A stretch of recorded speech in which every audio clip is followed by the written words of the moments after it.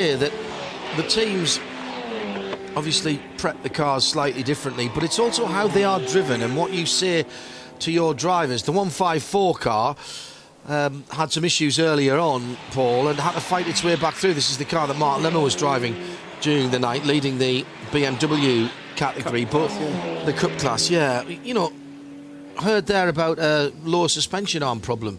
Some teams will say, don't use the curbs. But this is an endurance race. Make sure you're going to get it to the end. You can use the curbs at turns 2, 4, 6, 8 and 10. I'm just making that up. Yeah. But don't use the curbs at Vale, particularly on the inside where that big sausage curb is. Yeah, and in the same way, you know where you can, I won't say abuse the track limits, but you can use the track limits to your advantage, and you know where you have to stay very clear of the track limits, and you learn all of that as the race goes on. So, no, I think that happens. Just Jan de Vogt, just going through the leaders in the categories here, and Jan de Vogt is behind the wheel, as he seems to have been almost every time I've looked at the timing screen of the 194. This is the very pretty multicoloured BMW 1 diesel. And as my father used to say, it might not be pretty, but it confuses the witnesses. It was a blue BMW, it was a red BMW, it was a yellow BMW. They've done well. The Altran Peugeot team thrown a bit of a curveball in the race when they fell foul of the noise regulations, have settled themselves down, given themselves a deep breath of talking to, and probably had a sensible, calming cup of tea, and got the car back out again. Lost, half a dozen laps or something like that, Paul? 35 minutes in the pits whilst it was all sorted out, and there were various elements to the sorting out, weren't there? The initial diagnosis, then an initial fix, then a discussion, and then finally getting out again. Never lost the lead of class while that happened, I have to say. They lost some general classification overall positions. Number 1, Phil Quaife. His pace has been mighty recently. He's the leading TCR car in third position in second position in class, third overall. And he is chasing down Ivo Breukers. To get a lap back. Firstly to get a lap back on Ivo Breukers, but with little under 4 hours still to go, that car has potentially pace enough to be able to... That's the leader of the race ahead of him. Yes, it is, yeah. So that's Charlie Lamb that he's trying to get through. So that's third overall and second in class. Well, the bright orange car is the leader in class. That's not that far ahead on the track, but is that plus 5.7 kilometres a full lap. That's right, but as I say, there's enough time for that still to happen, and I think the Breukers team will be doing the same kind of projections that I'm doing to try and work out whether they're going to be able to stay ahead. But certainly when the car being driven by Phil Quaife, then it does go very rapidly indeed, and to an extent as well, when Ramsey Moutran is driving it, it also goes very rapidly. Only half an hour left of his quaifness, though. He will have to get out because of driver limit, so the last 90 minutes or thereabouts will be have to be another driver. In fact, Bruce Jones can give us some news on that number 1 car. Bruce? You were just talking about Phil Quaife. Good afternoon. Yes, it's nice to say afternoon, isn't it? All smiles down at Dual Racing. You're allowed to call them that because they say you only have to mention Mehmet Ogilvy when you've got lots of time. If it's all racer, you can call them Dual Racing. And Phil Quaife will be coming in. Ramsey's been doing his little sort of preparation dance, and the crew are out there. They've got a new set of slicks awaiting. Whether they'll put them all on, I think they probably will. But the mood is good here because Phil's certainly been closing in on the 303 Seat. So let's see what's going to unfold in the last 4 hours. But Ramsey's really keyed up for it. Spruce, a little bit of wheel spin again from the 246. Charlie Lamb behind the wheel of that Charlie Lamb. Charlie Vam.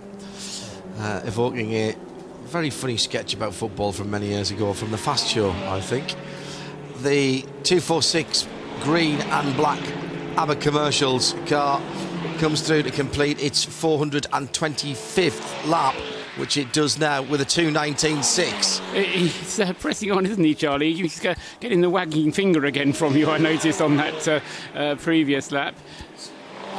And just a thought about the fact that we've got all these class leaders in the top positions. You've been saying it's the cream rising to the top, but also it's a reflection on the fact that something that I like about endurance racing is they prove that it's not easy.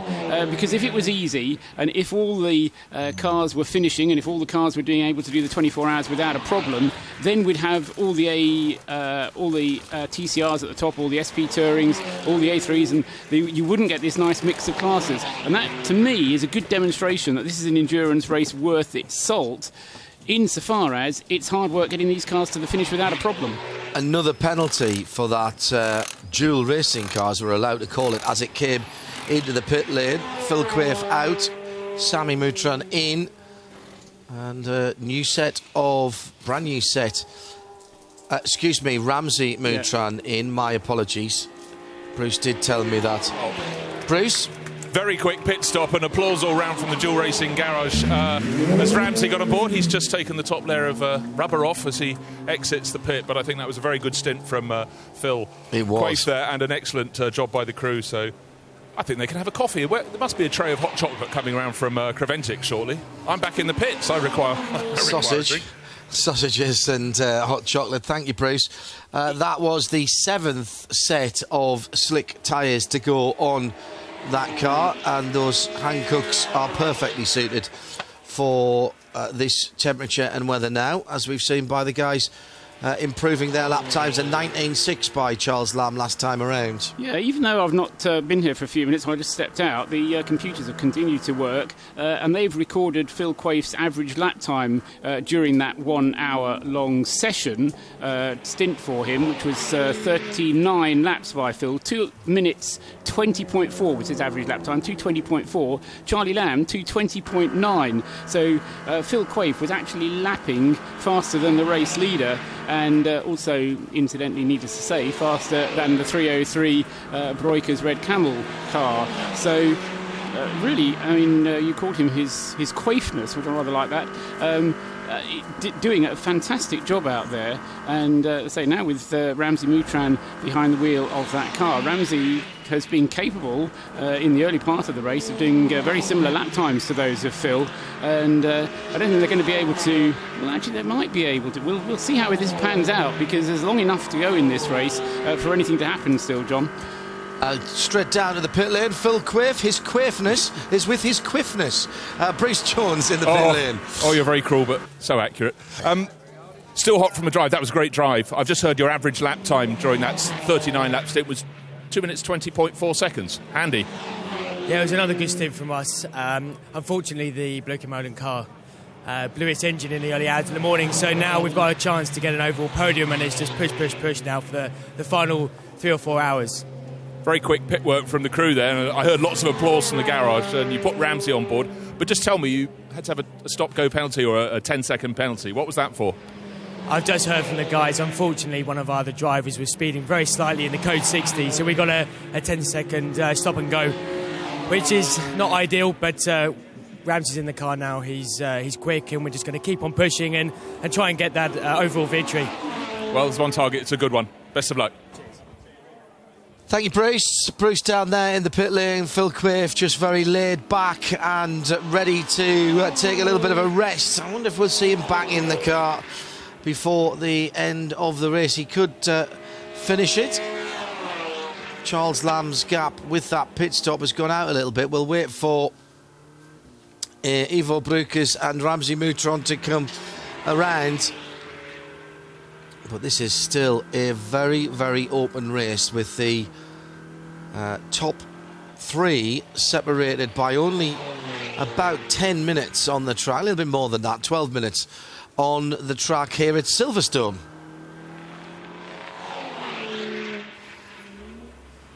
Neil Gardner asking, good afternoon, Neil.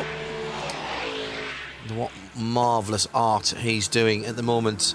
Asking, can the Blake & Mullen Carvett's engine change? Would be nice to take the flag, having been so good. Yes, not sure there's time enough for them to do that.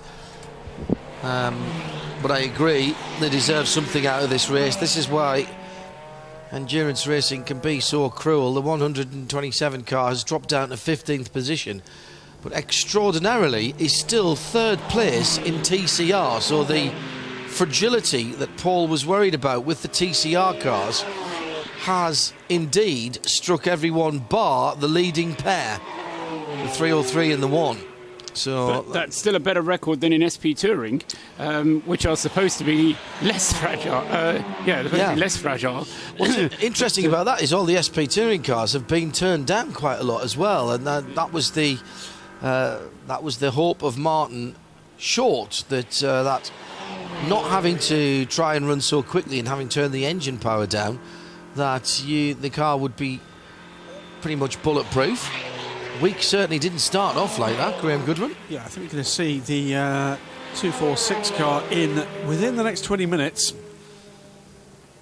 We expect Darren Cox to be in that car. I wouldn't be surprised if Charlie doesn't come in before that. I think the fuel won't take him 40 minutes, and I think that based on the pace that he's been doing, he'll probably do 38 or most 39 laps. Now he's currently on his 36, so put him up to 430 laps overall, and that'll be the furthest he'll go. I wouldn't be surprised to see him on lap 428, 429, maybe 430 at the outside. I'll be absolutely astounded if Richard Neri doesn't take the flag in that car.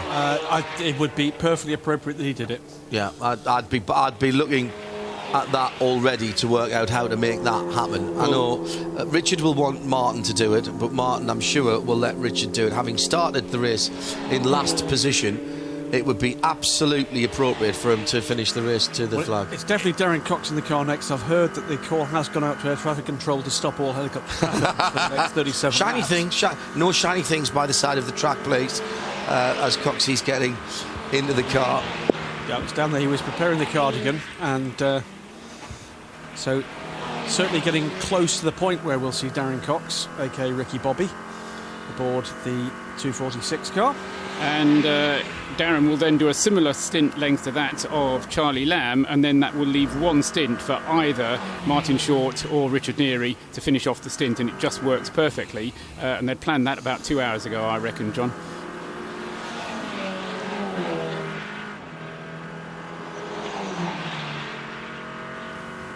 This from Kevin Poulton.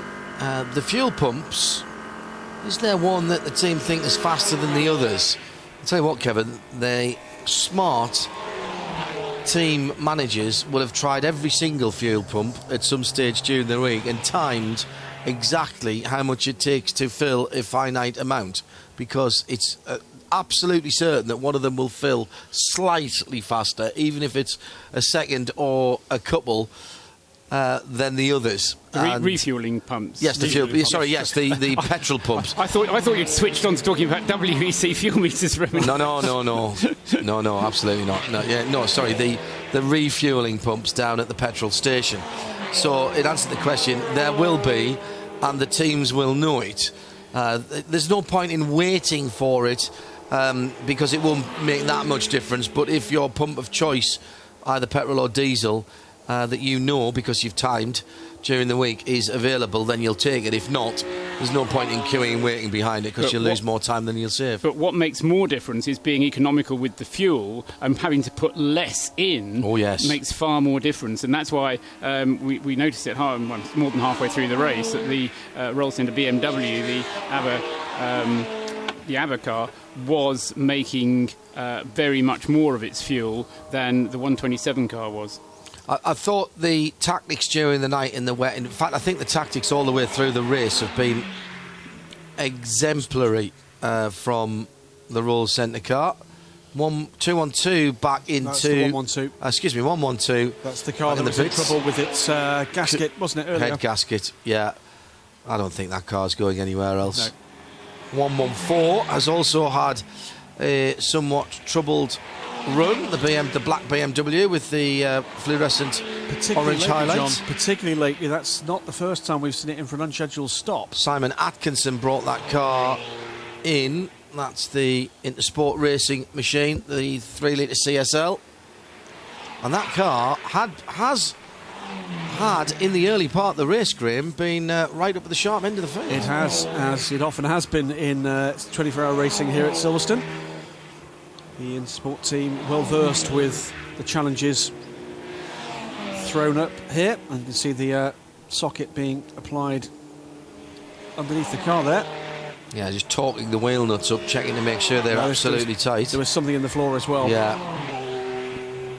That car's had a wee off somewhere on the circuit. A little bit of a bonnet issue for the 235 BMW. That doesn't look like the engine cover is on properly on that car. Just a little bit more of a panel gap that I'm sure would have been allowed when it came off the line in Munich. That car, the second car, there's only 2 cars in the Cup 1 category, but 14th on a 130. This is another Seat engine that has gone, another Seat TCR car with a blown engine or turbo. This is the 130 car, down in 37th position, and the Zest team have had all sorts of problems, but that to me, gents, looks like another issue, not spewing quite as much fluid out of the exhausts as the Blake & Moreland car was earlier on. This is the car that had the heavy front-end damage overnight, of course. Ambient temperature, I reckon. Ambient temperature is the culprit. Yeah, this is behind the wheel, Andrew Hack on that car as Intersport head for fuel. Andrew's pulled the car up and the steam, well, that is, I think Paul's nailed that. I think that's more... Oh, and there's an incident out on the circuit, contact with the car losing part. It's the D1 leader, and one of the Ultron Peugeots was right there as well as flags were coming out. And was that sliding on some oil at Stowe? I suspect so. But there's bodywork gone in the air from the D1 leader. 4th of the cars in this little pack coming towards us now through club. There it is. It's the front valance. And the front valance has gone. Part of the front valance has gone. There's been contact there. This is the 5th place car overall. Jan de Vocht behind the wheel of the leading diesel car for the Recce Racing team. Just happened in the top of the picture, Graham, as we were watching. And the under engine aerodynamics there, the flat under engine part's gone as well. That's going to have to be a pit stop for that car. Yeah, and it's not going to be the work of a moment either. Well, the good news is the next D1 car is Martin Moos down in 15th position, and... Well, they have 6 laps in hand over the 154 car, the leader in Cup 1, which is the 6th place car. Now, on the side of the circuit, that must be Andrew Hack walking away. He's... That's done. Left the door open for the marshal. Yeah, that is at Stowe. He's just pulled off onto the runoff there. And I wonder if there was yellow... There would have been yellow flags there, and somebody's checked up. And the D1 leader, Jan de Vocht, perhaps didn't see the incident or was taken aback by that car. Now, that needs recovering. It's a long way off the circuit. Well, I'm surprised that Jan de Vocht has gone around. It may be that the team are readying the parts, Graham, to put that D1 leader, the BMW, back together again. That could be shedding bits as well. Yeah, that's John. not good, because underneath that car, the under-engine tray is scraping the ground. It looks like one of the brake duct cooling pipes is hanging away from the left-hand side front of that car. Yeah, just in behind the wheel. So there will be work for that car with 3 hours and 34 minutes to go. Leader in the pits, meanwhile, the 246 car down pit lane as we watch the D1 leader making its way down the Hanger Straight. Well, they'll need one more pit stop after this. Can't go to the end from here. That was 39 laps for Charlie Lamb. So right on the money. So, well, even further than Richard Neary went. So, and an average lap time of quicker than Richard Neary went, although that includes some purple flag work at the beginning of Neary's stint. But it was a really very good overall lap there, overall stint from Charlie Lamb. And even though that was the only stint that he'll play in the race, it was a very successful stint. Except for a penalty, which he's sorting up now. Might not be his. True. Well, this is another long penalty. This looks like another minute's worth of penalty, as they're waiting for the 208 to come in as well. Cherry Blaze in the car at the moment. Looks like Sarah Bovey's ready to get into that car.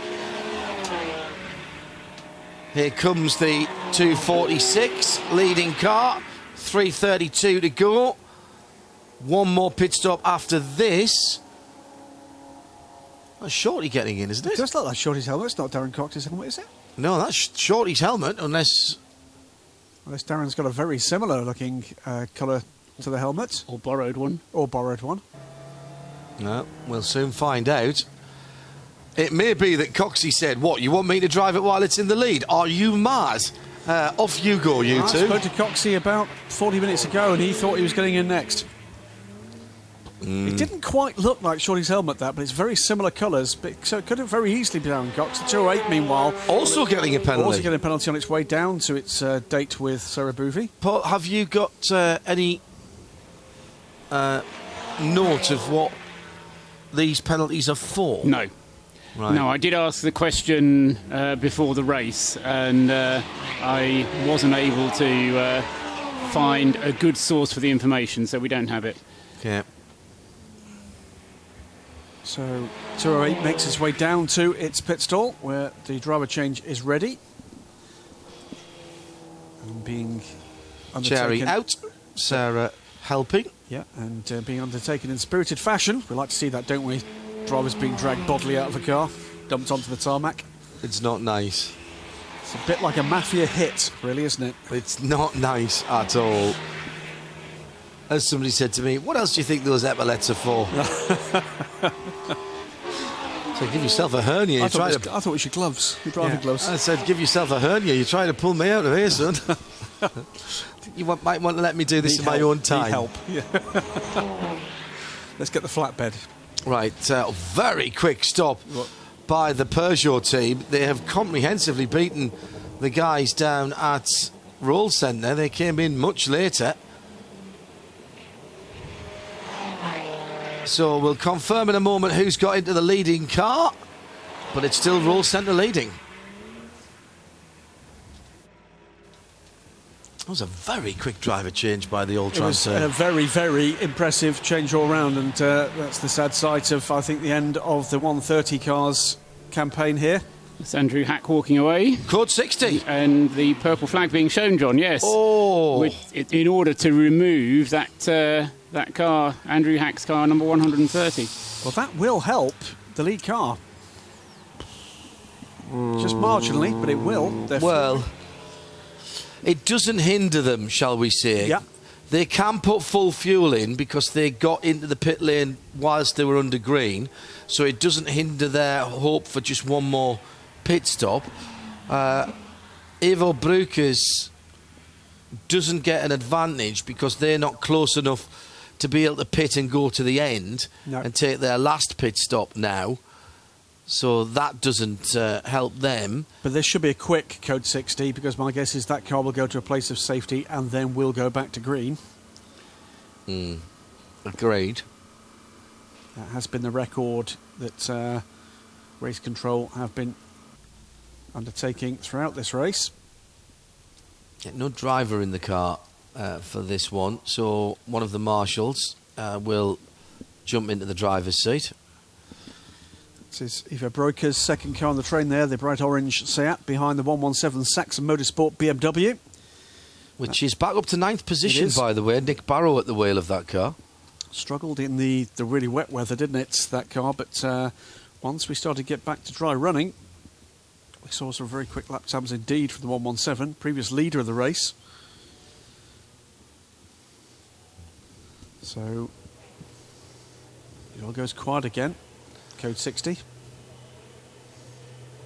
Yeah, it hasn't helped the leaders, but it doesn't hinder them really. I suppose the only thing you could say it helps them with, Paul, is that they are standing still fueling, losing less time than they would have under full speed. Those that are still standing still fueling, that's right, and those who are out on the circuit, unfortunately for those who were catching the car in front of them, or who thought they might have been catching the car in front of them, they can't, of course, while they're going at 60 kilometres per hour.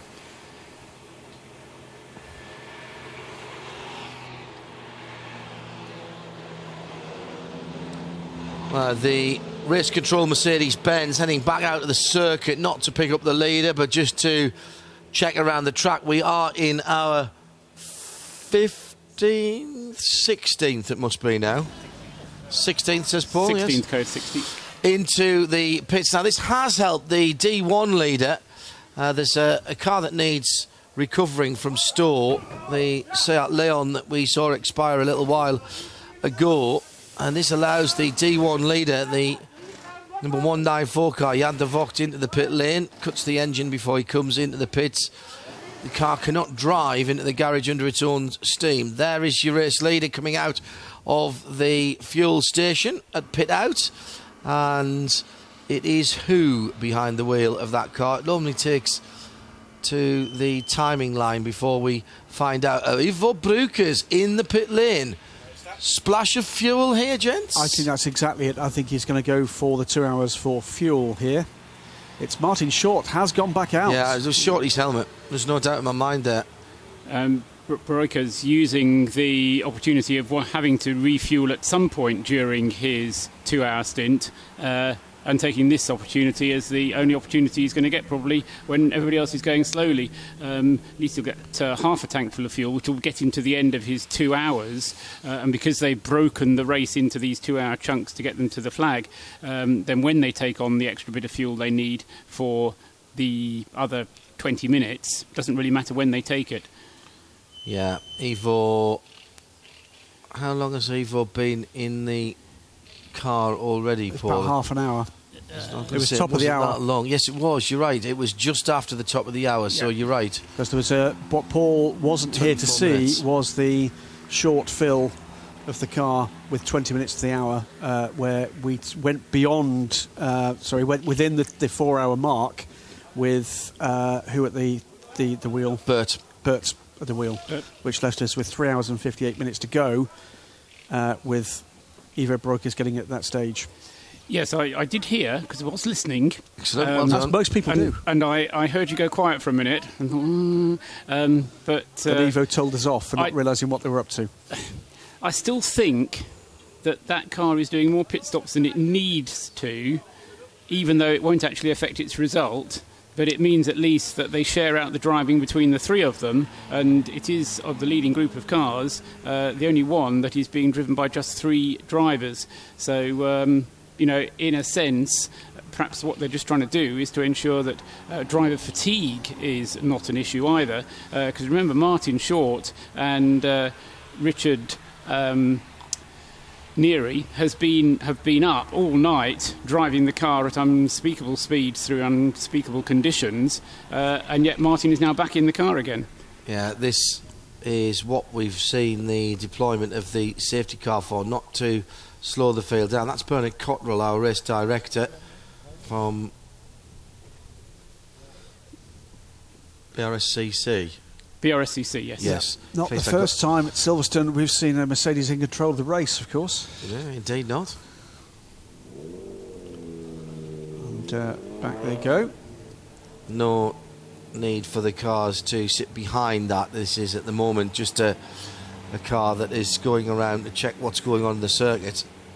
And as I say, Bernard Cottrell, very much a hands-on race director.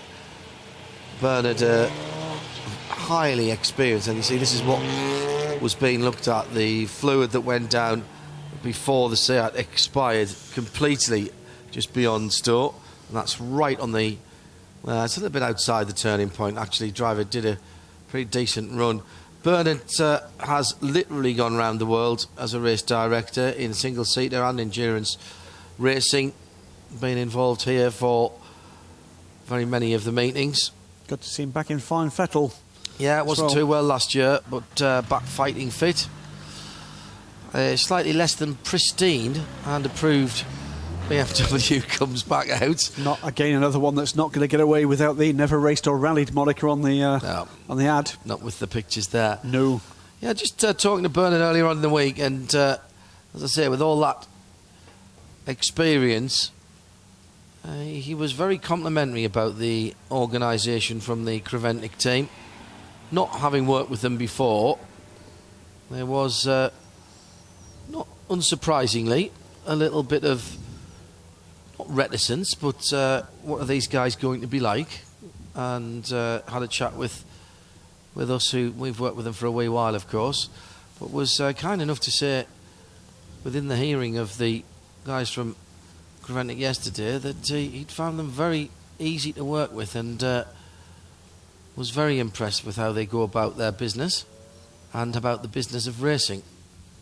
Oh, beautiful use of the oil dry on the shovel there. That is a skill. Oh, it absolutely is. I'd be leaving a huge clump in the middle. Yeah, just a big lump and nothing else. Told off thoroughly, I'm sure. I do like it when the race director is hands-on enough to jump in a pace car and head off to have a look himself, so that he's got an idea of what it's like. Bo Barfield, who's the race director for IMSA, an ex-racer of some repute, actually, raced up to Indy Lights, if I remember right. He may have even won in Indy Lights in his day. Can they give themselves a signature on their own licence for that? He tends each lap. He tends to take out one of the Vitesse cars and or the fast lap cars and drive out himself to analyse when the situation is bad. Still current as well, isn't he, as a racing driver? Bo Barfield, I've got a funny feeling you might be right. Where did I read somewhere that he'd been out sure a club he race? has done some. I think you're right. I mean, not at the Indy Lights level. No. John, but I'm sure he's been out relatively recently in something. Very, very good guitar player, and I hate people. Very, people who have more than one talent. That must have been really handy in race control. Now some music. People like Nick Mason, who can do things like that. He. Very good guitar player, builds pretty decent motorcycles as well, absolute gearhead, and very much, as I say, the hands-on in the mould of Bernard here. Bernie Cotterill just coming back in the Mercedes-Benz. As befits his status, he is in fact driven everywhere. Absolutely. Never carries cash either, I gather. Drivers tell you that, do they? So we are moving into the last, in fact we're under 3.5 hours, so 3 hours and 20 minutes to go, coming towards the end, I would suggest, of this Code 60. It's the 24 hours at Silverstone, powered by Hankook, first round of the Touring Car Endurance Series.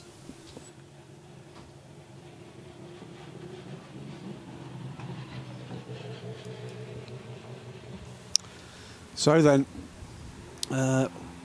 the course car on the way back to pit lane, after which I think we'll probably be getting back underway under green flag, running pretty quickly. Once the oil dries down, everybody's satisfied the circuit is safe to continue. It is indeed Martin Short out in the lead car, the 246 car. 432 laps completed now by the leader. And this is going to affect your rating on 502, isn't it, Paul? Yes, I don't think we're going to go over 500 now. Does not really matters. But, Silverstone 500, there you go. I think we had one of those, didn't we? The 205 Peugeot coming into the pits. That's a less well-placed one. And I'm just looking to see, here's Ivo Breukers coming across the line now, completing his out lap of a lap which he did having refuelled the car. Message comes up on the screen that the green flag will be given in less than a minute. Everybody else continuing to circulate, as in on the back of the flatbed, Graham, comes a very sad and sorry looking Seat of Andrew Hack. I think that unfortunately is the end of the day for the 130 car. I think a bit of damage on the bonnet there as well. It may just be somebody slammed it tight too hard. I can't find anything for Bo Barfield recently. Okay. Maybe wrong. And green flag. The 130, by the way, the front end of that, remember John, was rebuilt overnight after Lucas Oreck's miscalculation. Yes, well remembered. Yeah, that took out another car, didn't it? 99. Yeah. So green flag, back to racing. 4 cars shoot across the line in front of us. One of them being the Intersport car. 71, Dom Bastian.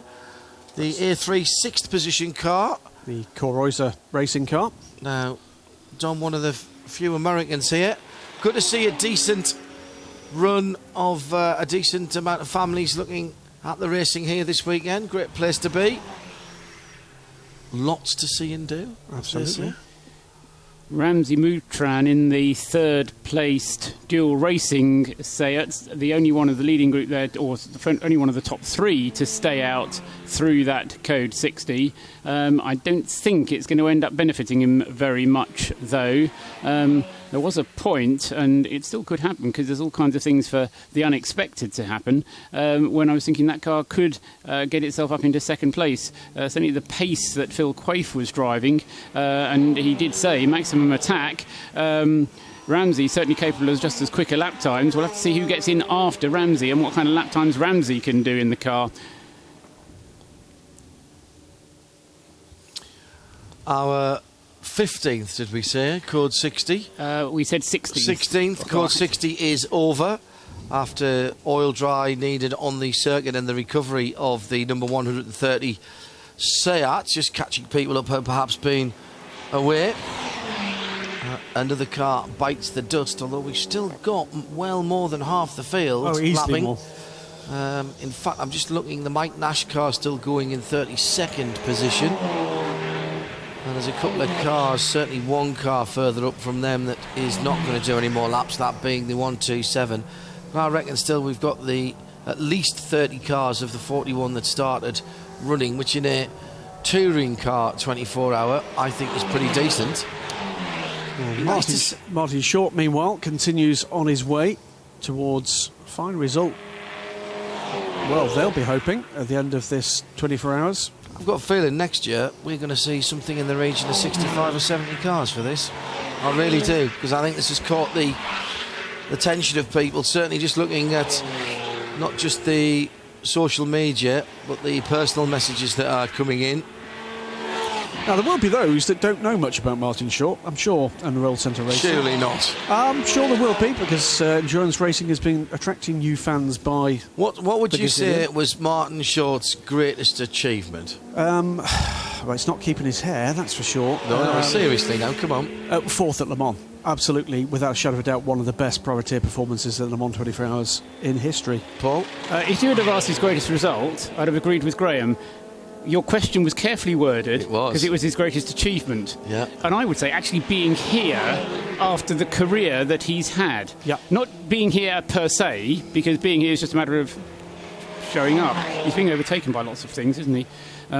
He's just taking it easy. Yeah, quite. Just making sure the purple flags have gone all the way around the circuit. That was the car that he overtook last time and got the penalty. So hang on, I've got a muscle memory for that. But no, I think keeping his career going, keeping his involvement in motorsport and in a trade, because he does make money from doing things other than motor racing in order that he can go motor racing. I remember commentating on Martin Short when he raced in Formula First. He started racing in Formula First. I think he's still got the car. He has. Yeah. First racing, from mememory, was low cost. It was a low cost kit car. I think was his first racing. He's got quite a lot of his I think it was Formula First. older cars. It wasn't a low cost, but it was something similar. It was a kit car, wasn't it? I'm going to throw in... yes, go on. I'm going to throw in Discovering João Barbosa. That's a good one. Good grief, yes, absolutely. But went from the early days of his career into one-make racing and Rovers, and then into GT racing with the self-built and long-remembered TVR Cerbera Speed 6, which he showed with Rob Barth back in the early days of their exploits in British GT. Was the second customer, I think, for the TVR Tuscany. And after that, we just had a cornucopia of good stuff going from Roll Centre. Gave the race debut for the Noble Mark in British GT with, again, Simon Pullen. And, oddly enough, one of his previous drivers came up in conversation, Fanny Dechateau, who I've not heard of for a long... Fanny Two Houses, as she was known, in British GT racing for quite a while. And then, of course, the Mosley years, and racing the Mosley around the world at Bathurst, at Daytona, before we got into LMPs. João Barbosa, Vanina X. Absolutely. Rob Barth, Patrick Pearce. And he has got quite a lot of interesting vehicles.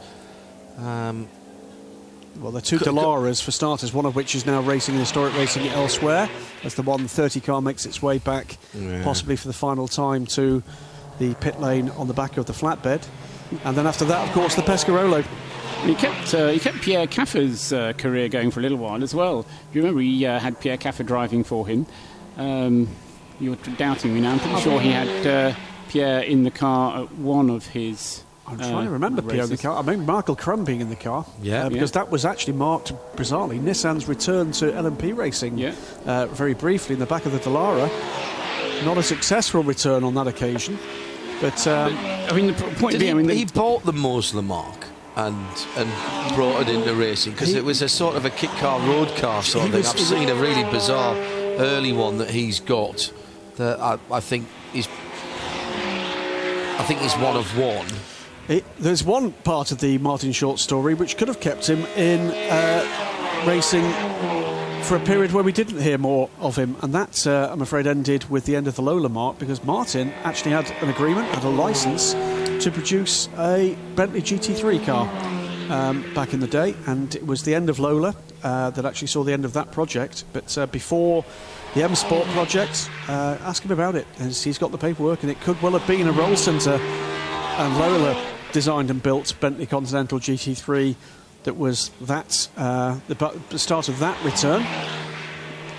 Completely immersed in motorsport, the Short household. I mean, the famous kitchen table. The complete variety, the complete spectrum that you've just described in the last 5 minutes kind of illustrates the point. You know, he's always been doing something which has kept him involved in the sport. And often, it has to be said, involving some very talented British drivers, the likes of Charlie Hollings, kept in the sport, I believe, there. Simon Pullen, who's now sadly no longer with the sport, but showed some fantastic stuff. Rob Barr, too, with some great runs for the team. And yeah, he's been a big part of the Daily Sports Car story, I can tell you that for nothing. And still the best ever April Fool.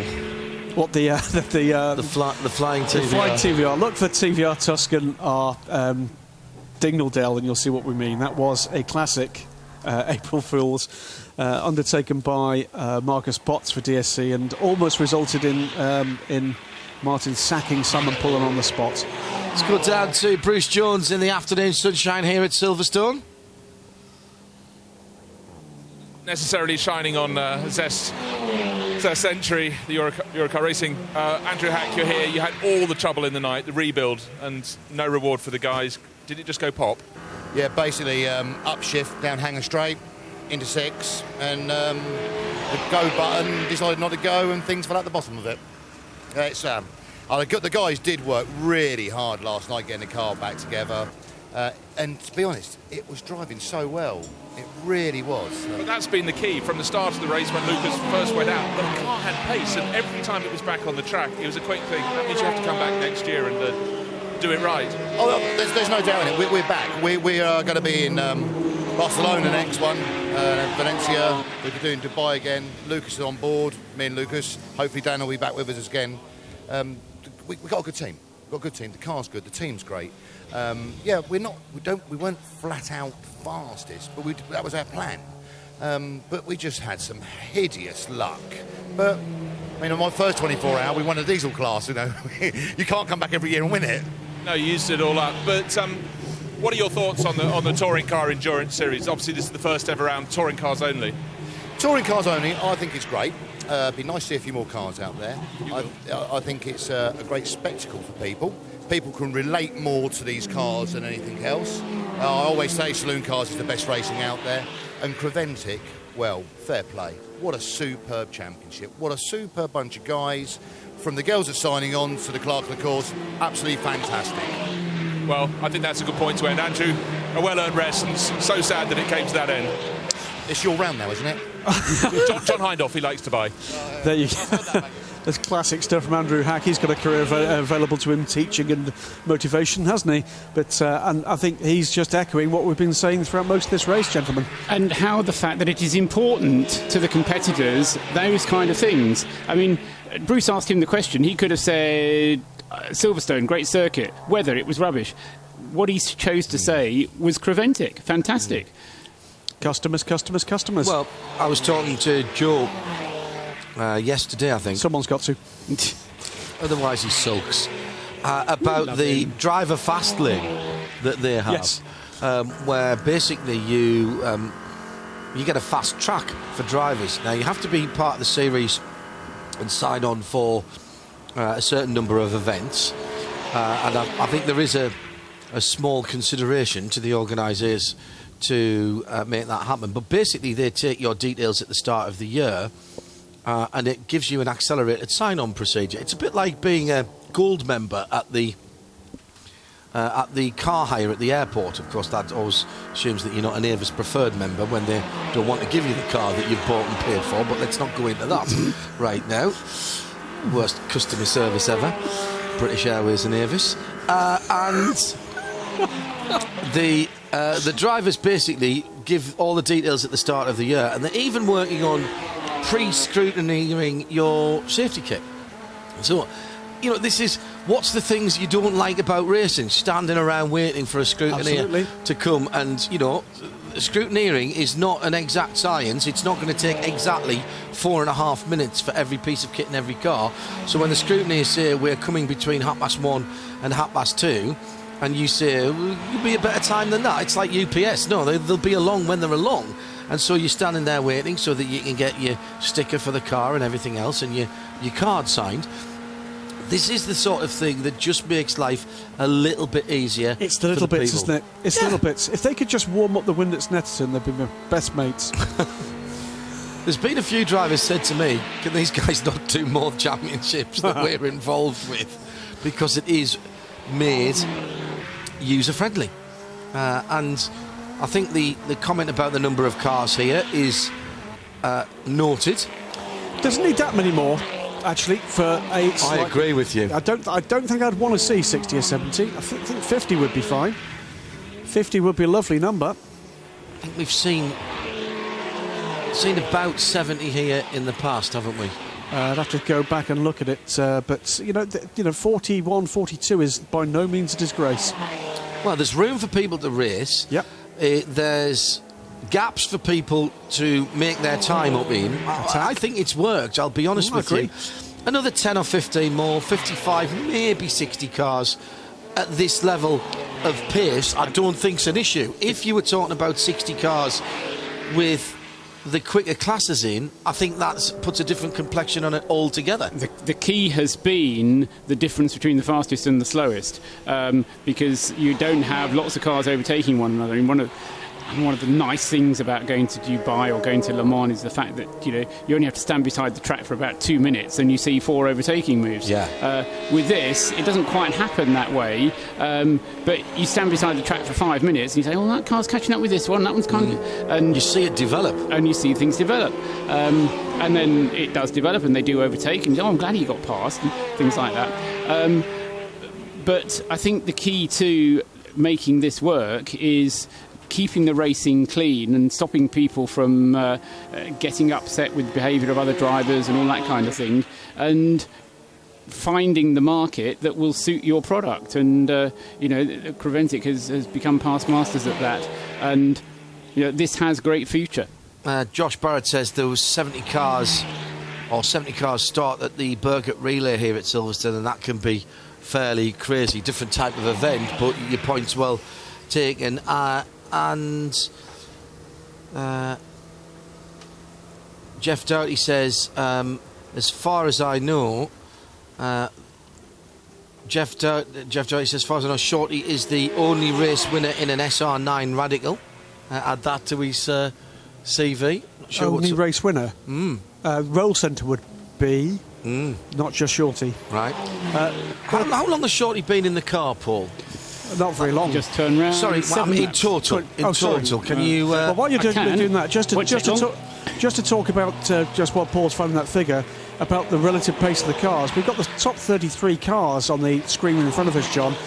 Only 5 of them have a fastest lap outside 10.5 seconds from the leader's fastest lap. That's pretty close on a lap this long. So you're absolutely right. It's giving everybody room to push and room to actually race. And that's all you want in a race, whether it's got 10, 20, 30, 40 cars or more. Martin Short hasn't been at the wheel as long as Richard Neary, not surprisingly. Martin's done 7 hours and 45 minutes. Richard Neary has done 9 hours and 7 minutes. Charlie Lamb did an hour and a half, or an hour and 32, and Dickie Bobby, Darren Cox did an hour and 16 minutes thus far. Now, 2 signatures for that. 2 signatures. Before anybody writes in and complains, those times exclude all time in the pits. Yeah. Now, those times in the pits are included in the Creventic scoring if you stay in the car, but this system excludes them. Yeah, understood. Down to the pit lane, Bruce. Yeah, sometimes when a car comes towards you in the pit lane, you think, am I hearing, is that gravel dropping out? But in the case of the Team Sally Racing 172, the blue and orange Renault Clio racing in A2, it was not gravel falling out, it was the exhaust dragging behind the car. It's made it to the far end of the pit lane. That went out from its pit stop only about 10-15 minutes ago, so never planned, back in. But that's a car that always runs very well, full of Danes, running great style. A car that's not really working quite so well is the 123, the pale blue K&S Motorsports BMW. They've just put a new driver on board, but it hasn't fired up. They're now cranking it up, but I hope that the Altran team doesn't need its Peugeots in shortly, because it's now parked 2/3 of the way across in front of their garage. It seems as though it's sort of, well, just carried on a little too far, but Altran not long ago made their pit stop, so I think they're quite happy at this stage in the race. Approaching the final 3 hours to let the BMW get under its way. It's down in 35th position overall, so that must be right down at the tail enders of those still running. But 123 will be on its way shortly. Thanks, Bruce. Bruce Jones in the pit lane. It's 35th position, the 123 car. Nathan Dew brought that car in. Well, sunshine and motor racing on a Sunday afternoon at Silverstone. Sublime entertainment. Thank you to those who have tuned in or come here. One or two spectators just coming back to rest weary limbs in the grandstand opposite, taking the opportunity to sit in the sunshine now as the 123 BMW leaves, as does the 195 Seat, the yellow and blue car, mostly yellow with the blue racing stripes. So let's look back at some of the highlights of this morning as we count down towards the end of this Hankook Silverstone 24 hours, with exactly 3 hours to go to the checkered flag being waved right in front of us.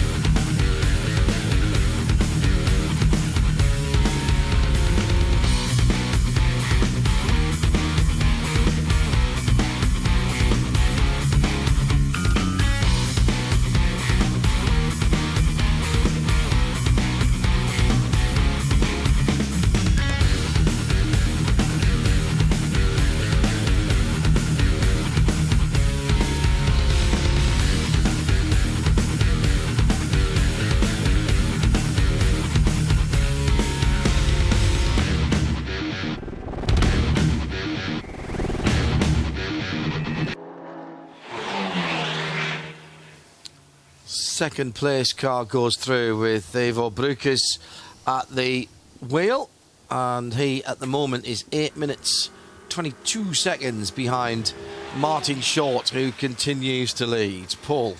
Ivo Brukas' car still worries me.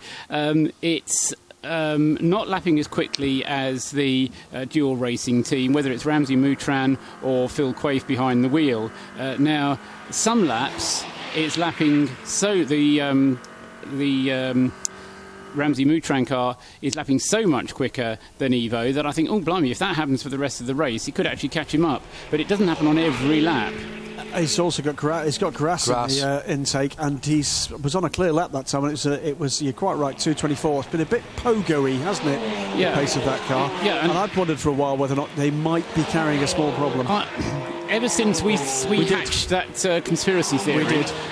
I've had me worries, but since Bert went through the gravel and then came in. Yes. Yeah, that's quite a while ago, isn't it? The Shorty fact from Jeff Doherty was Shorty in the car at a club race in the Walter Hayes Trophy Absolutely weekend. Correct. He did. He gave everyone a full lap, and still won the race in a SR9. He did, because I think he raced the Dallara in that race a couple of years before. You're absolutely right, Jeff. I'd completely forgotten about that. I think I was there for that. I'd done the Porsche Carrera Cup Awards at Whittlebury the night before, and Tim Harvey and I, co-commentator of mine at ITV, had walked around the paddock, and Tim found his old Formula Ford and looked at it and went, why did I ever race that? And then probably went out and bought one and started competing again because he got the bug at the Hayes. Yeah, great event that here at Silverstone, coming later on in the summer, normally a week or two after the Formula Ford Festival at Brands Hatch. Don't forget, the next race for these guys are at Zandvoort, and that is the same weekend as the WEC are at Spa, so sadly Graham and I can't be there.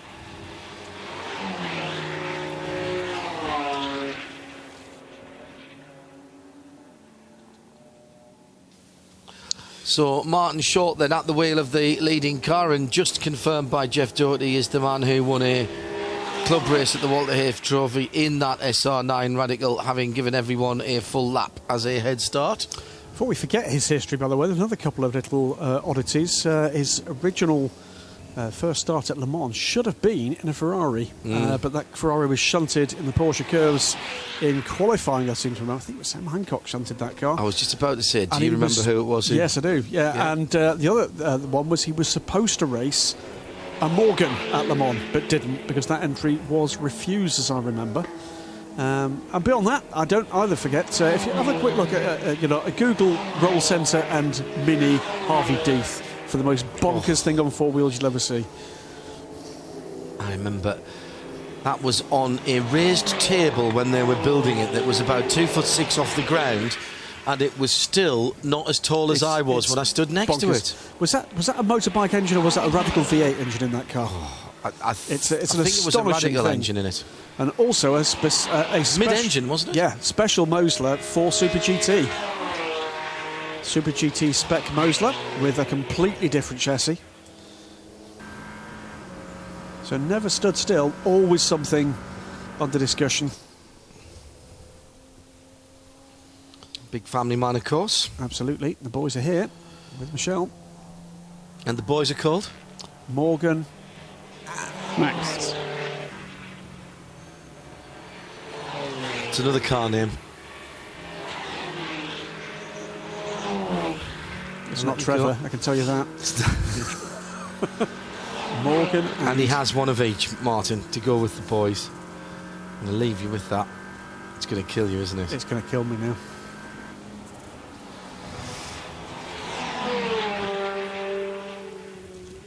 Michelle's wife, having never been to Sunderland in her life, has been a lifelong Sunderland supporter. And the fact the first time she went to Sunderland for the football, she came with us and Martin came along. I think we played Tottenham Hotspur. I can remember that. I remember they doing that. I remember the photographs on Facebook of that trip. Shorty actually got excited about football. It's very funny. Very funny. Smashing guy, motorsport, eats, sleeps and breathes motorsport. And it's interesting that you've just said that, people that wouldn't know Martin, of course we do because we're around the industry, but you just go through there a few of the things that he's done and you realise, and he's not unique in that, guys, is he? There are other characters like Martin around the British scene who have done very well nicely at national and international level, who most motorsport fans wouldn't be able to pick out of a lineup. Absolutely right. Shouldn't forget, by the way, we're talking about the achievements of the team. This is a British GT Championship, not with Martin at the wheel for the full year, but with Tom Herridge. The other thing that many people don't know about him is where he was born. Oh, Cyprus. No, but you're on the right idea. Germany. It was on an RAF base in Libya. Oh, was it? Yeah. He's a Libyan. He was born at RAF El Adem. I knew his dad was RAF. And his sons are Morgan and Marcus. And he has one of each.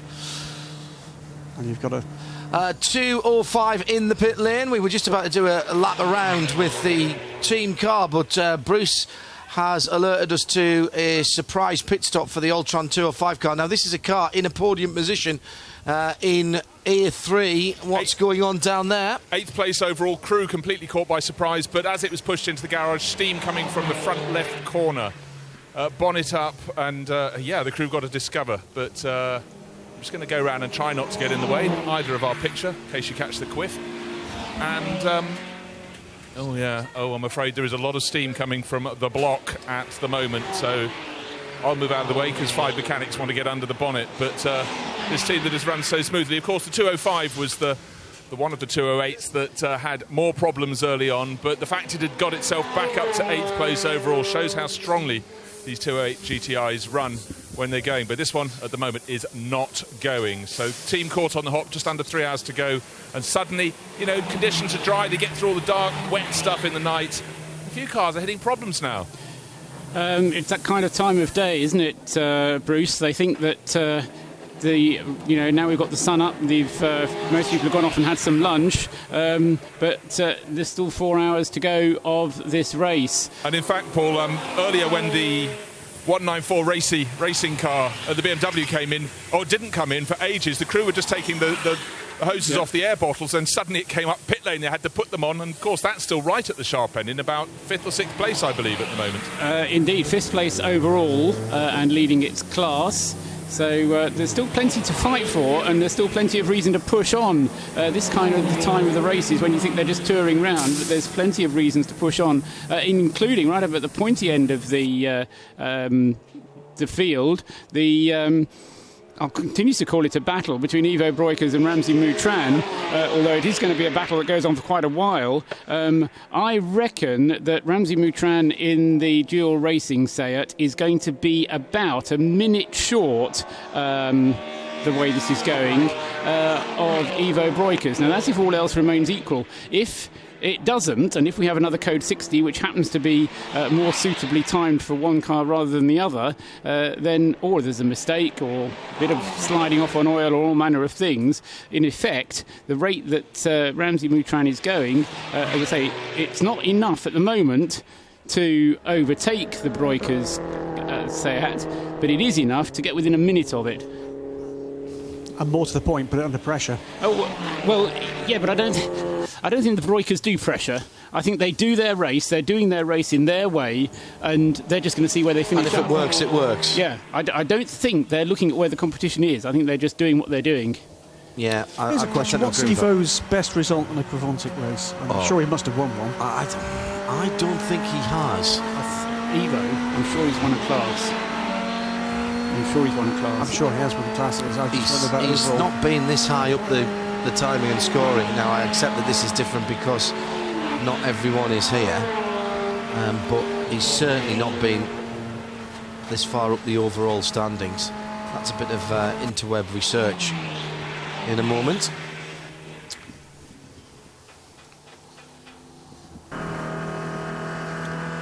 Tom Herridge works with one of our listeners, Neil Gardner.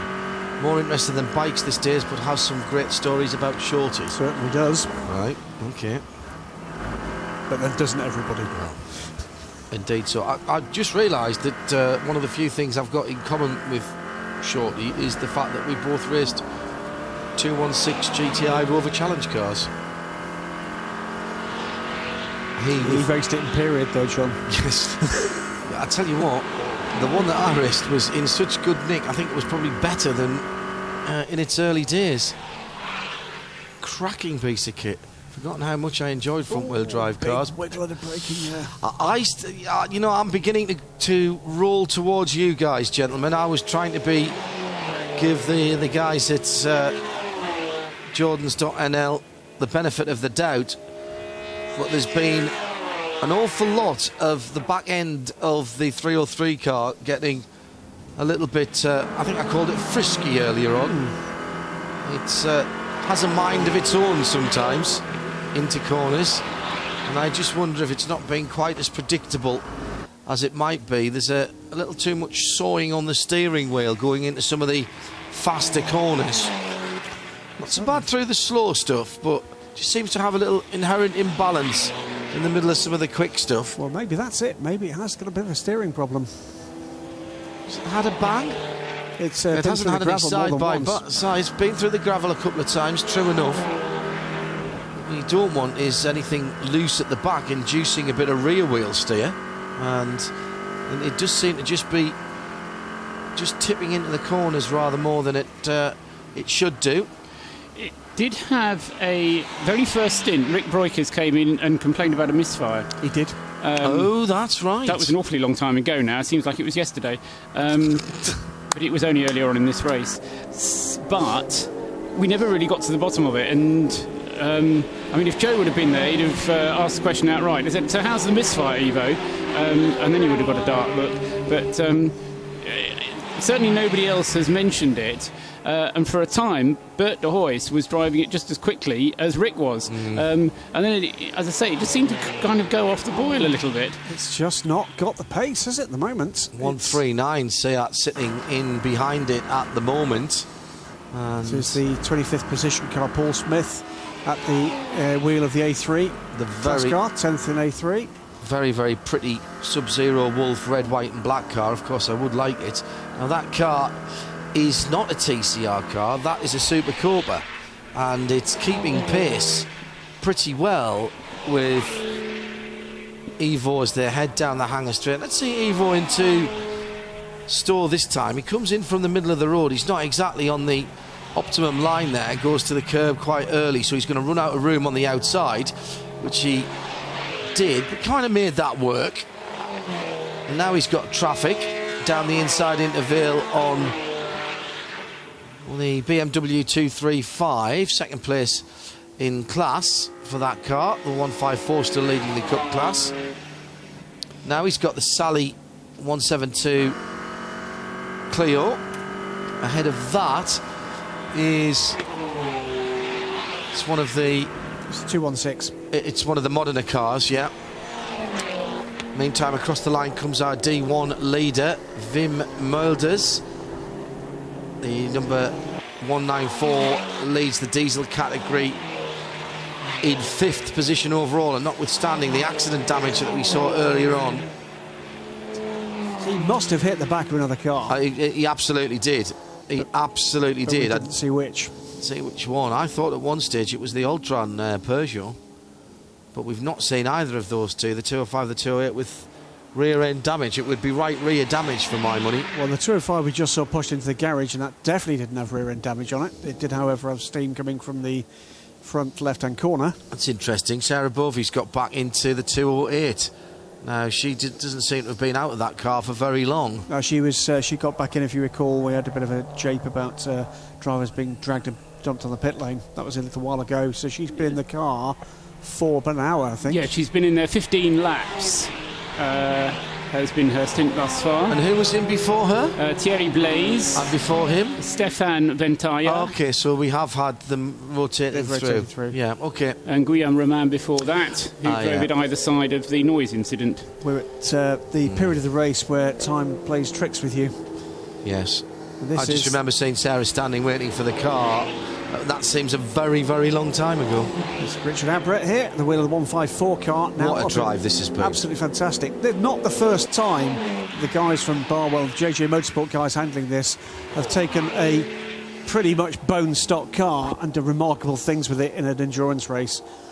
Oh, look, he's leaning on that car, the car hopping on its suspension through the very fast first corner at Copse.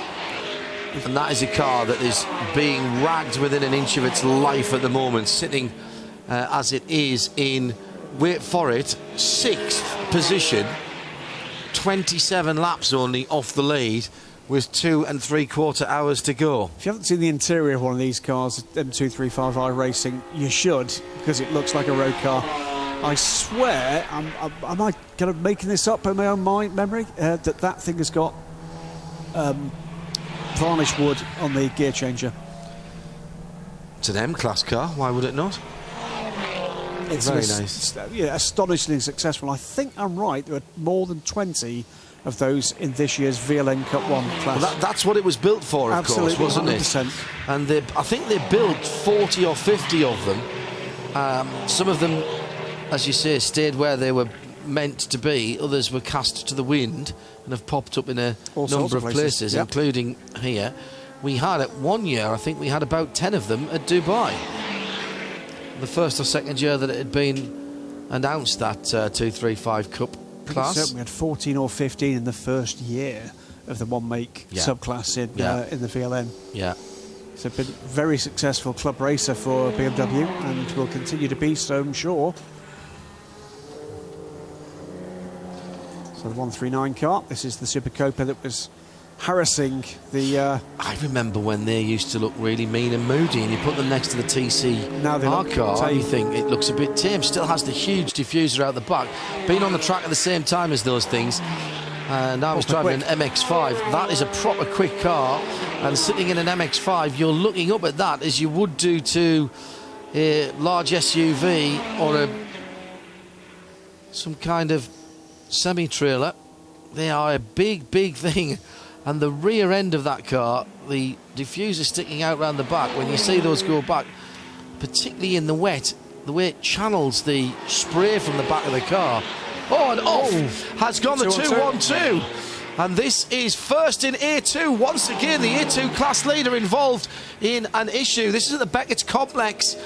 It's a quick spin and resume. There was another car in close quarters. This car is 11th position overall. And with one more slip up from a car ahead, it will mean we've got all the class leaders in the top 10. They're in the top 11 at the moment. A very, very nice piece of recovery from Niels Nybo. The 205 stays in the pit lane. And I think the 76 has actually already gone by into 9th position. So all of the... if the 205 stays in the pits, it is going to be all the class leaders in the top 10 within 2 laps. Well, I tell you what, that was a masterful piece of recovery by Niels Nybo, excuse me. He's only got 2.5 minutes to play with here. Well, and this is Wayne Shen, who is the man who would benefit the 216, the grey, white and red machine with the very nicely appended driving lights in the flush fitting compartments in the Clio nose. Nice use of the available space there. Let's keep an eye on that battle. And was that just him moving offline to the quicker car through and losing it? Could have been. Could have been. Dangling the inside rear wheel. 2 little GT86s have been good value. Everybody talking about how lovely they are to drive. 28th position for that car, the number 162, Chris Valentine. And the team car, 30th position, Clive Bally. Is that, excuse me, Clive Bailey, B-A-I-L-Y-E. Yeah, lovely, well-balanced little car, that. 216 continues its attack. Well, this was the scene of the accident last time around, or the scene of the crime. Down one gear into the right-hander at Beckett's. One more just before the apex of the left. Hold the gear, hold the gear, hold the gear. Pick your exit point and get your foot right down. He was a tiny little bit too far to the left there and had to put a bit too much lock on as he came onto the hanger straight. That will have just compromised his entry speed onto the hanger straight. Slight lock up from one of the cars in front. I might have just been on the oil dry actually into Stoke. It's probably more like it. And a little group of cars ahead. The buzzing of the engine. Very good on the brakes, the Clio. Through club now. Short shift, is it? Or does he hold it? No, short shifts it before the second apex of club, and then it snatches another gear on the exit. That car picks up speed very quickly indeed. Sequential box with a flat shift. It's down one gear. Proper piece of kit, isn't it? Yeah, like it. It's another car I have on my tick list through Abbey and Farm. Looks a great deal of fun. That little front wheel drive protected rocket. It's one of the Mark III cars, the two-door machines with the rear roof-mounted spoiler coming up to the BMW. This is the light blue BMW, and this is the 19. No, it's not. It's the M3, the 76 car, isn't it? They call it. Oh, it's a racing car. 123 car. Sorry. 35th position. Did I see there? It is indeed. This is the car that had the fantastic Tokyo Drift moment overnight. Oh, that was still, yes. Moment of the race. I think that is the champagne moment if we're going all test match special. K&S Motorsports. That'll be on the Christmas tape. M3. It will certainly be on the Christmas tape. And it was Paul Mensley who was behind the wheel. Back in the car now. Yeah. Can he do it in the dry? Best he doesn't try. Do you think? All right. It's amazing to see the difference in performance levels at different parts of the track as Mensley goes quite easily round the outside, but can't through maggots. But he can't live with the Clio on the braking or through the twisty bits. Well, he's got through into. Maybe that's just woken Paul up a little bit, and he thinks, "Hang on, I've just been passed by a Clio."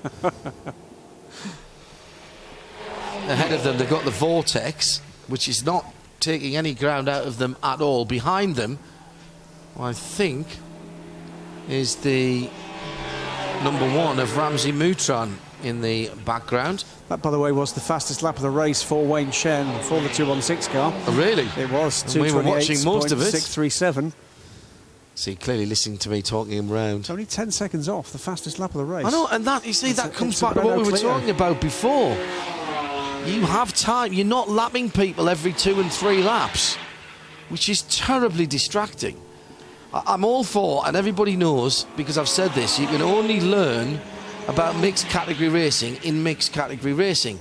But what you don't need to be doing is looking in your mirrors so much that you're driving more looking backwards than forwards, or being offline more time than you're online. It's just not any fun. It's not how racing should be. It's fair to say Wayne Shen's having some fun at the moment. That dice with the BMW at this stage of the race. Not even a position up for grabs, but two people in the same place on the racetrack that are saying, let's have a race. Let's have a go. Yes. Yeah. I don't see any issue in that whatsoever. He got past him again on the inside. Shen's got by him again, and it was the Moutran dual racing Seat which will drive past them. Does have the performance advantage to be able to drag up and by. Doesn't get past the Clio under brakes for Brooklands though. Dive down the inside and do the cut back round Luffield, or will it be the old over and under?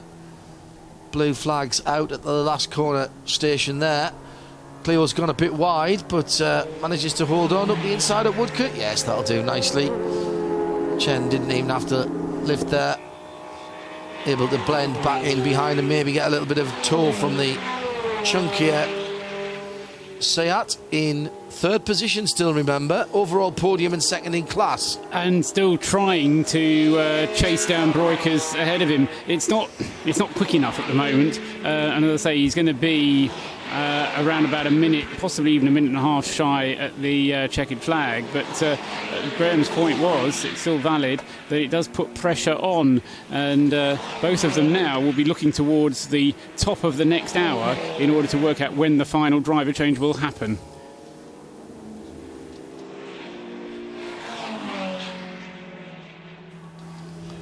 Back goes the BMW down the Hangar straight, and there's continuing clash of the Titans. BMW M3 versus Renault Clio. You'd never in a million years think those cars would be as well matched, would you? So what goes back to what we were saying earlier in the week with Joe Bradley. I don't think you were here. We were talking about the eclectic mix here, and also about the eclectic mix in the Coy's Trophy, the HRDC race. Oh, weren't there some lovely cars then? By the way, absolutely right. I actually thought when that Plymouth Barracuda came past, it was a Sunbeam Rapier from the side. Yeah, you're absolutely spot on. But you know, that was 58 to 66, and people, well, that's too long. It's too long a time period to look at. No, it's not. Of course it's not. And if you were going to motor races in the late 60s, if you look at 66 or 67, you would have had cars that had gone back to the early 60s. And look at the cars here. We've got some cars, right, brand new. You've got the new TCR cars, so they're of right now. Look at the age of some of the BMWs, the E32s that are out there. The one that's leading the race, for example. Well, that car, that goes back a bit, doesn't it? That's a bit newer. And how old is the Renault Clio 3? The Mark 3s, yeah, absolutely. We've got E46, E90, E92, so that's a little bit newer. The RCZ is at least 3 years old. Yes. At least. So we're talking about a decent spec. The Golf GTI is, I think, a Mark 4.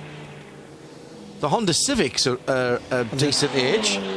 Well, the VDS car is very... Oh, and the Team Brit car nearly held it, but didn't. Get on the throttle, lock the wheels instead of getting on the right pedal, but gets away with it at the entrance to Hanger Straight through Chapel. That's Mark Allen. Well done, sir.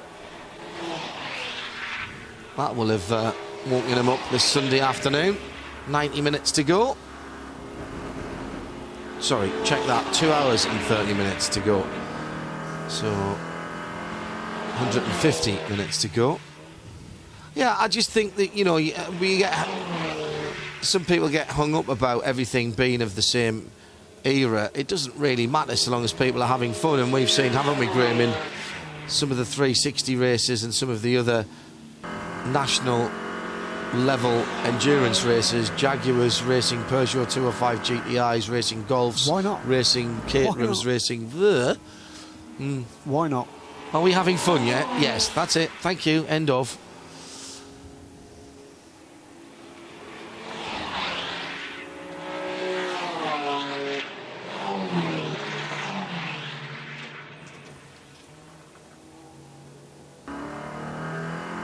.171, team manager being asked to report to the race director. That's the Peugeot RCZ of Kiraja. Meantime, we have 150 minutes to complete here for the first Hankook 24-hour Touring Car Endurance Series TCES event. Deemed a success by us here, and more importantly, those down in the paddock and pit lane. And still, this intriguing battle, not necessarily wall-to-wall, door-to-door, but Ivo Brit is in second place, leading the TCR, the touring car racing class. Not out of the woods here by any stretch of the imagination. Lost 6 seconds, Paul, last time around to a charging Ramsey Moutran in the number one, the multicoloured red, white and black car. That's right, and that's another of the sort of one-off slow laps that we occasionally get from Evo, not just Evo, but from various drivers that have been in that car at various points, whereas Ramsey is much, much more consistent behind the wheel of the dual racing Seat Leon. And as I say, in terms of the averages, it means that overall Evo's losing around about 4 seconds a lap, but again, overall, that's enough. If Evo can carry on being consistent, if they can keep to their plan, even carrying this problem, let's assume that there is a problem, he may just be pacing himself and driving just within what the car needs to do in order to come home second place, in which case, all credit, hats off, because it's a finely judged run. And he's doing just enough to stay just out of range of the Moutran family car. It's all going to depend on that final pit stop. They each have one more pit stop to make. Evo, I would fancy, will be handing over to Rick. Ramsey Moutran, not sure who he's going to hand over to, whether it will go back to Phil Quaife or whether it will go to either Sammy or Mubby. And Martin Short, we've decided, probably will go over to Richard Neary.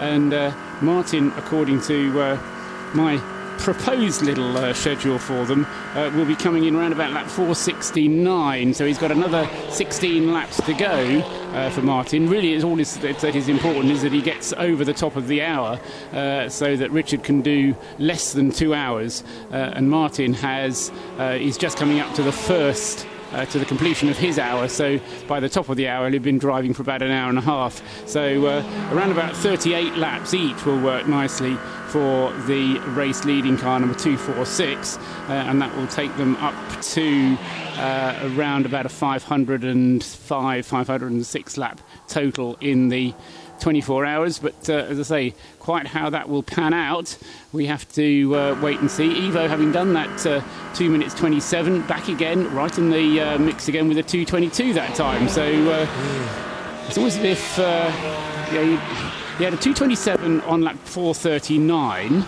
and then he had a 2:27 on lap 449. So every 10 laps he has a slow one. It's work that one out. It has been a mark of that car, though, not just Evo driving it. The consistency just has not been there as the other guys in. And in some ways, actually, fair play to them for being so far up the field, having not been able to have that consistency, because they are in second place at the moment. Absolutely right. And in terms of the length of time that they've spent in the pits, 2.5 minutes less spent in the pits by the 303 than by the 246. Wow. And all of that is but nothing, because 10 minutes less spent by the dual racing car than either of the two cars in first and second places. Second place in A2 in the pit lane has led the class, but you can say that about virtually anybody in A2. The leader in the class in as well. The 212 is coming behind him. And that into the top 10. As we predicted, John, that means all the class leaders now in the top 10.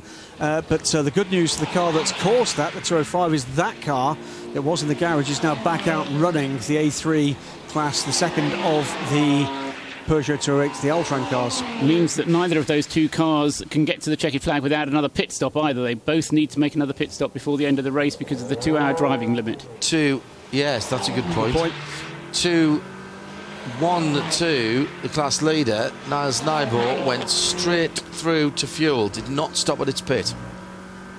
OK, that's because he knows he's got to stop again in about half an hour to change the driver. Correct. To allow the final driver to take it through to the checkered flag. So that means they're just getting as much fuel in the tank as they can so they can fill it for the final run, I think.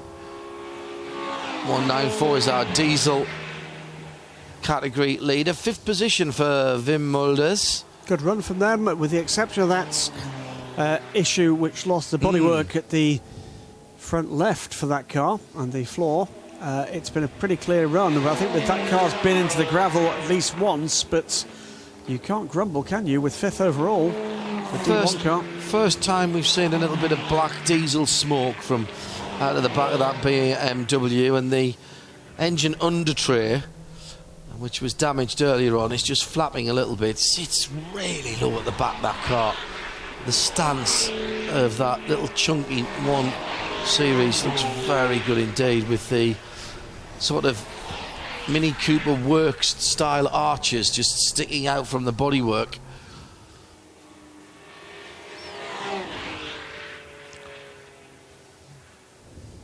This was it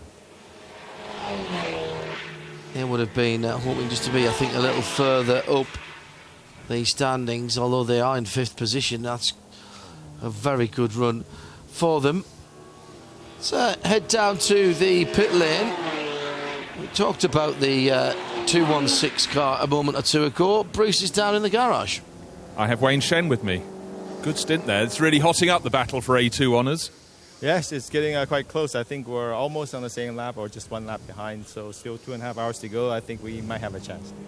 Now, when you came in for your pit stop to hand over to Francis, was it right you only changed the wheels from the front to the back? Yes, I think we're thinking that they're still good, and then they're already warmed up, so they're good to go. You've got them under pressure, though. They just had a little spin as you were closing in. But your car's going well.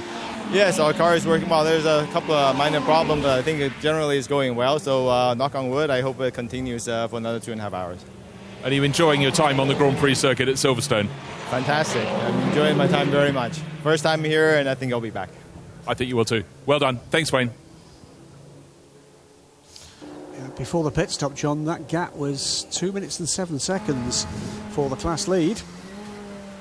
Let's wait and see how things pan out with the two stops from the A2 leaders. I've got another little quandary, perhaps, for this is going against the Mehmet Ogilvy dual racing Seat.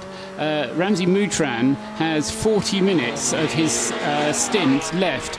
That'll take him up to 2 minutes past 2 o'clock. That will give them 2 minutes of a window to get Phil Quaife into the car in order not to have Phil Quaife coming in. They really don't need a code 60, do they? Not at that point. Well, it's not the code 60, it's as much as the timing of the 2 hours, because whether you're under code 60 or on full racing speed, the 2 hours is 2 hours. Yep. The point I'm making is they have a window to do one more pit stop, but in order to get into that window, they need to be 2 minute accurate. Oof. Now, the reason why the code 60 might be awkward is if they're in the middle of a code 60 at that particular point. That was exactly the point. But in any case, they need to get it in exactly on the right lap in order that they don't have to do another pit stop for an extra splash of fuel. Now, seeing as they're interested in this maximum attack push to try and catch up with the Broikers car up ahead, they're not going to be too keen to do an extra splash and dash, not least because of the messing around you have to do when you have to drive through the garage and go round and then come. It in itself costs about 20 seconds just to get to the fueling pump, never mind actually putting the fuel in. Just a little quandary, and the guy on the pit wall has no doubt worked this out exactly how he's going to do it, and he's be counting down Ramzi Moutran. But it is going to be very, very finely timed in order to get that 2 minutes when the lap time itself is over 2 minutes. So we'll watch that one, not for a while. We'll watch that one in about 40 minutes and make sure that one works. But in case there's something else going on at that time, then we'll know about it in advance, as it were.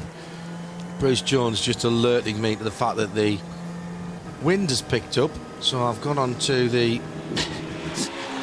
Stop it. I've gone onto the radar to check to see if there's anything coming. It is, at the moment, Cheltenham's having a splash. Cardiff is very wet indeed. It's coming up from the south and west. But I think we should be through the end of the race before it arrives. But well spotted by Bruce Jones down in the pit lane. His own personal weather radar working very well indeed. 2 hours 20 minutes to go then. Martin Short leads by 8.5 minutes. Class leader in second is Ivo Briekes in the 303 Seat. Class leader in fourth, Sarah Bovey in the 208 A3 Peugeot. Class leader in fifth, Wim Mulders in the 198 BMW in the D1 category. That's for diesel. Richard Abra has the Cup 1 235M BMW Racing as a class leader in sixth position. Class leader in 10th position. The final of our class leaders, the A2, is the 212 of Niles Nybo with the Presenza Racing Team Clio. Stories up and down the pit lane. The 171 running again and running quickly. In fact, right in behind the 208 as they head into Abbey. This is the Peugeot RCZ. Team manager called to the principal's office not so very long ago. We haven't heard of any issues for that car since then. It's going to be difficult to pick a story out of this one, Graham, because they are literally up and down the field through every class. They are. It's been engaging, hasn't it? And whilst the gaps may be relatively large, it's been maximum attack from a number of the front runners throughout, and not least this car, the 208. That unfortunate 15 minutes or so. Was it 15 minutes, Paul, with the noise? 35. 35 minutes. 35 minutes of faffing around, I think you'd call it, because not all of it was fixing the problem. So 13 Hardly laps. any of it was fixing the problem. There was a lot of standing around pointing and shouting at people and shrugging and frowning and... So that was the only element that suddenly we got a little bit, I'm going to walk away from this and spit my toys out. No, true. But as I say, I think it was all done in the heat of the moment, and a satisfactory solution was found which involved all the right parties. Sarah Bovey gets out of the car, driver change for the 4th place, number 208. Appropriately the Peugeot 208 GTI, the Ultrans car. Stefan Vataia getting in. I've been tremendously impressed with Sarah Bovey, both in her attitude and her speed behind the wheel. I said I didn't know much about Sarah before she came in. Obviously, we've seen her racing in the Creventic series before. Was racing in Formula Renault at the age of 15, Bruce tells me. So, getting a bit of endurance experience. Not quite got the replacement driver in as the car went down, so not quite as good a pit stop as when Sarah got in. There was a little shake of the head there, Bruce, that didn't go perfectly. The head went down, the arms, she's sort of, and that just shows, even though she's done her stint, has probably done it absolutely excellently, that's annoyed her. That was probably 2 or 3 seconds that were a little bit scuppered there, but sign of a good driver to me. Yeah, I agree there. A very, very close moment for Ramsey Moutran coming on to the hanger straight, trying to go around the outside of the D1 leader, I think, there. It was. We've seen that go far more horribly wrong at that point in the circuit for other people, haven't we? Stand up Nick Manassian. Yeah, and Simon Dolan. So I was just thinking of Simon Dolan, exactly the same point, wasn't it? On his in-lap in an ELMS race. Drifted out onto the grass on driver's right. Looked to be heading towards the bridge abutment, but just did exactly the right thing. Tiny movements on the steering and no brake, no throttle, no brake, no throttle. Feet off everything. I'm getting in park, Finally makes the pass at Aintree with a little help from Wim Mulders, who let him go through there, no doubt. But that would have been adrenaline pumping moment. Grabbed the attention, I think, just at that moment. Yeah, bit of rallycross there for the number 1 car. But, number 1 continues. I love the way. The wheel, love that. Love the way the rear wheel just sitting on. No wonder that you can't keep heat in the rear tyres. They're off the ground for half of the circuit. No wonder they can afford to change the fronts to the rears on the Clio, is it? Well, no, that was a very good idea. It used to be standard operational practice, actually, in touring car racing, that in British touring car racing, you would go off the line, absolutely cane the front tyres on the formation lap, or the lap from the grid back to the grid, and before you were sent off on your formation lap, swap them round front to back, because otherwise you couldn't get any heat in the tyres. And on short circuits like Brands Hatch Indy, there was a rule in British Touring Car Championships to give them 2 formation laps, just so you could get a little bit of heat in the back tyres. Otherwise, the first time you had to turn a corner, everything was swapping ends, sort of most incongruously. Front to back, or front to back and left to right at the same time? Does it not matter? I don't. Well, normally you spin them the same way, so yeah, it's just about heat at that point. As Ramsey continues to take traffic in his stride. I haven't seen Martin Short for a while at the head of the field, but he's hitting the 221 button and just going around, which means his fuel consumption will be good.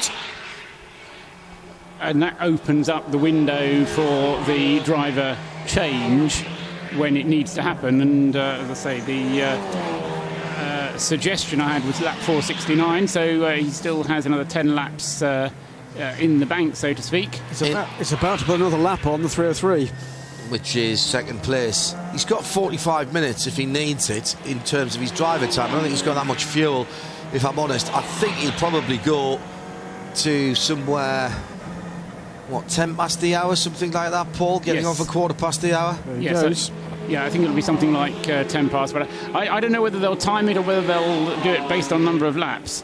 It depends how the team works. I tend to work on number of laps because you know where you are at the end of a certain lap. Whether you're doing it on time, you say, well, is it 10 past yet? Or no, now it's, and all of a sudden it's quarter past because you missed 12 minutes past. And so just count down the number of laps, and then you can give the driver his countdown and say, right, you're coming in on lap 469, and then that gives Richard Neary around about 38 laps to take it to the end of the race.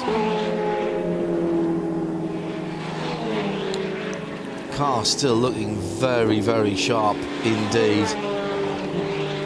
A filthy night, but the advantage of having day-glow green paint is that it still stands out in the sunshine that we have now. 2 hours and 12 minutes still to go at Silverstone. So through and still the lead. Martin Short aboard the number 246. Team up with Roll Centre Racing BMW for engined M3. And some 9 minutes to the good now ahead of Eva Breukers. 224.1 last time around for the BMW. And managing that gap now to the point where we get towards our final driver change.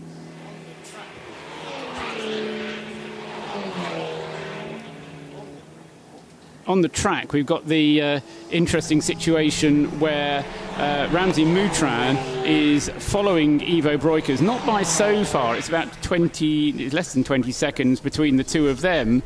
Not for the position, but to get back onto being just one lap behind. And then, as you mentioned, the pair of them Martin Short is closing in on the pair of them. So the three of them are kind of concertinaing. They're all in Sector 2 at the moment, and then they'll come out of Sector 2, but they're in the right order so that they're getting closer and closer to one another, which, I say, is not changes for position, but it's an interesting measure of how much quicker Short is than Breukers, and also that Ramsey is quicker than Breukers, and whether or not Ramsey is going to actually close the gap between himself and Martin Short, which I don't think he will, although on that last lap Martin was a little bit slower due to traffic.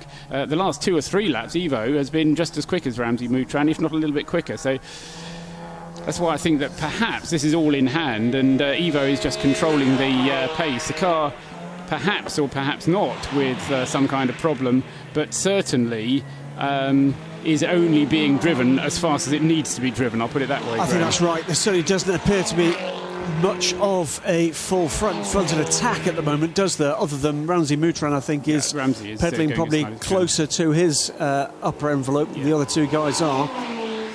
And the gap's almost 9 minutes lead to second, almost 5 minutes second to third. Well,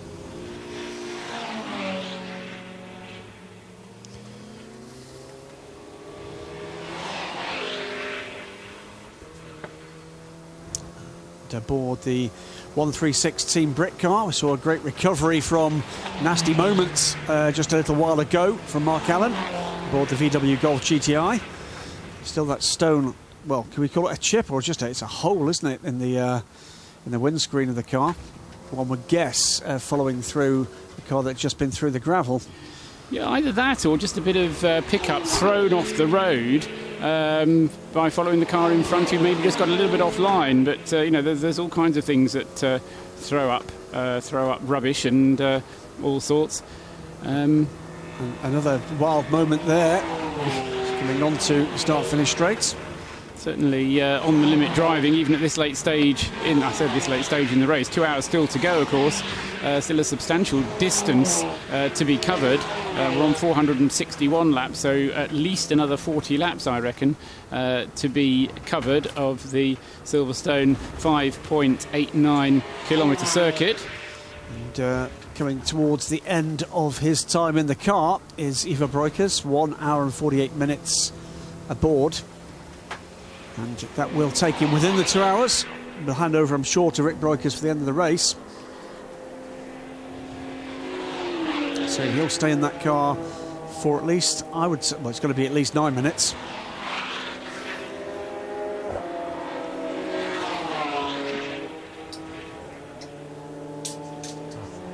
An impressive run from the 303.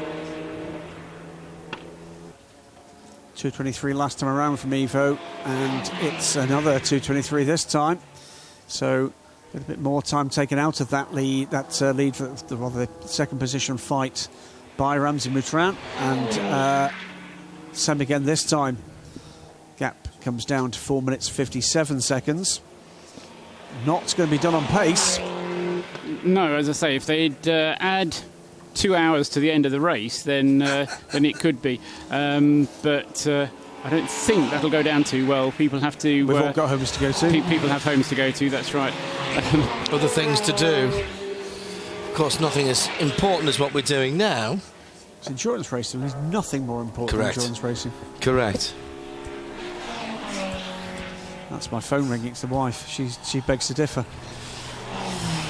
Decorating, I gather. So Ivo Breukers in the 3:03, having said that there was a pattern to doing a slower lap every 10 laps, he's coming up to the 10th lap of the doing quick laps. We'll see if there is a pattern to this or whether it's just pure coincidence and me speculating about whatever I can find. No such thing as coincidence, Paul, you know that. Yeah, well, There is nobody in the top 10. In fact, there is nobody in the top 12 that at this point in the race, if the checkered flag came out, wouldn't be on a podium. Wow, that's a great start. And in the top 17, there is 15. There is only one fourth placed A3 car. That's Gilles Courtois. The 205 Peugeot, which is slightly confusingly a 208 Peugeot.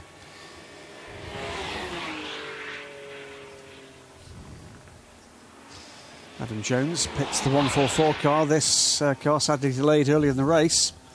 Adam climbs out the car. I think there'll be a few people looking at decisions that were made early on in the races when one or two of the cars had issues. Some, not all, but some brought on by slightly over-enthusiastic driving. And the Seat, this is the Wolf. The Wolf car. It's the Wolf. Has a...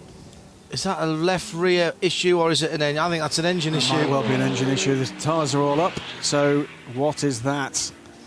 That is engine smoke, I'm afraid. I thought it was a rubbing tyre for a moment and I'm still not convinced. Let's file that under the not good. At the moment, engine smoke, smoke has stopped.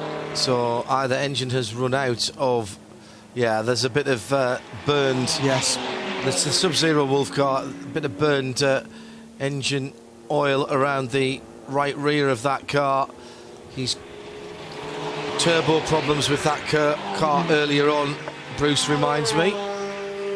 And that will be a pit caller in a moment's time. He's just coming through Luffield and will, I'm sure, stay to the right-hand side of the track, Graham. 23rd position at the moment for that car and 9th in the A3 class. But it doesn't have the air of a work at the moment, does it? happening on the uphill part of the track towards the end of the lap rather than on the downhill part of the track at the beginning of the lap, because if it happens on the downhill bit you end up with no power for the uphill bit that brings you back home again, whereas at least that was able to get Paul Smith home in the 139 car. That is one of the Super Corpers, isn't it, rather than the TCR cars. I do like that colour scheme. Team Brit, by the way, have had no further issues since the car was pitched sideways just after it came out, after its gearbox change. A little spin. A spinette, actually. It was barely a full spin. Coming down into Copse Corner, just turning in off the curb there and unsettling the car as it was turned into the very fast right-hander. Slightly too harsh steering input there, if I was being critical, which I was. Or observant. You be the judge. I can confirm you weren't shaking your fist when you said it, so no, I go for the observant. I'm not sure that they've quite got the setup of that car right. It's been bouncing around on its suspension a little bit too much at the ragged edge. Rather than just lifting up a rear wheel, it kind of hops. Ramsey Moutron is now no more than a second behind Ivo Breukers, so this is not for position because there's actually 2 laps between them, but he's trying to get himself back so that he is only 1 lap behind. Ramsey Moutron right on the tail now of Ivo Breukers. That comes courtesy of a pair of laps in the 220s against 224 last time around from Ivo. And of course he can see him up ahead now, so it's very much motivated by the fact that he can see the rear end of the a car that he's, as I say, 2 laps behind, but with 2 hours to go, a little bit of pressure would do no harm. We've been on board a few times lately with the 136. Looks a wild ride, doesn't it? No, the steering isn't straight on that car. And don't forget, you've got the throttle and the brake, for some of the drivers at least, working hand controls on that. And if the steering's a little bit skew-whiff, that's going to make life even more difficult in terms of getting the lock on in the right place, because you don't really want to take your hands off the wheel. And it's exactly what's having to be done there with the 136 car. It does look a bit of a handful at the moment.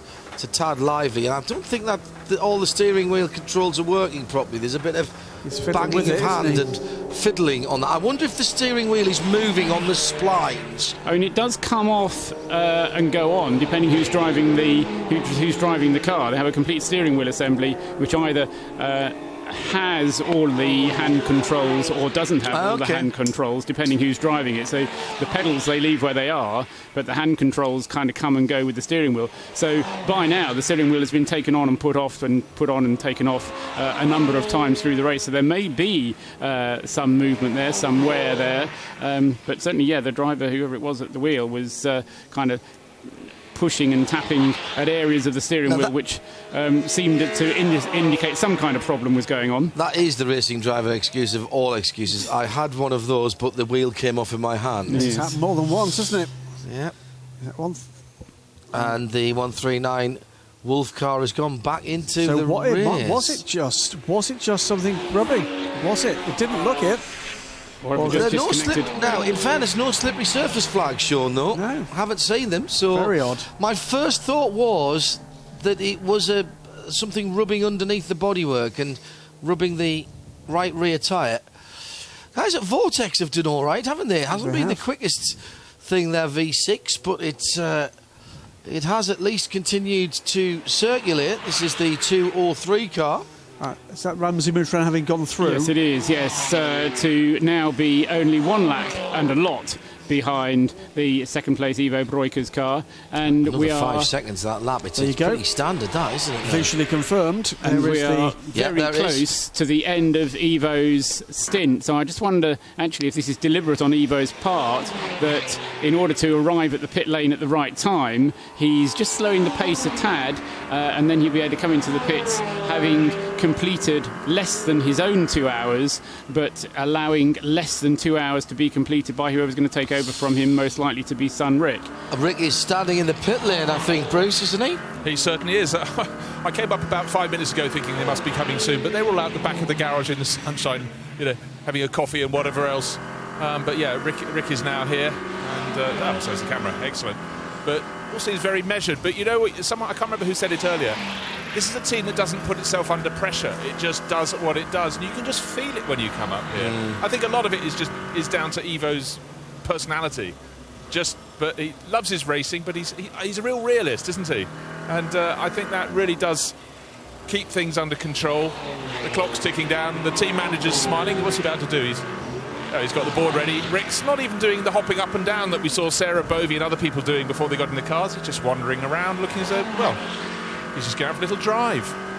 Not going to be racing. Well, he's going to go out into second place. I know they've just been passed, unlapped, so to speak, by the number one dual racing Seat. But this is a team that's very, very calm. And I think Rick, we saw his opening stint of the race. He knows how to deliver now in a car. He's gaining experience the whole time and just doesn't look phased at all. Got to come in this time and does. So he has come in within his 2 hours by about 90 seconds, no more than that. In fact, it's going to be down to about a minute and 12 seconds inside his driving time. And when does Rick's driving time start, Paul, as far as preventing are concerned? As he exits the pit lane? Yes. All right, so his total driving time is less than 24 hours. OK, so he will be OK, because it's 58.30 now, and there's no way they're going to turn that car around before it's 58.30, sorry. Yeah, yes, so, counting down from that, so yeah. He is safe to get in the car and exit, but it was, as I say, I think Rick Ivo just letting off the throttle a little bit on that final lap into the pits, just to make sure that he completed the right amount of the racing time and not more than.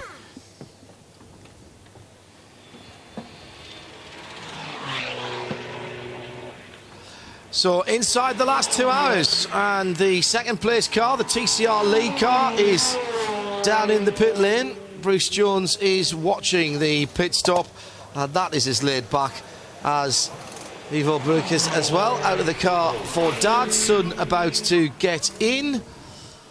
New set of Hankook slick rubber going on. A little bit of overheating from the brakes. Cars on the ground. No grip at all from cold slicks on Bruce to TV on the concrete. And we'll hear from Ivo in just a moment or two's time.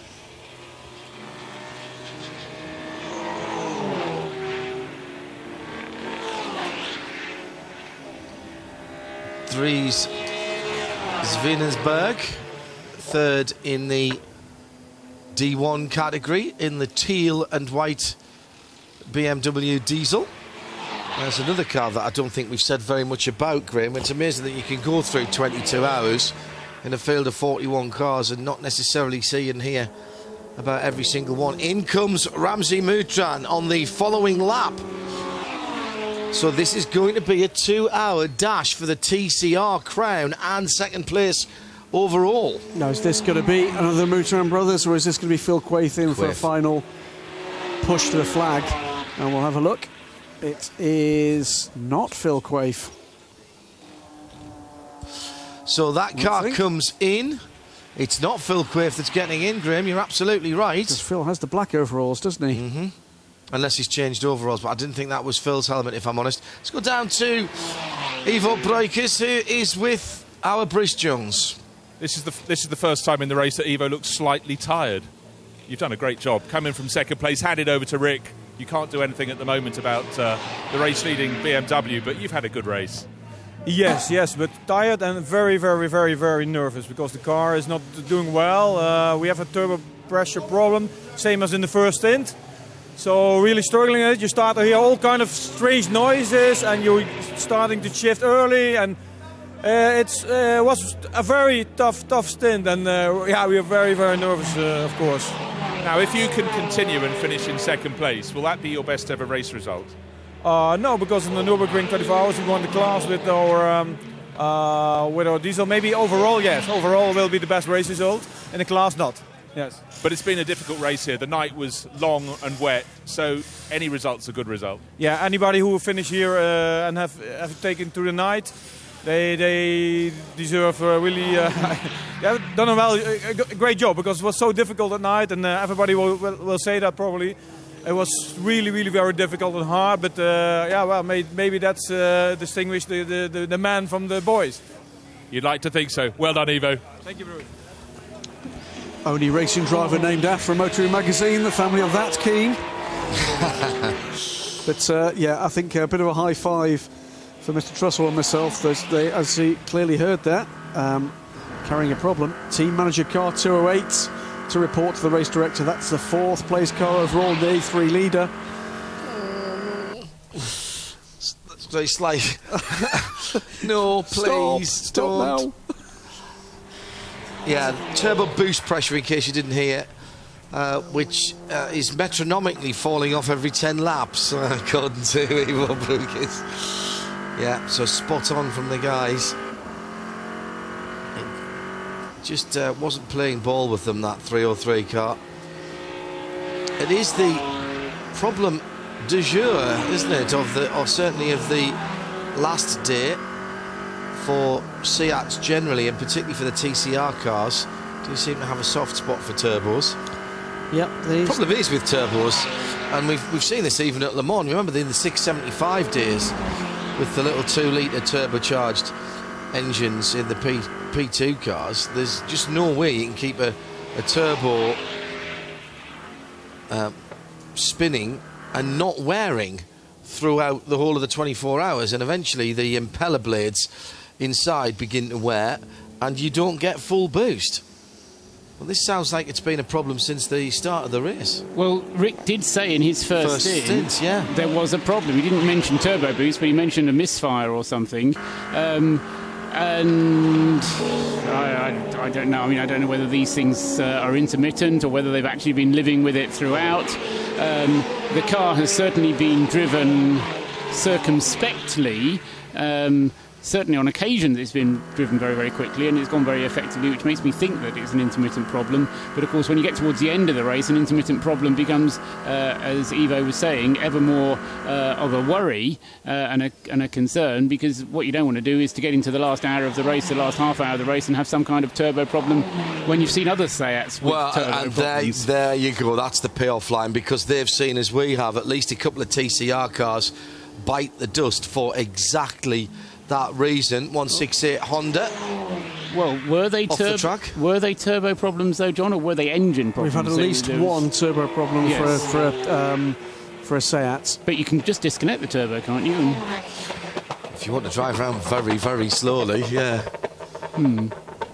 That doesn't sound healthy. Yes, I'm not a Honda engine expert, but Fernando Alonso would recognise the sound of that, I think. As the 168. It's a high-pitched whining. Oh, no, that was Fernando Alonso. No, that was Fernando Alonso, that's right. Rob Howard behind the wheel of the 168. 25th position for the Club Enduro sponsored what happened here? Blue and white. He had a bit of a whoopsie at Vale, and coming back on, he just had to wait for everybody, including the leader, to go through. That was actually pretty smart driving there, that he didn't just... Awareness, yes. He made the mistake in the first place. I think he was probably realised he was being caught by faster cars, went in too deep to the left-hander at Vale, ran wide and basically was off the circuit towards the apex of Club, and then did not rejoin without waiting for cars to go by. And I think that's really heads-up driving from the BMW there, the teal-blue BMW, with smoke coming from the back of that car. Diesel smoke. No, that wasn't the 194 car. Oh, right, okay, sorry. That's the 123. Right. It's the 123 that was in the pit lane not so very long ago, it seems to me. Nabil Moutran has taken over the wheel of the number one. Don't know if that's been already mentioned. We established it wasn't Phil Quaife, but it's Nabil who has taken over that car. And so he will bring it to the finish, be able to bring it to the finish. I'll throw this man a headset for 2 seconds, and we'll have a quick chat with our guest who's just walked in, because I've been hearing him talk and I've seen him drive it all week, and I've never actually clapped eyes at him. Mark Lemmer is with us. Lemsky, this has been a brilliant drive up through the field. You said you wanted the class, but that wasn't really what you wanted. You wanted to be bothering the big cars. 6th position. You happy yet? I'll be happy in a few hours, but yeah, that was the intention. You know, we wanted to come and have some fun, but we always want to get a result. That's what it's about. Sorry, Grim, go ahead. You had some dramas overnight, and we didn't get to the bottom of that. Some damage to the front left of the car. Yeah, my first stint was in the middle of the night. Horrible weather. When it was really, really, really hideous. I went out with just after it started to rain, so I had a tiny bit of tyre temp. Biggest problem in the night was lack of tyre temp and visibility. But luckily there were a few reflectives here and there, which made, you couldn't have driven without the reflective markers, to be honest. But towards the end of my stint, which was an interesting one because it was the stint where the Honda put the oil down from... The 173 car dropped its engine, didn't it? Yes. Yeah, from and caught Vale fire in the rain, which was very impressive. It was quite spectacular, actually. It was quite interesting. It was interesting anyway, but... I didn't realise they'd ordered fireworks overnight. Yes, exactly right. It was fully alight. It was quite spectacular. But no, that oil, because the rain wasn't heavy, that oil basically stayed there for, 2 hours. And it made that section of the circuit absolutely lethal. And it was just airy, it was just like an ice rink. But just at the end of my stint, 5 laps from the end, I was just exiting Lovefield and got assaulted by I think it was a Peugeot. I was on the outside and it just understeered into our front wheel and broke a steering arm. So luckily I managed to get it back to the box. But now you've got a number of the Barwell guys in the crew this weekend, but you've got a familiar face on the radio, I believe. It looks like he's training for a career in motorsport. Yeah, the JJ Motorsport crew that we hired in to run the car, Belgian team, they've done a brilliant job. But they also run the 235 Cup in Belgium. So they had an event at Spa this weekend, and so they were a little bit short-staffed, and especially in the radio department. So it was Richard that had the bright idea of seeing what Joe Osborne was going to be up to. So Joe, cancelled his dinner date with the missus and turned up with his headset and his laptop. And he's done the radio and called strategy. Of course, he knows the series and the regulations, the code 60s, absolutely spot on. And he has done an absolutely brilliant job, Joe. I wouldn't want him to hear that. But is this your last stop then? No, you can't go to the end from here. 1:47 to go. Car in the pit lane. Who's that getting in and out, Leonard? I think Timur's going in. Timur Sadarov, who's another one of the Barwell drivers. Did Blancpain with us last year. He won't be able to go all the way to the end on fuel, but he should be on driver time. Where are we at? Yeah, 1 3/4 hours. You're good on driver time. It should be a splash to the end, but I think we're reasonably safe where we are. Yeah, and what do you reckon of this 235 Cup car then? We chose it because it's bulletproof. The reason why we wanted to do this event was, there's Joe, look at his farmer's outfit. The reason we wanted to do it was a warm-up for Mark and Rich before Blancpain at Monza, just to get a bit of the old racecraft going. Timur isn't doing Blancpain this year, but he said to me, look, I want to do a few events. We did this event last year in the Mark Focus V8, and he really enjoyed it. He said, well, look, can we do this? So I said, well, this is perfect. Mark and Rich want to do it, and we can do it as well. So we just wanted to go with a bulletproof car. Now, as it happens, if there was 10 of them, that would have been great. But, with a small class, it wasn't the ideal car to go for an overall result. It's fantastic. It's bulletproof, brilliant, typical BMW motorsport product, but it's a big, heavy thing. Yeah. It looks really nimble, but it's nearly 1,500 kilos. So, given that this is now touring cars only, and you've seen enough of this race and this type of racing down through the years, what do you reckon for this for coming years? Has it worked as a concept from your point of view? And I mean, we could do with a few more cars. I don't want that. We were just discussing this one. I don't think you want very many more cars, because there's a nice amount of space in around the circuit. You can do your own bit of racing.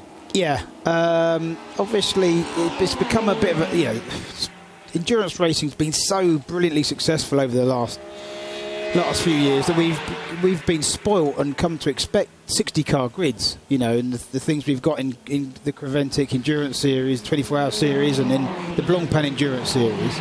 But really, this is a really good, healthy grid. I mean, look at the quality. So I think this has been a real success. Really good. And you've got another 24-hour race to come this year in a rather different car. Yeah, we've got Spa with the new Lamborghini Huracan, and obviously that's the big one for us. It'll be very difficult. We've been on the podium in Pro-Am for the last 2 years, trying to beat the AF Corsa Ferraris, but we want to go one step better. But maybe that's a bit ambitious in the first year of the Huracan. It's a brilliant car, but it's going to take time to develop into a proper endurance 24-hour car. It's 2 cars for British. And how many in Blancpain now? 2 in Blancpain as well. 2 in Blancpain. Yeah. It's a busy year. Yeah, we did that last year with only 2 chassis. This year we've got 3 chassis between the 2 programmes, which eases things slightly. But it's a busy year, but fantastic. 3 Lamborghini Huracans, Blancpain Endurance, Spa 24 Hours. We've got some fantastic drivers on board as well. And you enjoyed being back behind the wheel? You're going to do a bit more? I do as much as I can. I love it, absolutely love it. I can't say that the second stint at 4 in the morning with no visibility and cold wets was fun. It was one of the most demanding stints I think I've done in many, many years. But yeah, fantastic. And I'm really, really grateful for the guys to have me along. Now, from what you've seen of the field here, if you had to pick one car, excepting the one that's clearly winning at the moment, what would you go for? What's the ideal weapon here? Well, obviously I've got a history with front-wheel drive, so I'd be quite comfortable with one of the TCR cars. But, it is tough to get one of those reliably through 24 hours. They're not an endurance spec car, and you have to spend some money on them to get them to that point. They do look good, don't they? They do look fantastic. I mean, the level of, there's a reasonable level of downforce following them through Beckett's. Although our car's pretty good in the high speed stuff, but you can see the rooster tails in the night. You can see that they're sucking up a bit of water. They're very stable on corner exit. It's difficult, it's really attractive. The good old BMW.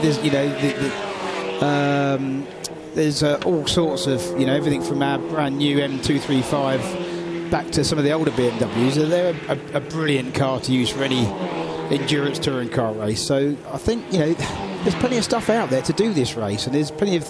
They've all got their strengths. I mean, last night I don't know who was in the car, but the little CarTech Civic, I think it was, about 4 in the morning. I don't know who's in that car. I don't know, but someone was driving that car absolutely brilliantly. The black one? No, the white.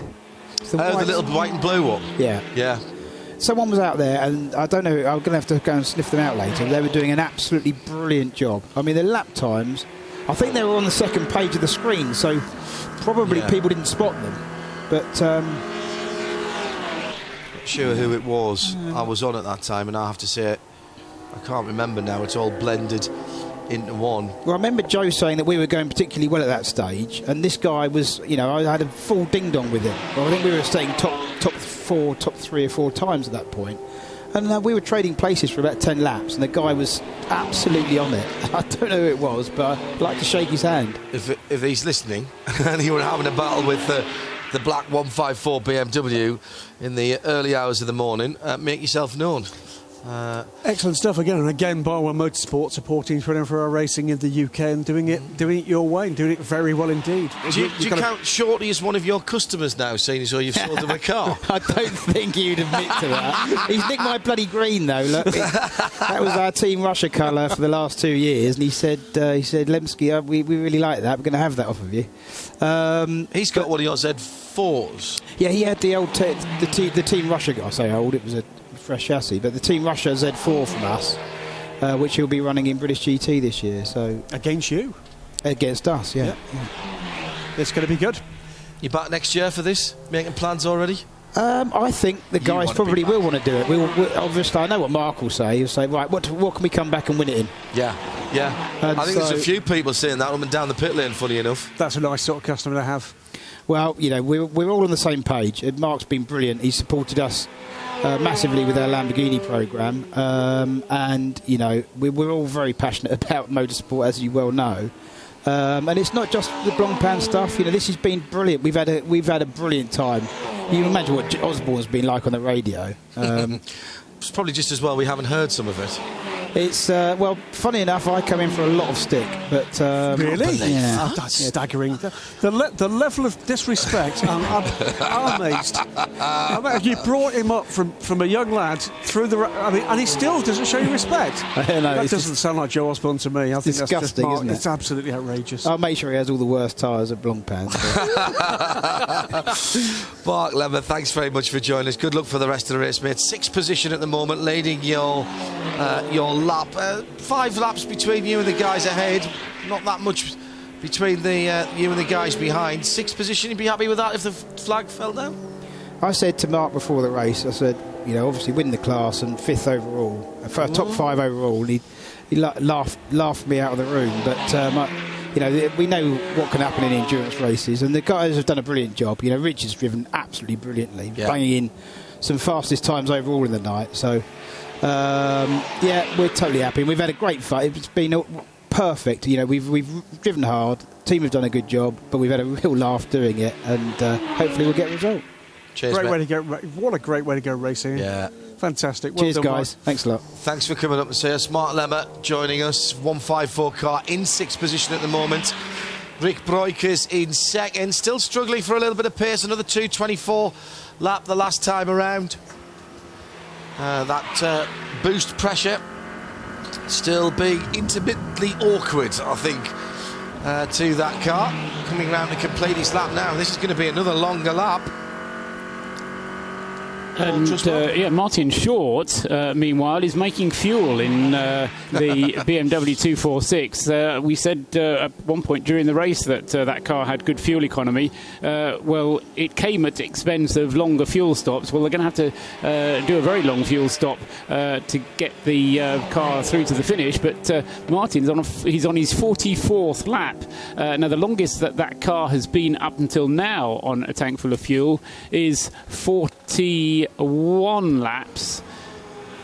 Yes, 41 laps, and as I say, he is currently on his 44th lap. So he's kind of stealing laps away from Richard Neary. Richard will be able to get to the flag. I mean, whilst Martin is doing all these laps, of course, and making life increasingly easy for Richard to be able to get to the flag on what he's going to be able to get into the tank. And really just stroking it home to the finish. Quick word with Bruce, who has some news before we go to a break for our Motors audience in 20 seconds' time. Bruce? Well, your expert crew in the commentary box, you all spotted the fact that the 136 Team Brit VW was bouncing around a fair bit, pogoing. Well, that's what happened when you've got a broken damper, and you should have seen, I've never seen a tyre with more flat spots on it than the one they took off. Thank you, Bruce. Bruce Jones. Yeah, that looked wrong, to be honest. Looked all wrong. One of the times it's not nice to be right, isn't it? So that must have been an uncomfortable time. But good that they caught it before anything more dramatic. Dramatic enough, I'm sure, from the driver's seat. In the pit lane, the leader, Martin Short, for what should be penalty. The last time. And another penalty for one of the leading cars. And I can see which driver is getting ready for 10. this. Into Bruce Jones, who's down there. Bruce? Yeah, who's the man in the black suit? Is that? It's Ricky Bobby. No way. Darren Cox. I think he's standing there hoping he'll be allowed in. Oh, he's nipped in. Martin's been pulled out. He's jumped in. No one's noticed. It's all right.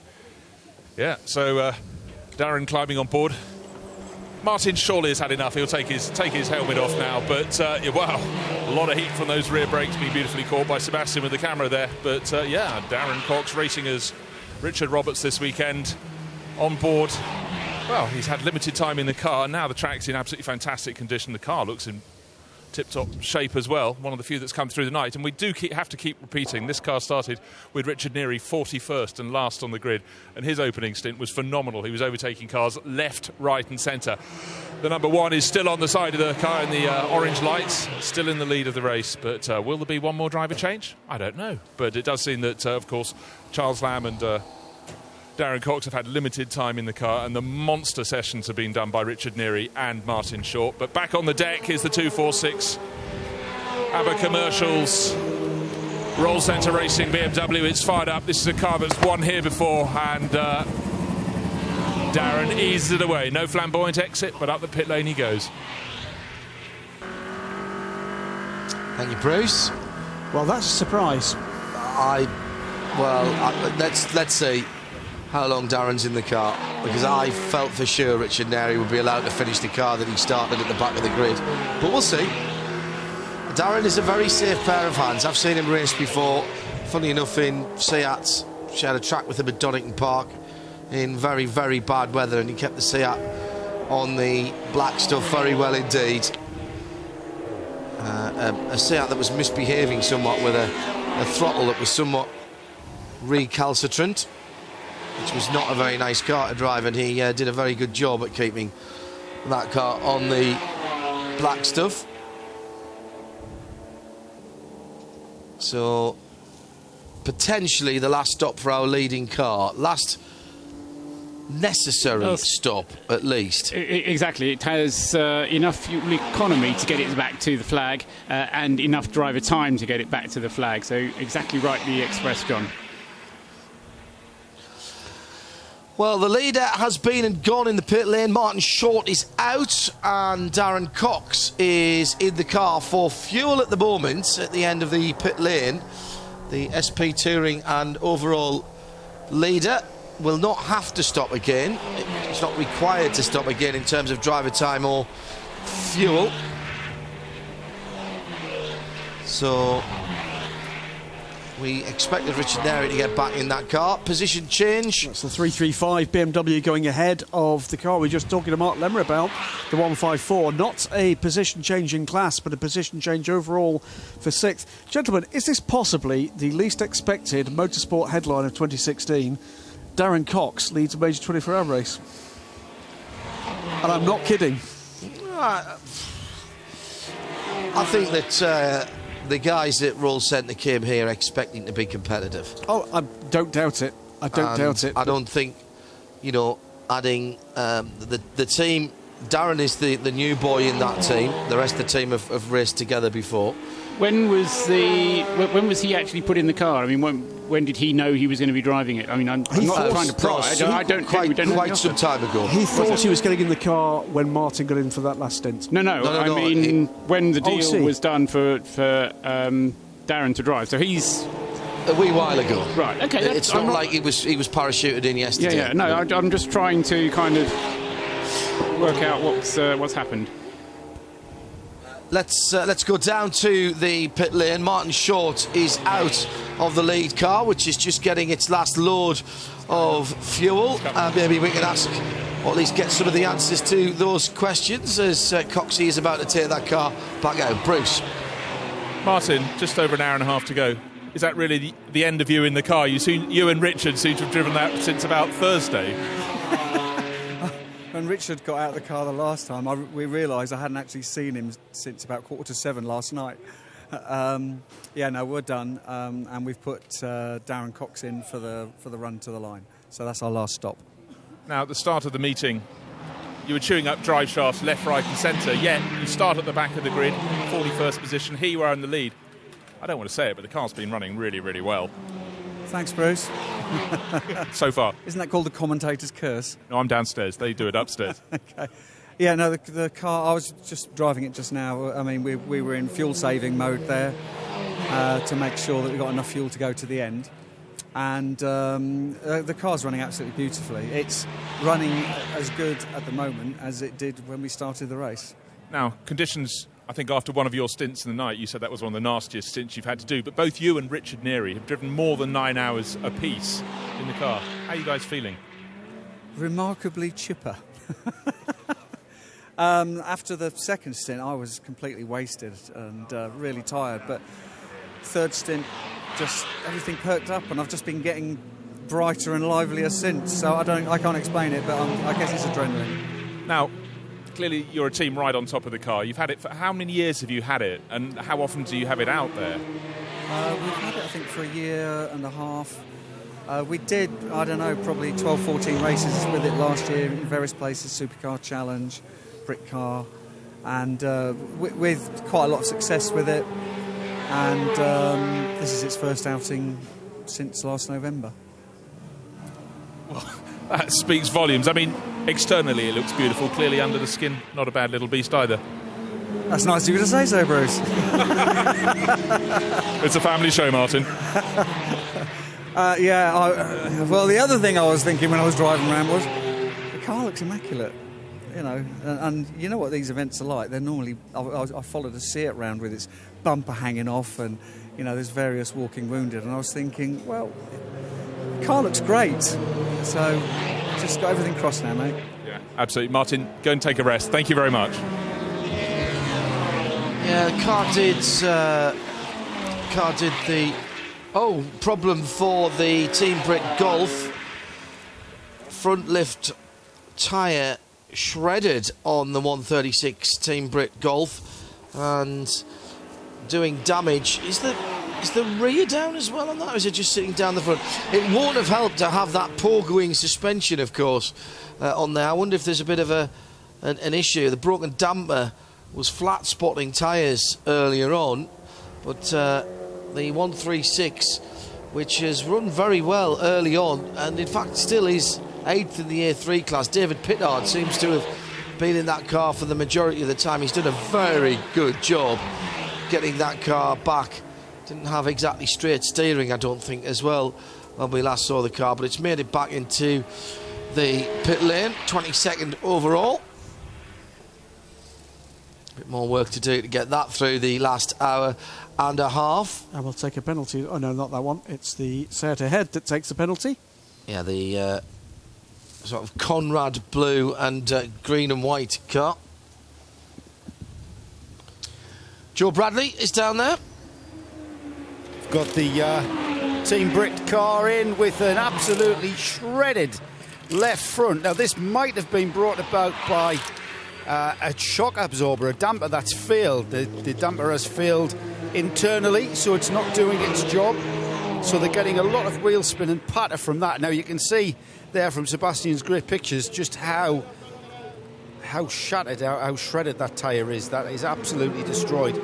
Not been helped by that shock absorber. Now, it just shows what shock absorbers and dampers do these days, doesn't it? Because with that failure, that tyre is just unable to do its job. And just been talking to the team manager from Team Brit, and they are indeed limping home, as he puts it. And so we are just taping up a little bit of flapping bodywork. That hasn't been helped. Of course, that flailing carcass of tyre has destroyed that and brought some bodywork off. Just to last minute check. Only changing left front, no need for the rest. All the other tyres in good working order. Now, I'm going to ask just how long that tyre has lasted, because if that damper has been causing that much damage, we could see this car in and out of the pit lane and going through tyres like hot buns. We'll have a word with the team manager. I'll get that information. You just see if or I could just say, let's keep our fingers and toes crossed for these boys. Yeah, probably a good idea. Job. Just some other endurance news. 3 laps is the answer to how long that car had been out. Thank you, Paul. 3 laps that car had been out, Joe. Just some other endurance news, which has implications to the 24-hour race in Le Mans in June. Just hearing from the Grand Prix paddock in Bahrain that the new Azerbaijan Grand Prix start time will change on the weekend of the Le Mans 24 hours and will now not start until an hour after the Le Mans 24 hours is finished. So 5 back PM to where start. they were in the first place. Yeah. Yeah, which was breaking just the one promise not to.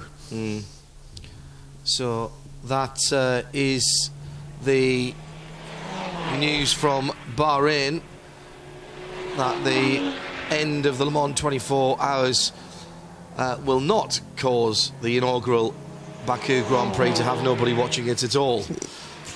A rather sensible decision on both counts, I think, there. Joe Bradley? Yeah, would you believe I've just clarified with the team manager from Team Brit. Let's have a word with him. In fact, he's been talking away to me all, and we haven't heard his lovely voice. I'm sorry, you know what, I've been talking to you all race long. I don't know your name. Jelly. Jelly? Yeah. I'm not going to ask why. It's not the time nor the place. No, it's a family show, as Bruce has just said. 3 laps you got out of that front left, brought about by the left rear damper. Now, talk about unbalanced, but that's pretty unbalanced. Yeah, we had an off, quite a big one last night, about 1 o'clock in the rain, in the wet, and it damaged the left rear suspension beyond belief. So basically, she's been tiptoeing on the opposite diagonal 2 corners, so the right rear and the left front. And if they push it too hard, it's just going to eat the left front. So we're trying to limp home for a finish. We showed good pace at times during the race. In the wet, in the night, we were outright quickest. That car hit its sweet spot just at the right time, at the right place. He had just enough power, just enough grip, and we were quickest overall. So we could show we've got good performance to come, but the longevity, it was caused by one of the guys making a mistake. So we need to make them concentrate a little bit more, and we'll be on it. That's a team sport, isn't it? It's all about that. Oh, absolutely. That's why we love it. I mean, sprint racing is great, but endurance racing is much better because the guys in the team have a bigger influence on the end result. The guys try their hardest in the workshops building these cars, but when you let them go on the other side of the fence, it's up to the driver. But in endurance racing, it's still down to you. And I made a comment earlier about this morning, raining, cold, freezing cold, wet, damp, moist. Right, lads, change the gearbox. It's like just what you need at that time of day. it's just like a woman, isn't it? Never ending. It's always never happy, and it's always at you all the time. And the faster you go, the more demanding they are, just like a woman. Thanks, Jelly. We'll leave it at that one. It's Joe Bradley down in the pit lane. I left a gap there rather than say anything that could potentially get me into trouble. Darren Cox leads the Hankook 24 Hours of Silverstone for ABBA Commercials with Roll Centre Racing. I know he's not listening now, so I'll say this. It's all on his shoulders, so if it goes wrong now, it's all his fault. Everything. It's all down to him. DC being given the honour of bringing the car home. His last lap of 2:33. That's not so bad. He can keep it going at that. He's just got to keep it on the island. Absolutely. And I've got no doubt he will do. Not Cox it up. Really needed to be in the WEC racing car. There was 3 other family Cox members. I don't think they're relatives, but that would have been the Coxed 4 then at that point. I think Graham said that at one point, or somebody did. The 2:33 was actually slower than his first flying lap. He did a 2:29 on his first flying lap, and possibly came across a bit of traffic on his next one, and as I say, a little bit more circumspect with the 2:33.6. So that's perfectly adequate, and I mean, it must actually be quite difficult when you've not driven the car since, what was it, about 6 Saturday. o'clock? That's right, 6 o'clock yesterday evening he got into the car, got out of it at 7:15, and here they are asking him at with an hour and a half to go to get back in it again, and it probably doesn't even feel like the same car after it's been subjected to short and neary over the night and through all that rain and all the rubbish that we had. So it is a responsibility, but I'm sure Darren's up to the task, and let's say, he has a 2-lap cushion, which equates to something like 7 minutes of the track between him and Rick Boykers, which is also a nervous team with problems that have been described to us by Ivo Boykers. So there's still over an hour to go, and that's plenty time enough for all sorts of things to go wrong. Nabil Moutran not matching the times of either Phil Quaife or Ramsey Moutran, who have been out in the car already, and so Nabil at the moment not making up any ground on the cars in front of him. Then we get the rest of the cars who are making up the rest of the class positions, as it were. Stefan Ventaya at the wheel of the 208 Peugeot in the A3 class, and then the 194 diesel leading class, both of which have just been in for their final pit stops. Thank you, Paul. Paul Trustwell, Graham Goodwin and me, John Hindhoff, as we just an hour and 20 minutes to go before the end of the 24 hours here.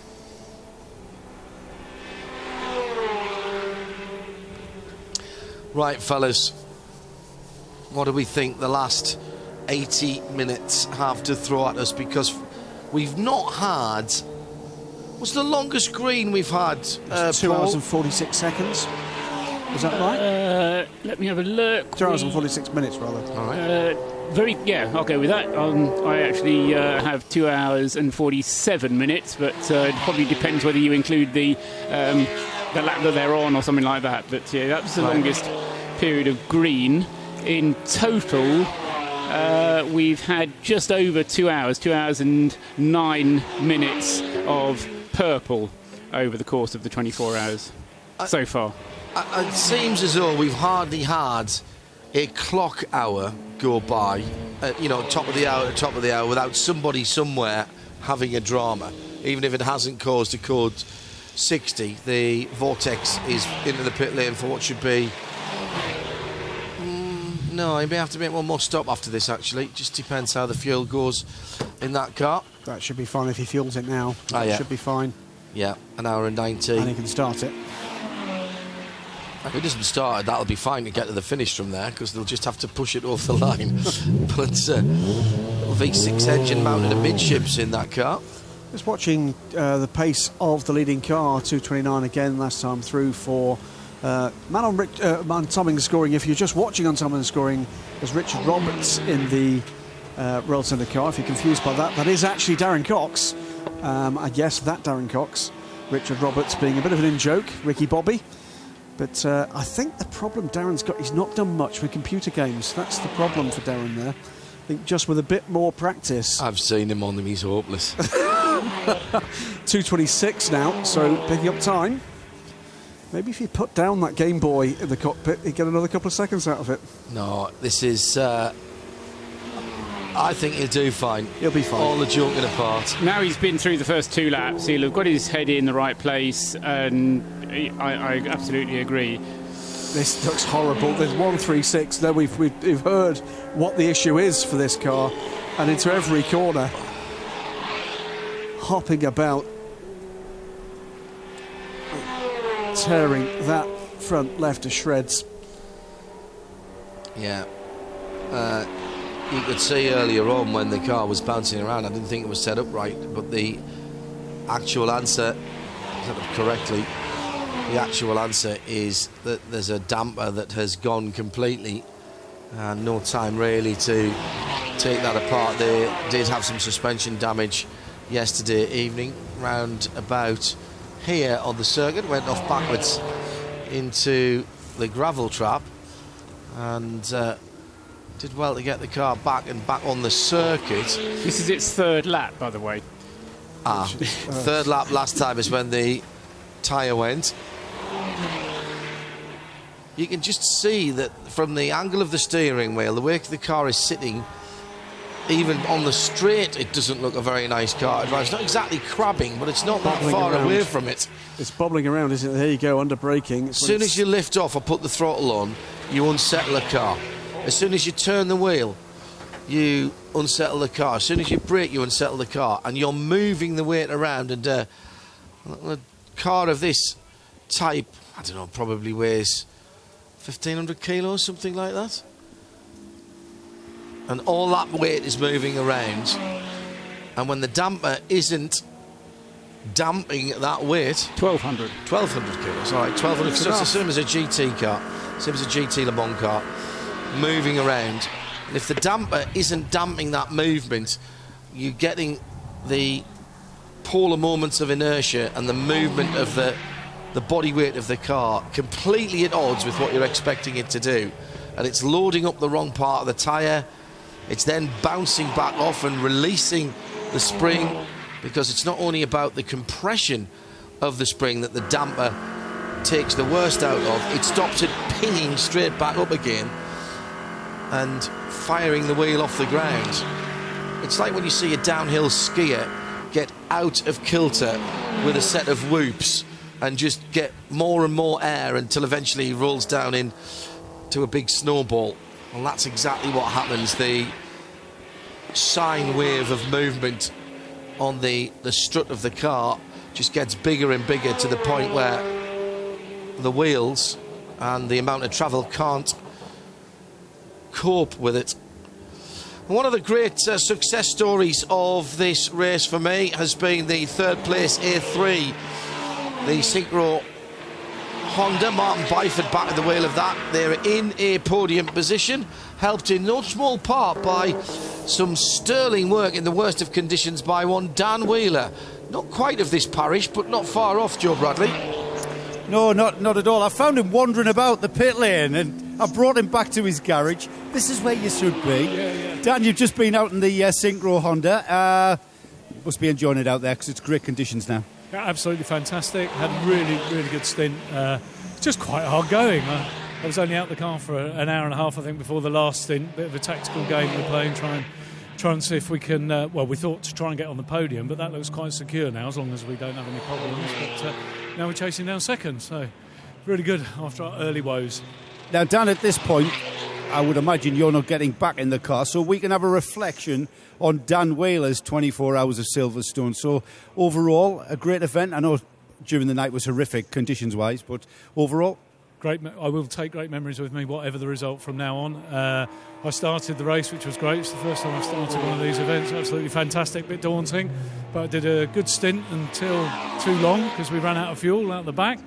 that set us back a little bit, and we've just been chasing ever since. But the team have done great, brilliant guys at Synchro, and it's been a fabulous, like you say, the night was horrendous. I can't pretend I enjoyed it for a minute, but outside of that, it's been an awesome event.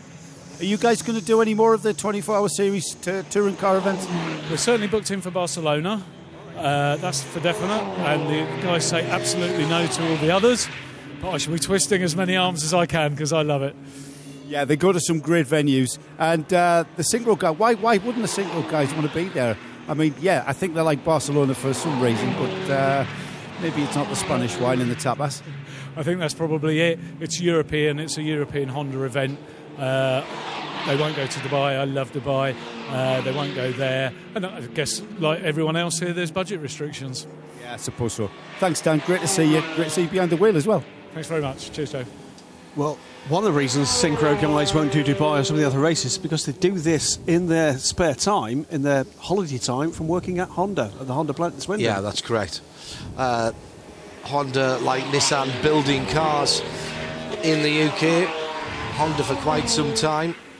And the Synchro, this effectively is a bit like the HART team in Continental Tyres series in IMSA, which is the Honda factory engineers on a bit of a factory day out, really. It's a bit like a sports and social club. Yes. But it is. I mean, I believe I'm right that some of the raw material is donated to them by Honda, but the rest of it, they're going to find the running budget, they're going to find the time from the holiday they get from working at the Honda plant.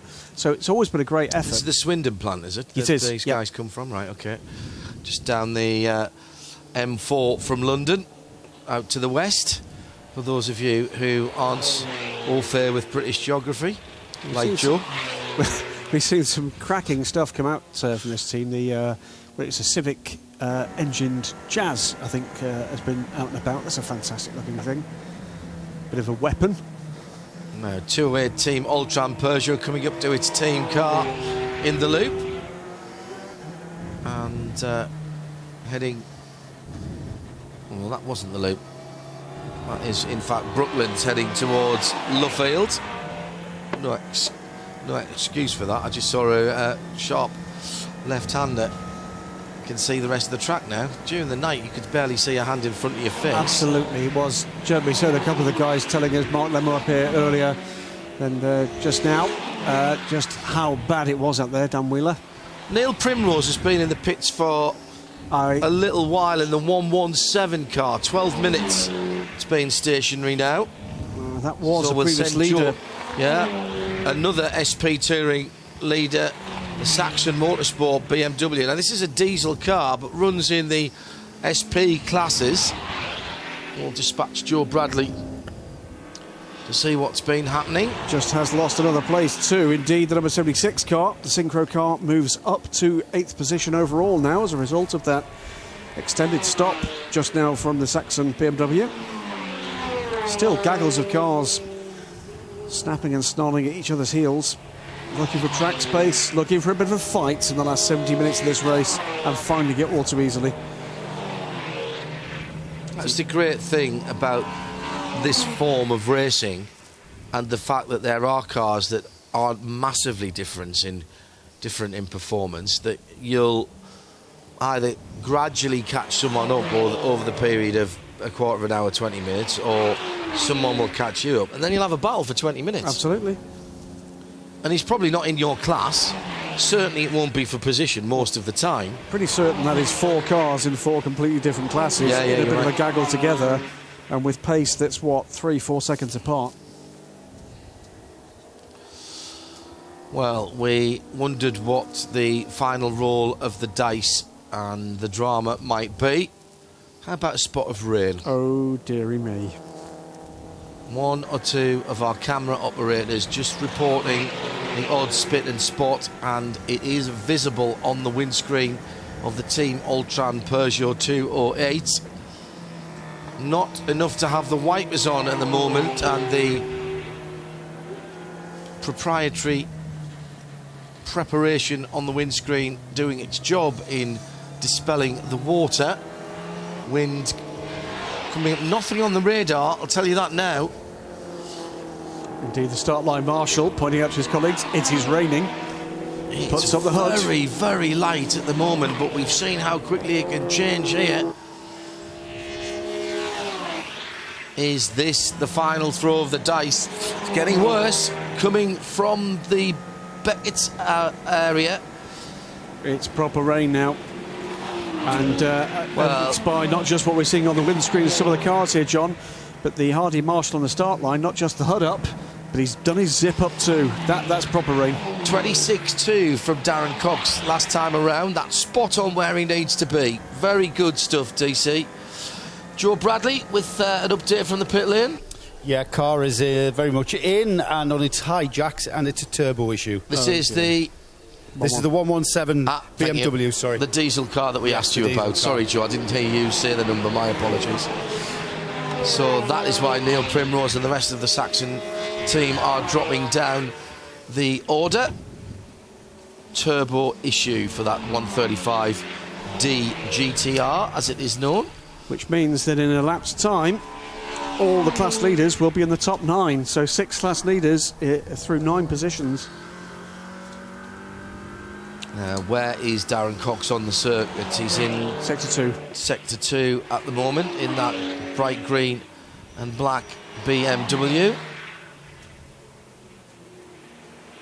Nabil Mutran picking his way through traffic very nicely, thank you very much, in the front-wheel drive Seat in 3rd position. He's just over 6 minutes behind the leader, in TCR, who is in 2nd position overall.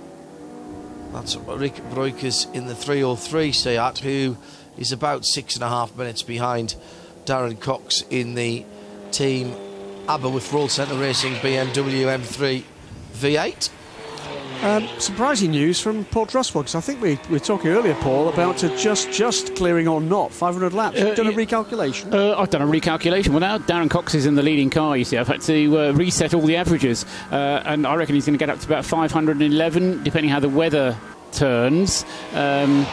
Possibly 512. But certainly getting into the 500 and somethings rather than barely clearing 500. So such has been the pace in the dry weather, and the fact that the last of the code 60s was 2 hours ago, just over 2 hours ago, and let's hope for another hour of clear green flag running. Shouldn't say that, but let's at least hope so, because it keeps everything else simple. Darren would be quite happy if the next hour and 5 minutes were run at code 60, I'm sure.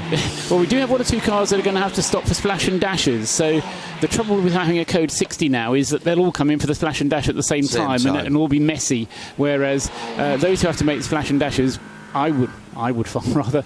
It's far cleaner if they come in and choose when they want to do it, rather than doing it based on what happens to the track conditions. Yeah. Another 2:26 for the leader.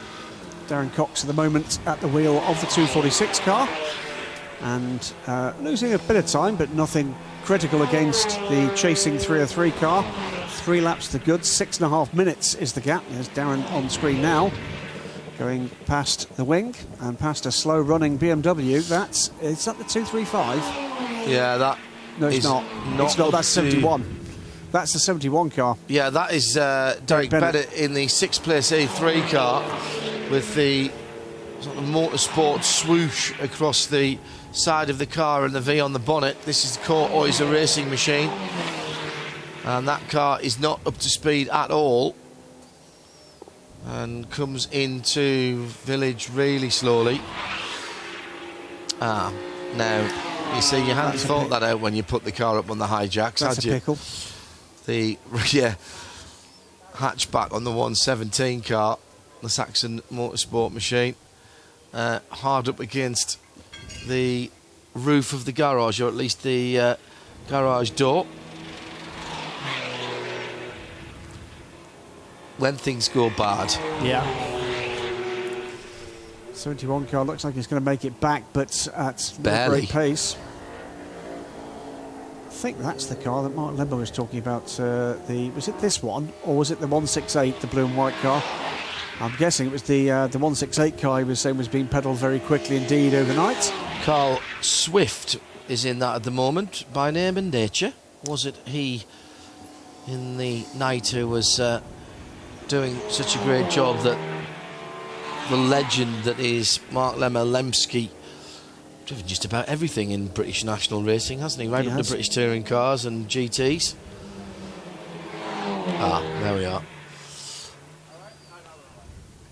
Now somebody's going to slam that door while it's open and take the spoiler off the top.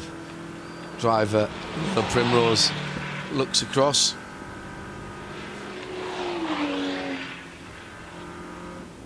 Nabil Mutran doing a great job at the moment. That little splash or two of rain coming in from the far side of the circuit, not going away but not getting any worse either, as the dual racing Seat heads on to the Hanger Straight.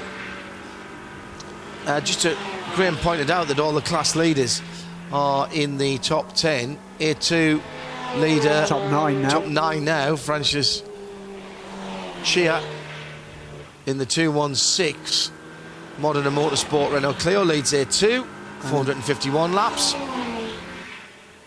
Timur Sadarov in the 154, the Cup Class BMW by JJ Motorsport, 7th position on 459 laps.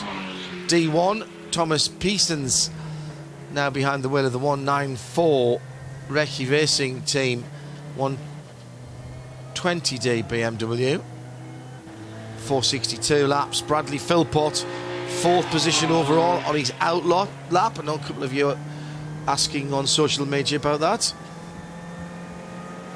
It's the A3 leader. And I'm bored with him at the moment. Team Ultran, Team Red Camel, Jordan.nl with Rick Breukers now running to the flag in the number 303 in 2nd position overall on 44 laps.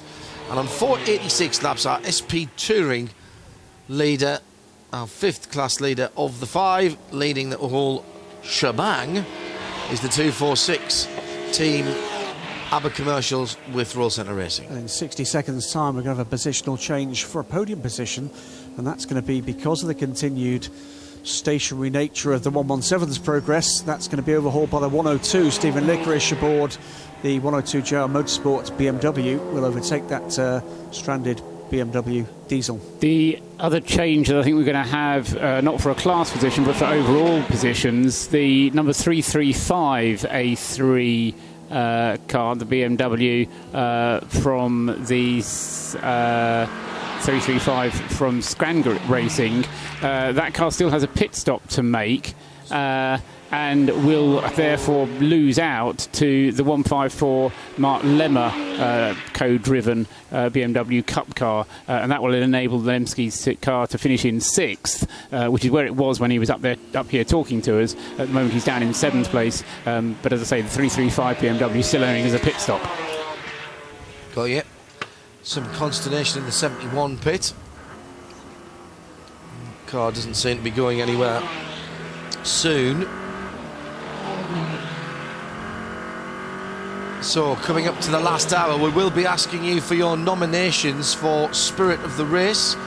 Tell you all about that as we head into the last hour.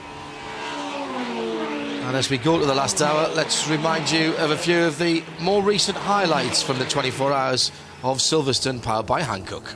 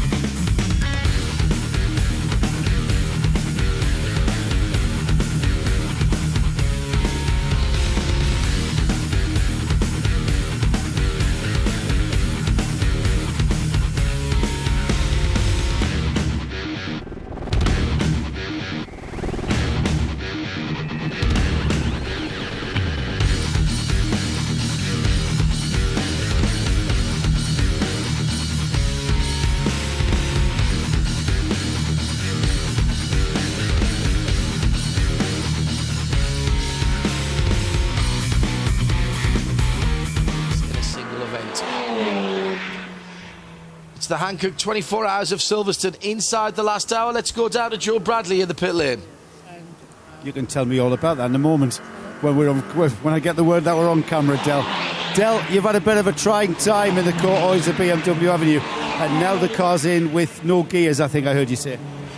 Yeah, it's the first time I've raced anything for 10 years, so I'm a little bit rusty. I'm really happy that Core allowed me to drive the car today. I've started a couple of 24-hour races, but I've never finished them because someone's always bashed it into the scenery.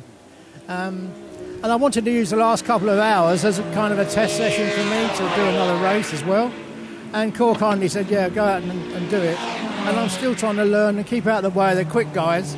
And I came through the complex at the top after Cops, and I just lost all the gears. And I drove off the track to keep out of the way, thinking I could get a gear, but I couldn't get there's an emergency gear lever in the car.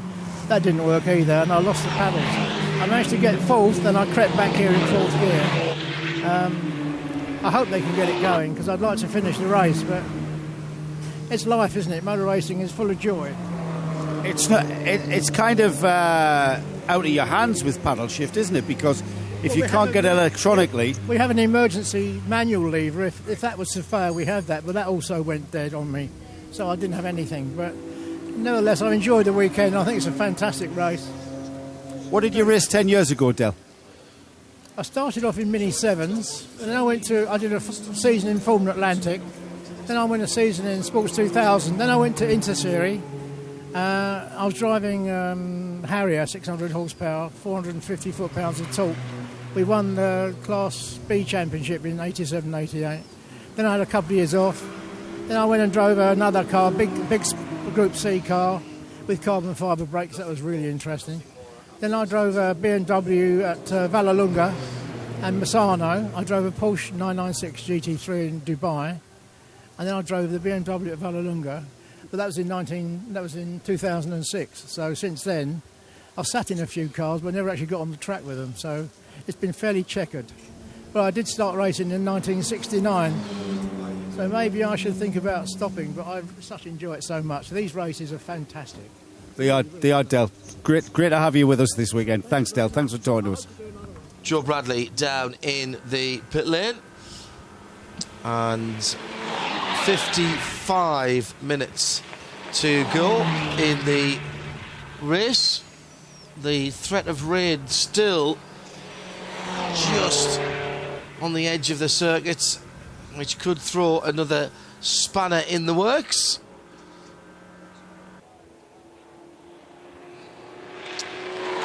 Well, is Mother Nature going to have the final say? We started in bright sunshine. We had the worst weather possible overnight with heavy rain, low cloud, a bit of fog, freezing temperatures.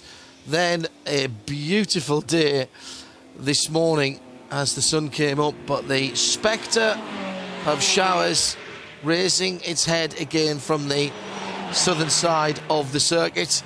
Looking for your nominations for our I Respect Spirit of the Race award, an unofficial award that our team always looks for when we go to the big races, and it is voted by you, the listener and viewer. You need the hashtag SOTR to @Radio Le Mans. Graham Goodwin, I'll ask you in a moment. Mine's going to the 172 team for changing the engine on the Honda. I thought that was mega, but there's the 173 team, excuse me, for changing the engine on the Honda. I thought that was a very early one indeed. We're not talking about particularly anyone who's won, but someone who's shown the spirit of the race. Graham? If I had to go for an individual, I'd say Richard Neary. Without a doubt, that run at the beginning of the race was fantastic, but the whole way in which the 246 crew have approached this race has been just brilliant. Loved it, absolutely loved every moment of it. I have a suspicion that Kravetnik might get a few votes from the viewers and listeners. Paul? As would the marshals. I was trying not to say the 246 car because I had a feeling that Graham might. It's so difficult, isn't it? I I know. What about the old Tram Peugeots? They've finished so well up. They've had a little bit of bad taste in the mouth. They've got on with it. I think they've swallowed hard, and they've continued. They're still not necessarily going to finish on the podium, but who knows? There's still long enough to go. I like Bradley Philpott. I'd not come across him before. I think he's got a nice attitude. I thought Sarah Bovey to talk to as well. I thought, exactly. Sarah Bovey, lovely personality, ever so enthusiastic. Fell out of the car, bouncing, full of energy. And, there was just something about the Team Old Tram Peugeot team which have embraced this. And they're still going for class wins rather than overall wins. But that's the spirit of the race. It's about the other things that go on. Some of the Clio teams are going to have lots of stories as well. I think the Synchro team, the 76 team, Martin Bryford's done a great job there. Dan Wheeler too. Joe Bradley, who would get your vote for spirit of the race? Well, whenever we do this, by the time it gets to me, you guys have kind of taken everybody. Well, no, you haven't taken the one I was going to pick first and foremost, surprisingly. And it comes in the way of the 136 Volkswagen Golf of Team Brit, because those guys started out in the face of adversity, and they've met every single issue in this particular race with a kind of fighting spirit that you would expect from ex-servicemen and the like. And what did it for me was when the team manager says, "Right lads, gearbox." And it was like 6 a.m. or something, and it was just cold and wet, and they just got to it and did it. Yeah, definitely. Car 136, Team Brit. Okay, thank you very much. Vote for those. Suggest someone else. Hashtag SOTR at Radio Le Mans. We'll announce that in the last 5 minutes. No post-race tech from this event because of the requirement to get down to the podium ceremony, so we'll be wrapping up our international broadcast fairly shortly from the box, but we will be talking plenty about this race, I'm sure, on Wednesday at 8 o'clock in UK time on Midweek Motorsport, radiolemans.com, your weekly 2-hour dose of motorsport chat. Quite a bit of motorsport this weekend. I think everything's racing this weekend. MotoGP and Superbikes, F1, British touring cars here. But the only thing that isn't racing is World Endurance Championship or the ELOS. But that's not far away. 2 weeks. Yeah. Tell you what. Not excited. Not excited not at all. Not a second at all? No, yes, you are. No. Yes, you are. You're like a kid. How many sleeps? How many sleeps before the WEC? How many corners? Yeah. So, ladies and gents, 2:24.8 for Darren Cox last time around. I think is his fastest lap since he got in the car. As he has settled himself into the pace, as I had every confidence he would. He did a 2:24.2 on the lap before. Oh, did John? he? Yeah, he did a 2:24.8, as you say, on that last one. A 2:24.2 has been his best since getting into the car. He's been in the car 41 minutes. He's got 50 minutes to go. Just got to do it all again. Hit your marks, turn in, hit the apex, hit your exit point. That's all you've got to do. And if the rain continues to stay away, he'll get to 512 laps at this rate. So if he's counting down laps, that's the mark he's going to hit. He'll lose. He'll come through with about. He either has to lose 2 minutes, or he'll just come through a little bit slower on the last one and do the 512 laps. So I don't think he'll lose 2 minutes somehow. Somewhat short of the distance record. 574 was required, yes. Team Recce Racing D1 leaders. We've been having a look at one or two of the class leaders in the last few moments. Here's perhaps another team that may get some votes for the Spirit of the Race Award.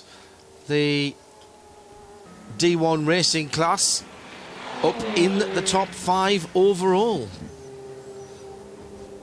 Altran, well, you have to say they have come to this very, very professional outlook.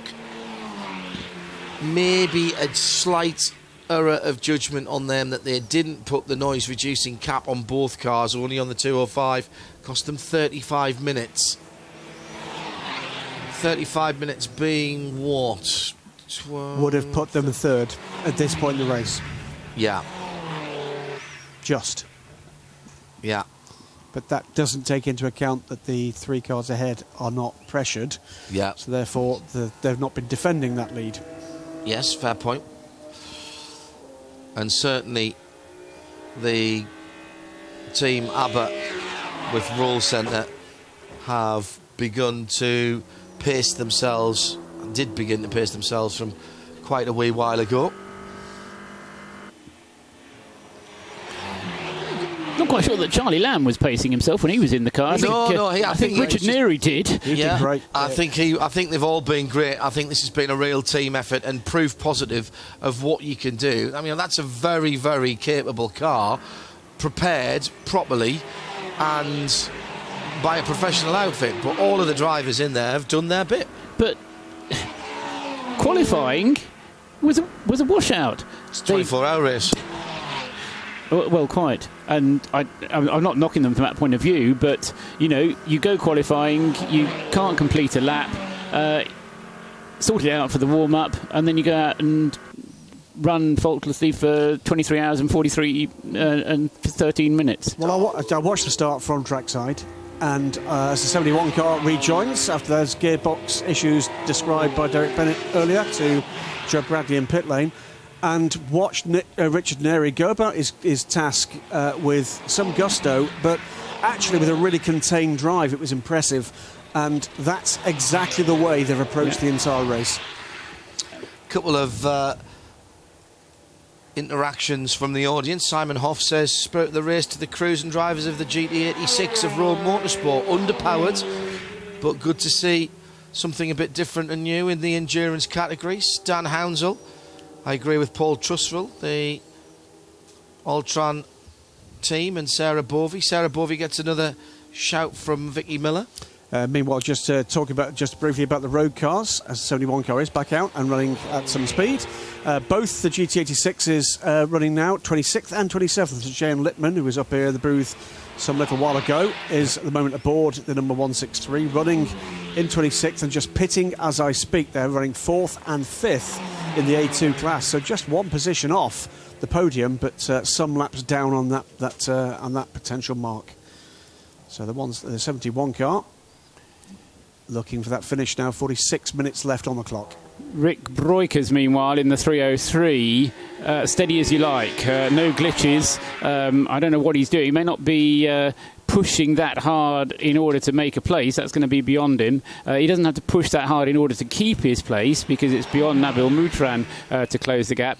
But he does have to avoid the thing blowing up. And we saw the glitches that the Evo Broikers was having with the car. We saw them on the lap times. We saw every so often there'd be this little spike in the lap times. Rick's been steady as you like. I mean, he's not, as I say, not been the quickest, but he has been steady and consistent, which at this stage in the race is all you want and all you need and all you can ask for. Into the 223s, Darren Cox last time around, he's tippy-toeing through traffic as well he might at this stage of the race. No lunges up the inside. Joe Bradley has news from the pits for late stops within the last 45 minutes, Joe. Yeah, it's my choice of Spirit of the Race award, actually. Car 136 in 23rd place overall. Now, they were going for a class lead, but now that they've got nothing to pretty much go for, Martin Compton's going to be the man who will finish the car. And with coming up to 45 minutes remaining. Remember, this is the car. Let's have a look at that left front, because this is the car with the inoperative left damper that's causing problems on the left front and causing the wheel spin and destroying its tyres. But no, we're not seeing that at all. So while this pit stop goes on, we'll leave you to it. Thank you, Joe. Don't forget, if you'd like to nominate someone for our Respect Spirit of the Race Awards, or perhaps agree with us, it's at Radio Le Mans on Twitter and the hashtag SOTR. At Radio Le Mans, hashtag SOTR for the Spirit of the Race Award.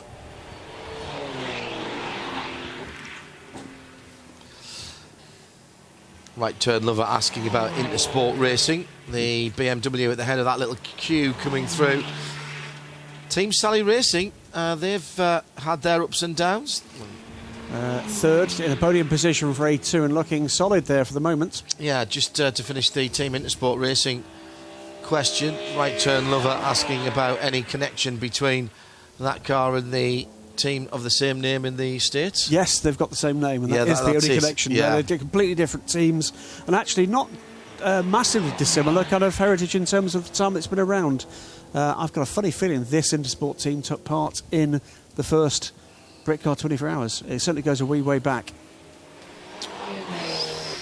I think you're probably right, actually.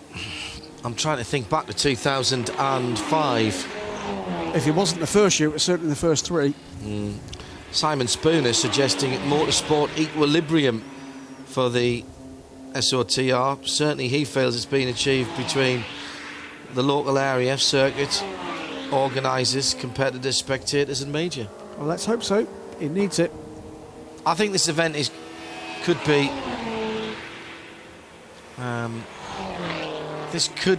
a real marquee event for Silverstone, who know how to organise them, let's be honest, with MotoGP, World Endurance Championship and FIA Formula 1 here, among others. British touring cars as well, of course, on the national side of things. And I think that people who haven't been to Silverstone for a little while might be quite surprised at the changes they'll see here, not just in how it looks, but the attitude of how people have been this weekend with open grandstands and a little more, shall we say, welcoming demeanour from everyone. Depends what sort of motorsport fan you are, but the historic festival at Silverstone is an event to visit. An absolute plethora of that kind of racing, if that's what you like.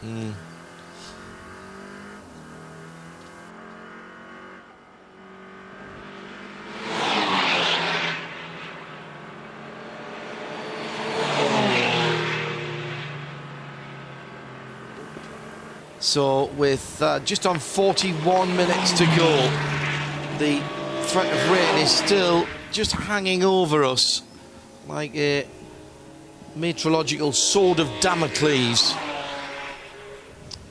It has not cut a swathe through the countryside around Silverstone here in central England. Rick Breukers, who must be one of the youngest drivers in the field here, has really announced his arrival onto the endurance racing scene with his performances in the last 15 months or so.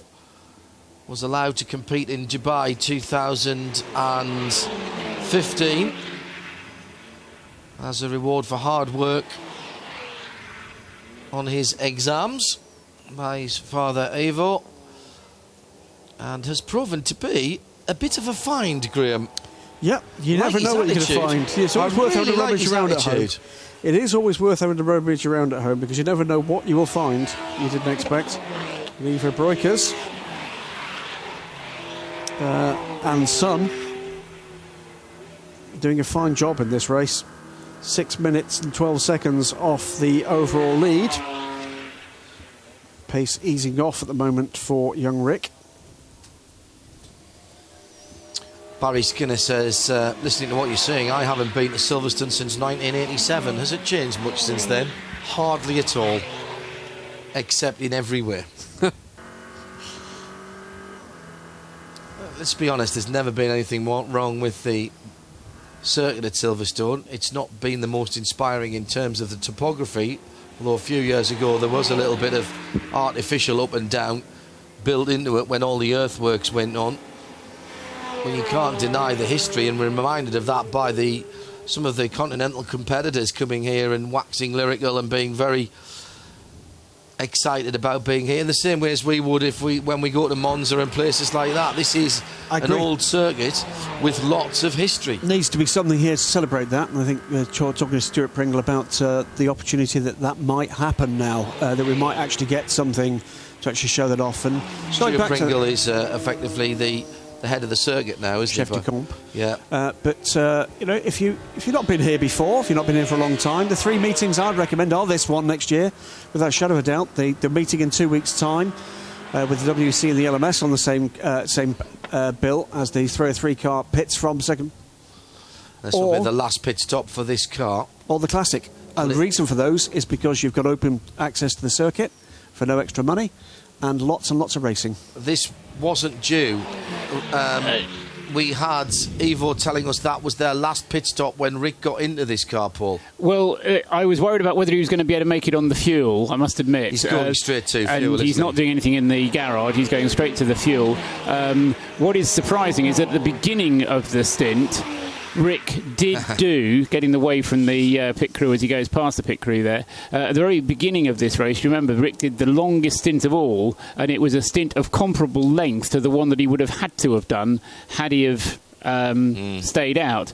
But there's nothing to lose, nothing to gain, so he might as well make the fuel and be sure. A couple of other suggestions for the Spirit of the Race Award at Radio Le Mans on Twitter, #SOTR.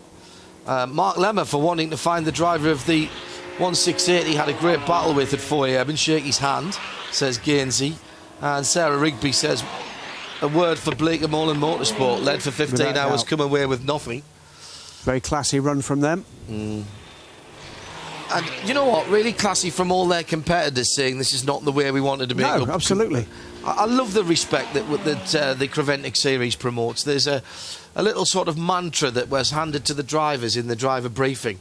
I had it here somewhere, but basically there's 5 or 6 points that boil down to deal with people the way you would like them to respect. do to you, and it boils down to enjoy respect. Enjoy it, and it's respect. Yes, and that's always been the way. I mean, I know Gary Havilland's driver briefings, the 24 Hours of Dubai, are legend.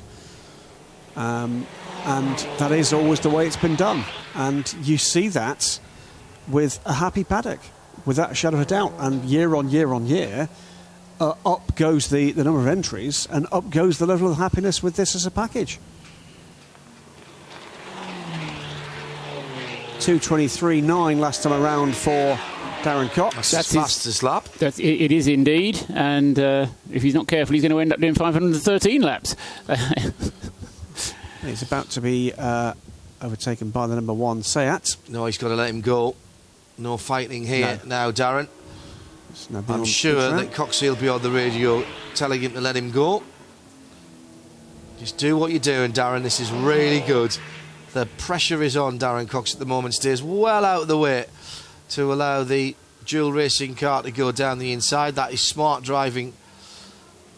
No sense in getting in a scrap. Now, when we were talking about finding people and having a fight with them at various stages of the race, that's absolutely not what Darren Cox needs to do now. He needs to drive around doing exactly what he's doing. He's getting faster in the car.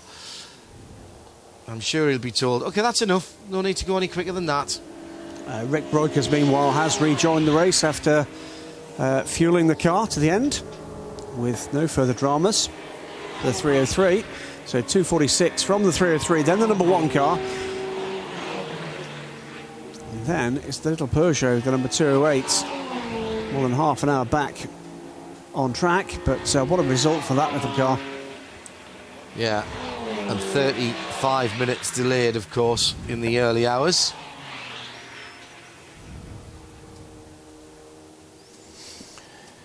Remarkable story of this chassis that we are looking at the moment, and by that I do mean the car and not Darren Cox who's driving it. He's got a remarkable story of his own. Yeah, nice cardigan as well. Darren, a massive endurance racing fan for very many years. Went to Le Mans washing wheels for a team to get himself a paddock pass to get to Le Mans the first time he went there. And brought up properly by his dad. Like the rest of us. or myself anyway. The 303 car continuing to go on there. I just can't speculate. Speculate away. By coming into the pits more often than they need to, they can get over a little temperature problem that they've got, which is what they think is causing the turbo thing. Possibly. Because, as I say, they could have maybe gone, but on the lap immediately before Rick brought it in, you noticed it, Graham, said it was a slightly slower lap. Now, I thought, OK, yeah, maybe it hit a bit of traffic, just as we saw from Darren as well. Stay out of the way of the traffic. That's the story. But then he said, no, let's come in. Let's just put everything off. Cool. Say cool. Let it just sit down and then we'll go out. And then we've only got another half an hour to drive. And that'll just cool it down enough to be able to get it to the finish.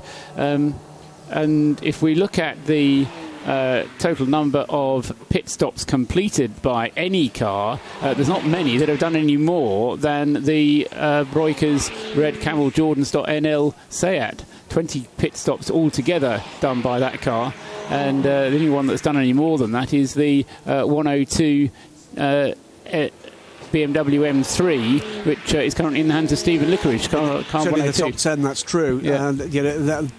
But then I guess we'd expect that because they're relatively untroubled. Yes.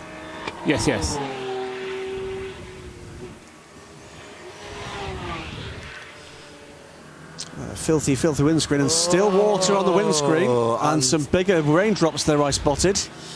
And Rick Breukers went for the wipers, which tends to suggest it's getting a little worse on the far side of the circuit. That's towards the Buckinghamshire part Big raindrops. of Silverstone. Down the Wellington Straight now, and the drama continues as the rain just starts to fall a little heavier, enough to get 3 wipes from the second place car.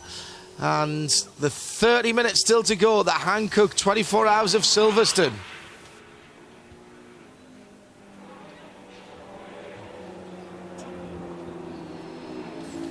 Well. Here we go again, and down comes the rain. Do those Seats have the automatic windscreen wipers that come on when... Because we were talking earlier on, they have the electric windows can be found on them. And I just wonder if... It's possible. As a result of the rain falling, it decided to set itself on, or whether Rick did actually just flick the switch himself to get a wipe. Could be. Meanwhile, Darren Cox is working his lap number 500 with 31 minutes remaining. He's just about a couple of minutes away from completing that milestone.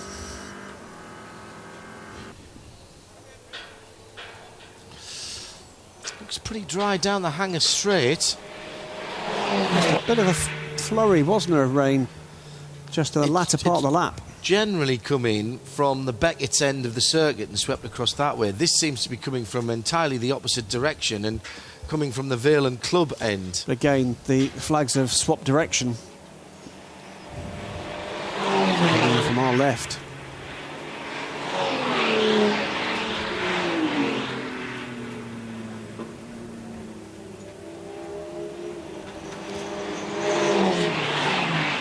And we've just seen a change in the lead for A2. Oh, really? Yes, Wayne Shan into the lead, the 216 car, from the 212 car. Yeah, you're right. Now, how's that happened? Didn't spot that one at all developing, just saw the arrow appear, and into the top 10 for the 216 car. With half an hour to go.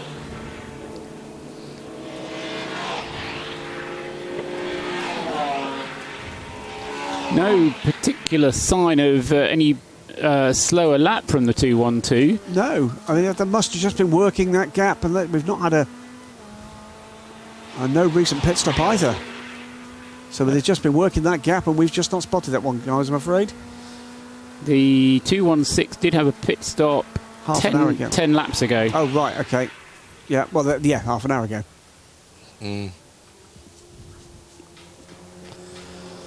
So there it is, the new leader in A2 into the top 10. So again, all of our class leaders are in the top 10 overall. So 6 of the top 10 lead their class. All of the top 10 currently podium sitters. as is the 11th place car, which is Christian Ritter in the 212 car. It has just been deposed from. There it is in the background, the white Clio.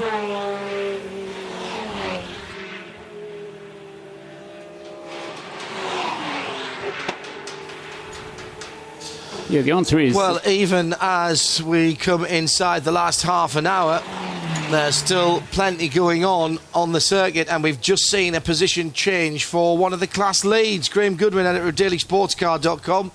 A swap for 10th position overall, which was the A2 lead. A2 lead goes the way of the 216 car of Wayne Shen. That is the surviving Modena Motorsports Renault Clio. Now, Paul, you worked out how that was done. Simply on pace from Wayne Shen. He came in, got into the car 11 laps ago now, and he's been averaging 2 minutes 32 since that time, compared to Christian Ritter, who's been doing 2:36s, so 4 seconds per lap, just under 4 seconds per lap of an improvement over the 10 laps was enough just to take it through on sheer pace, Graham. Indeed, another class leader pitting now was the 154 car, the JJ Motorsport, racing with the Barwell Motorsport guys. What a run that's been for this machine. Still time to get your votes in at Radio Le Mans on Twitter, hashtag SOTR.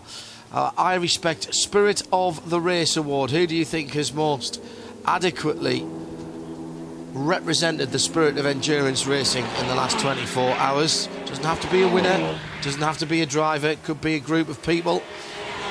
Lots of votes coming in for the organisers, for the guys leading the race, also for people who've seen through adversity in the race. Bleecker Moreland, the team that led for over 15 hours.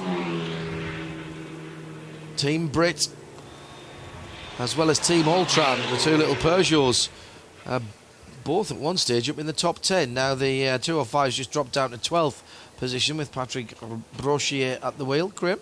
And just to update, the 154 went straight through for fuel, so there'll be a splash of fuel appropriate for the last 27 minutes of this race, and then Timur Sadarov will be back out aboard the Cup 1 leader, and I think will definitely, in fact, retain 6th place overall. Certainly, definitely. Right. More rain on the screen now. It's just coming through Woodcote onto the start-finish line ahead of us. It's not blowing onto our window, so the rain is blowing it away from the window that we have to drivers right as they go across the finish line. A big dump of rain now would make life very interesting for everybody out there, and somewhere Martin Short is cursing me as I say that. He might actually give himself the luxury of popping up here and cursing you. Yes. You're cursing me with something large and heavy around the back of the head. 26 minutes remain, and all three of the lead three cars now, the lead trio in 227, they respond to the rain beginning to fall a little heavier. More drops on the windscreens visible from the in-car cameras. I think it's getting heavier. Joe Bradley is out there in the weather. Your assessment, Mr. B? Well, you know how the concrete apron in the pit road is half tarmac and half concrete? Yeah. Well, the concrete is now not white. It's kind of a dark brown. That's what tells me that it really... And let me step out, because we're underneath kind of a canopy, but if I step out onto the black tarmac, you can feel the rain on your face. It's definitely coming down a lot steadier. Whether it affects the track, I mean, how long have we got? We've got less than... coming up to 25 minutes. If it continues like this, right at the very end, Martin Short shakes his head and says, nah. Quite literally, nah. It's not going to make any difference to... however, looking at the sky, it doesn't even look like it should be raining if you look at the sky. OK, thank you, Joe. Apologies for the feedback there from Joe's microphone. Rock steady crew, and another 227 from Darren Cox this time around. 502 laps in the books now for the race leader. 3 laps to the good over Rick Breukers in the, let's call it pacing rather than chasing at the moment, 303 Seat. Just a quick note to the teams up and down pit lane. There's I know that you'll want to go to the pit wall for the end of the race. been advised by race control it would be a good idea to leave someone in your garage just to keep an eye on things whilst everyone is on the pit wall.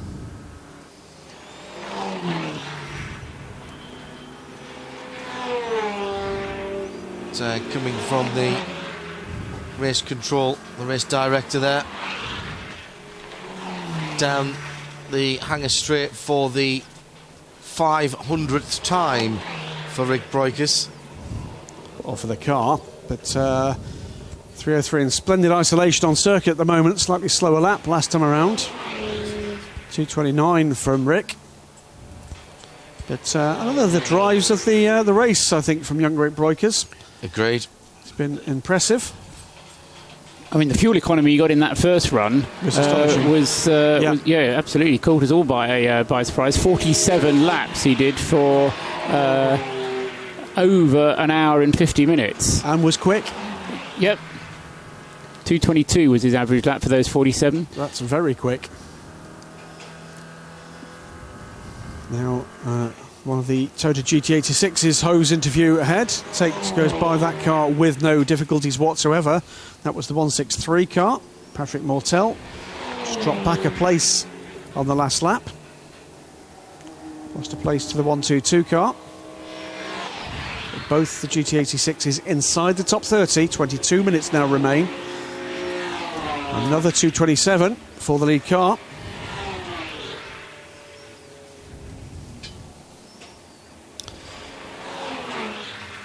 And in comes the 171, the Peugeot RCZ. Now, who's aboard that machine?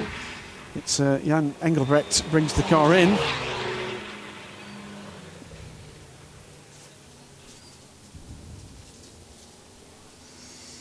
You're not going to miss that one on a gloomy day, are you? The bright green. I think Martin said earlier on, didn't it? It still looks immaculate. I'll have to have a closer look at that car, but I don't think it's got a scratch on it apart from some marks of rubber that's bounced off it.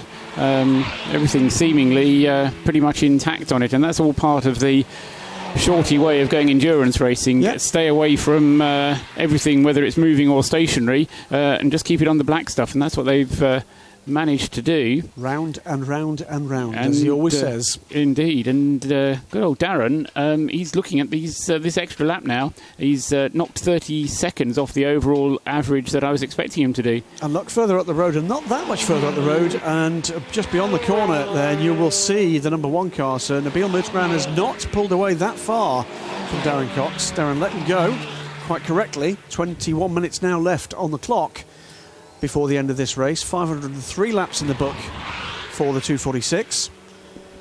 And it's bring it home time. Drama-free effort required now for the final 10 laps or so. Either 9 or 10 laps, as I say. It's going to be at the moment, if he keeps up this pace, then he will get the extra lap, and it will be 513 laps that he will complete. The checkered flag will go out to the leading car, which when it crosses the line for the first time after 24 hours has elapsed. There's future quiz questions galore about this effort, aren't there? Teams, cars, drivers, and races. Even the nom de guerre adopted by the drivers. Indeed. Richard Roberts, a.k.a. Darren Cox, a.k.a. Ricky Bobby.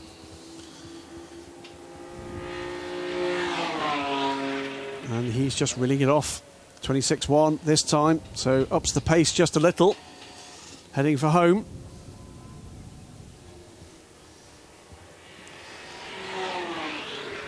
And still in the hunt, by the way. It is going to be right to the end, the 216 and the 212. This is a class battle for A2.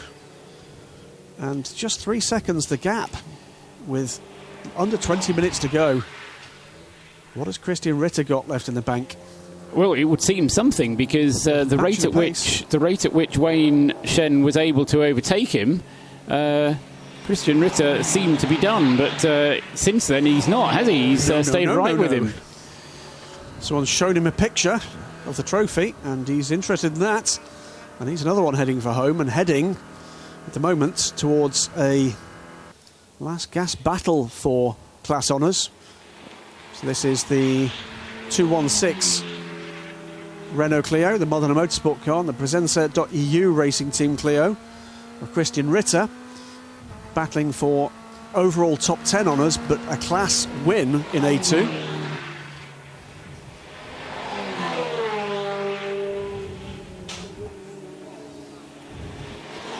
And Brit Breukers, meanwhile, has kind of gone off the boil a little bit. That car being very much stroked home now, with laps regularly in the upper end of the 220s. He did 1:2:25 after coming out of the pits, having got fuel, and since then the lap times have gone 27, 27, 29, and now 30. And that is the 212 car going by Stephen Licorice in the 102. And into the top 10, so both the A2 lead pair. And that's not them, is it? That's the second car, with the 102 retaking 10th position on screen, down the hanger straight.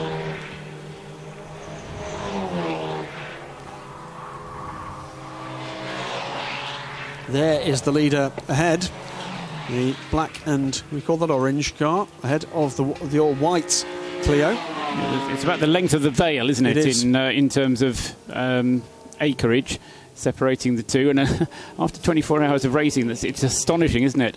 And especially in this class, which has, I don't think anybody's had a trouble-free run, have they, in A2? No. Everybody's had a problem of one sort or another. Wayne Shen's driven two different cars in his endeavours over the course of the race. Well, this is a battle not only for the class win, but a three-car battle for 9th position as well. Stephen Licorice is involved in that tussle now in the 102 SP Touring car, which, by the way, is second in its class. To the race leader. To the race leader. Is the lead, also an SP2 car. And again, to remind listeners, viewers, of the top 15 cars in this race, just one at the moment looks set not to feature on a podium. And that is the 12th place car, the 205 car, 4th in A3.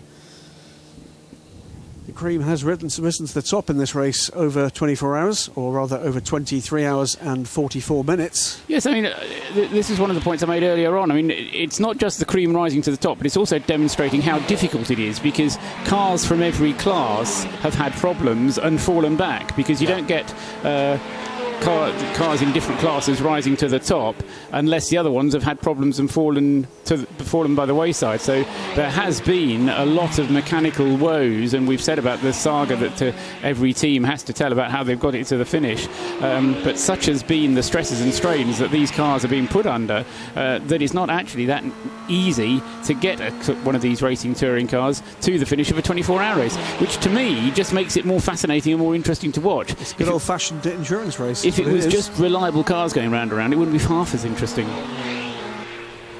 But a lot of the dramas have been around the battles back, haven't they? And also the battles for the teams in the pit garages. Changing engines, changing gearboxes, changing diffs. The battle back from 41st on the grid to first. There he goes. 15 minutes remain.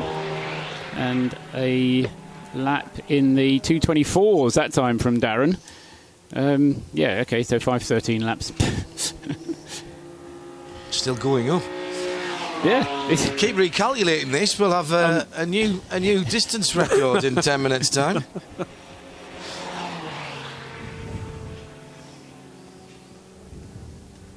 So Stephen Licorice, meanwhile, is, well, I think he's good at his loins. He's gone by Wayne Shen now and goes up into 9th position.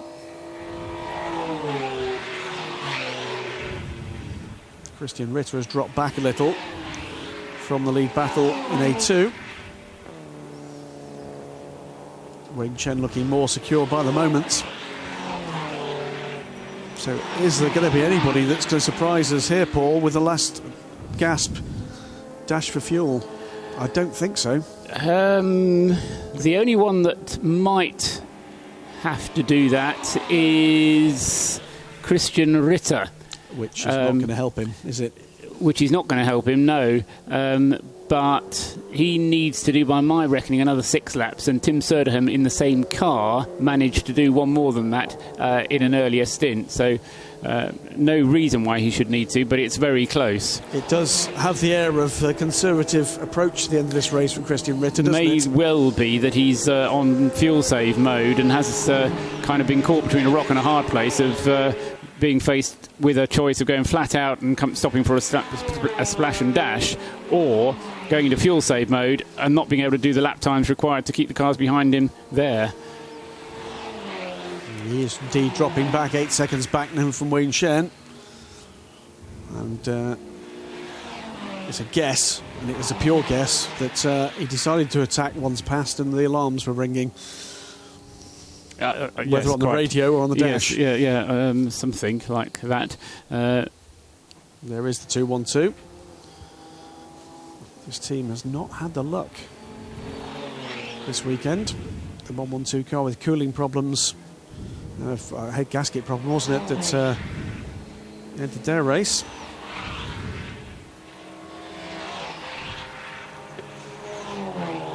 Of course, by this stage in the race, because the way that Creventic regulations work is done based on laps completed, there isn't the rule about having to take the checkered flag.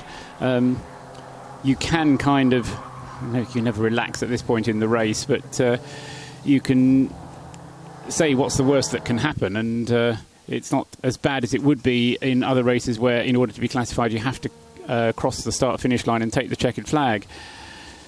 Any regulation here is that you have to complete 60% of the laps completed by the leader in your class. 12 minutes.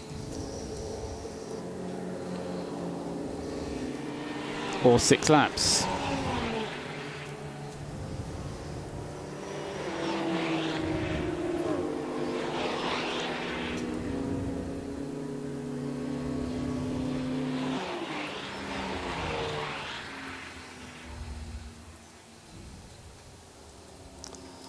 The 2-3-5 car, 13th position.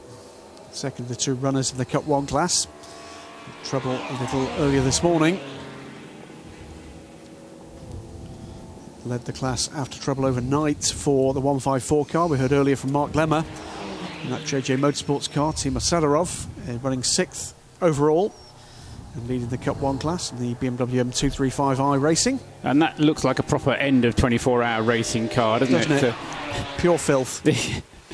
In the best way. In the best way possible. And in some ways it looks like it's had a new bonnet, a new door, because they're all different colours anyway. Do you remember Polo Harlequin? The Polo Harlequin, absolutely. So popular, they had to do another run of them. I know I said this before, but I think it was before you came. My father saw one of those once as a police officer. He says, it's not pretty, is it? But it confuses the witnesses.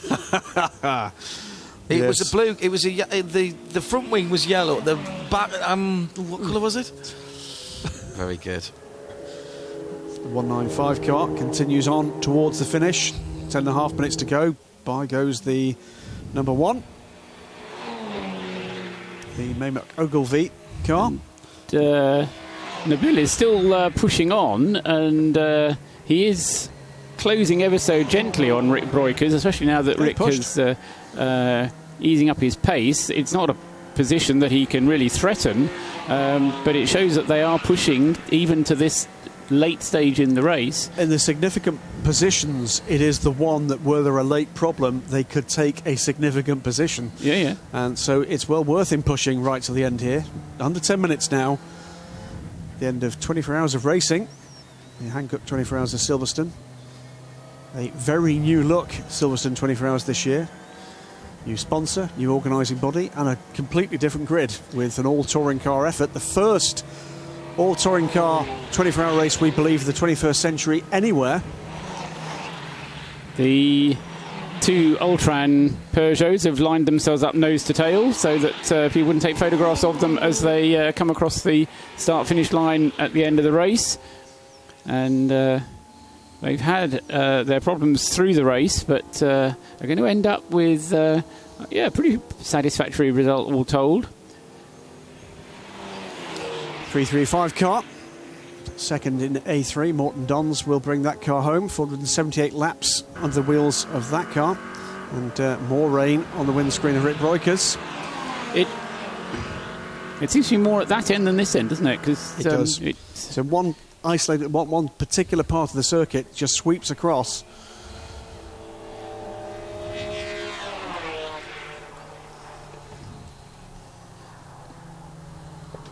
Rick Breukers drops in a quicker one again, 224. Yep. 0.476. So responding to whatever pressure responding to whatever pressure he feels under from Nabil Nutran.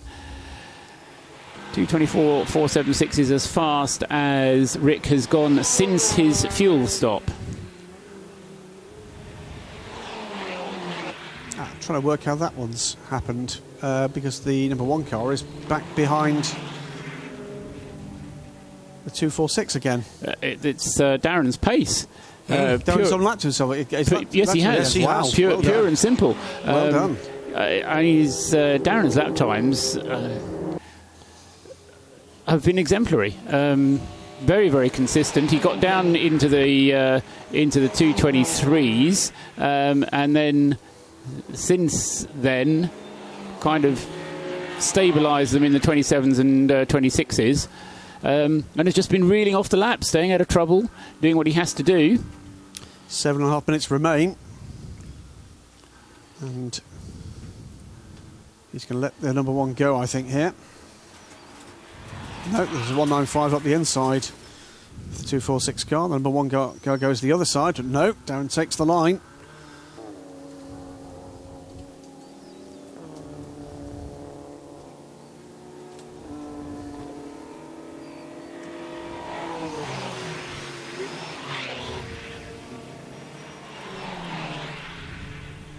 And bodywork flapping on the back of that 195 that's been in trouble numerous times through the race. 3 laps to go at the end of this one. And time for us to announce the winners of the Spirit of the Race Award. I'm just waiting for that to come through from our independent adjudicator. Thank you. Accountancy firm. Thank you. The lovely Samantha. Yes.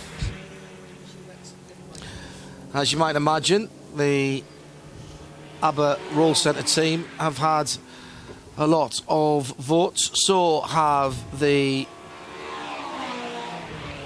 team Brit. All the teams have had some kind of problems, as you guys have mentioned, so that everyone has had their favourites. Also, 1 or 2 individual drivers, Creventic themselves, with a vote. And just waiting for the final tot-up on that. And Ultran Team Peugeot are the winners of our Spirit of the Race Awards, bringing 2 cars to the event, and I'm getting them both inside the top 12. Dealt with triumph and disaster with the same attitude, and they will finish in 6th position. 5 minutes to go, so congratulations to Team Ultran Peugeot. I think certainly Bradley and Sarah were 2 real stars there. 4th position, excuse me, yes, for Bradley Philpott, Sarah Bovey as well. 2 very, very good talents for the future. On a personal level, thank you to our team here from Radio Show Limited and to all 221 and the rest of the TV production team, as well as the whole of the Creventic team and the liaison team from Bernard Cotterill, BRSCC and Silverstone Circuits themselves. This has been a very enjoyable meeting to be at.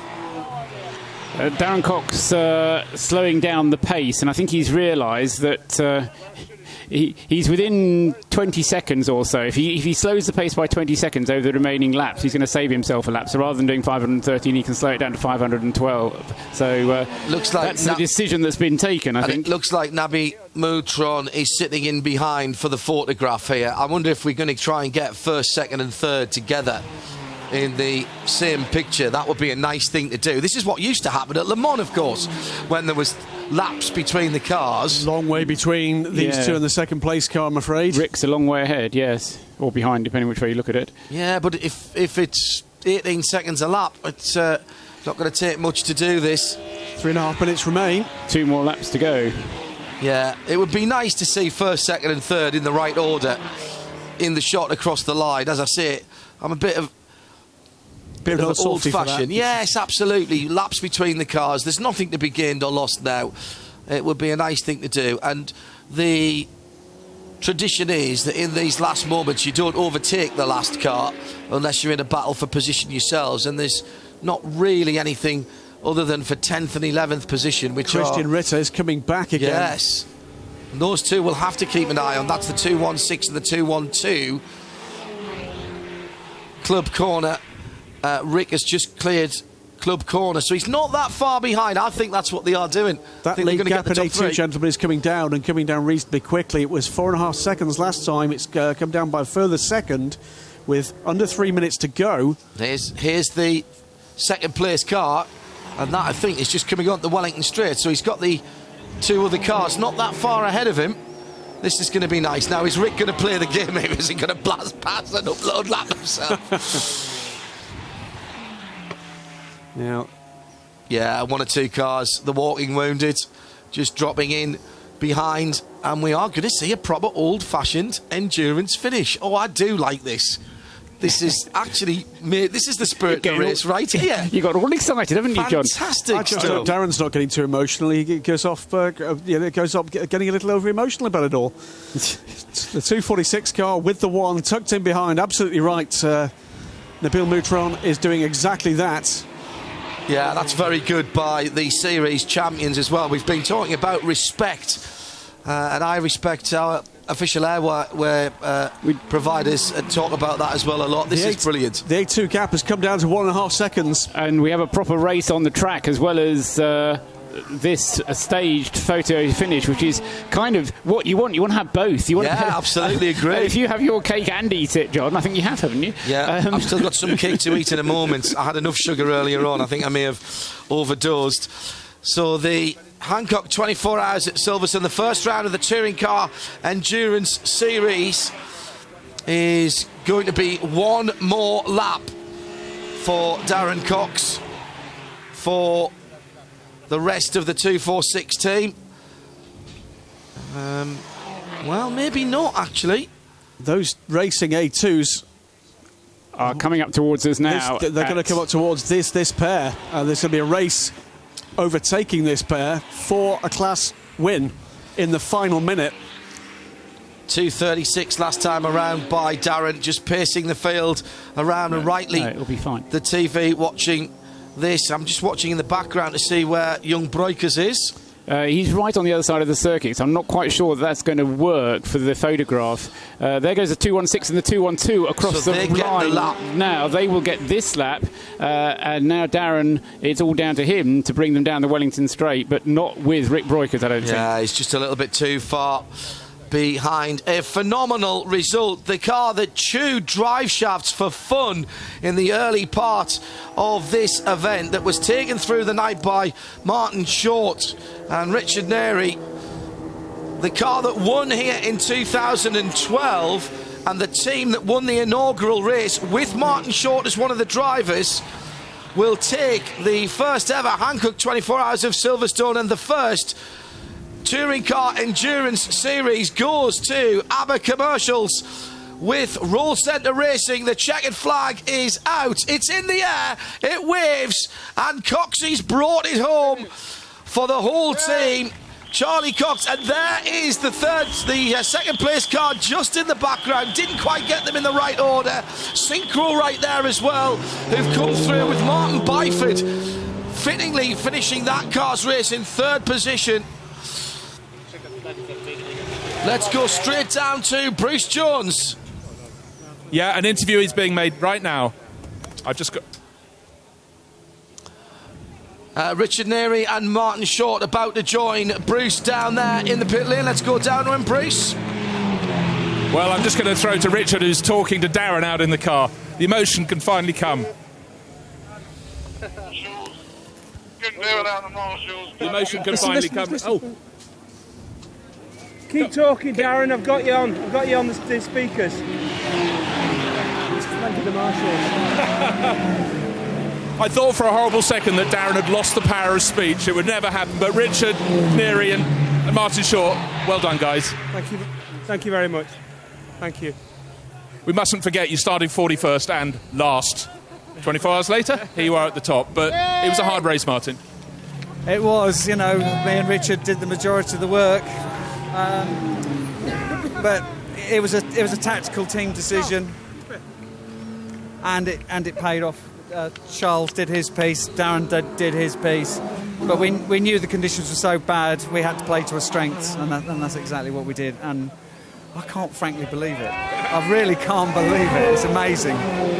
Charles, let me just bring you in. Obviously didn't get as much racing as you wanted, but you're going to be on the top step of the podium. Yeah, it's fantastic. I mean, it's unbelievable, really. It's all about the team result, and we've achieved what we set out to achieve, and more to side. So, I'm delighted, to be frank. And, of course I would like more time in the car, but, I made a little contribution to what we achieved, and it's fantastic. Well, Martin's going to make the big one. The party's at his house tonight. But Richard, fairly tired now. Now the emotion can come forward. Now the adrenaline can stop. Yeah, I'm tired. I've done enough driving for one day. There's no doubt about that. Well, I'm sure your boys out in Italy will be having a good time on their ski trip now. Getting your money. Thank you very much. Well done, gentlemen. To the podium. Wow.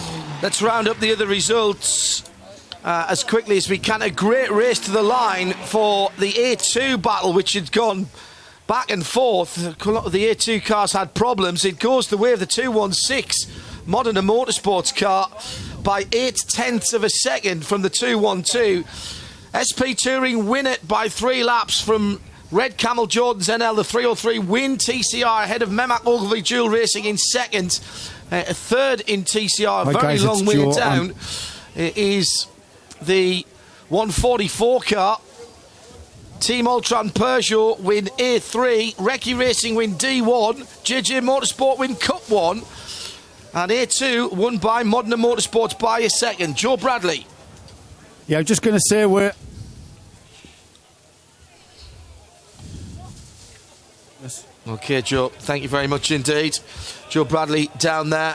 Well, brilliant racing right throughout the field, and congratulations to everyone who'll be taking a pot. We've got all of the winners in class in the top 10.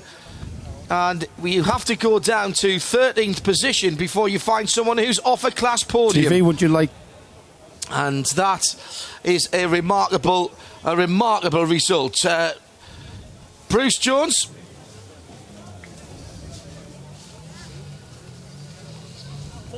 A second after 24 hours. I know, it's incredible, isn't it? Super hard work, huh? How did you manage to make it so dramatic? I mean, it was going backwards and forwards. Your sister car was out after, 34 minutes? But here you are. First half hour, the sister car was out, but that was kind of planned. But this last one, it's not good for my heart. It's great for our hearts. Well done, gentlemen. Enjoy the podium. Thank you. That was Modern Motorsport. They won A2, but only just. Hold on, I always like talking to a Mootran. And there are so many of you. What a great race that was. I'll tell you, if you asked us at 1 o'clock in the morning, I don't think we'd be here. But yeah, awesome event, awesome race, and great weekend, really. Well done, and it's nice to see such a family effort as well, because that's what it's about. Oh, it's all about the family. We just come out as a big group for us. So I've got all the family from Lincoln out as well. There's about 30 of us here. It's brilliant. It's amazing. Enjoy the podium. You really worked for that, and thanks for the coffee. Well, excellent stuff there with the winning cars on the start line. Darren Cox has on the finish line, Darren Cox is out of the car. I think Darren's actually missed coming in for pit in where the top 3 cars should be. I think he's been sent the wrong way, so he's actually sitting on the grid with the 2nd and 3rd place cars in pit lane, but Darren is making his way back to pit lane now.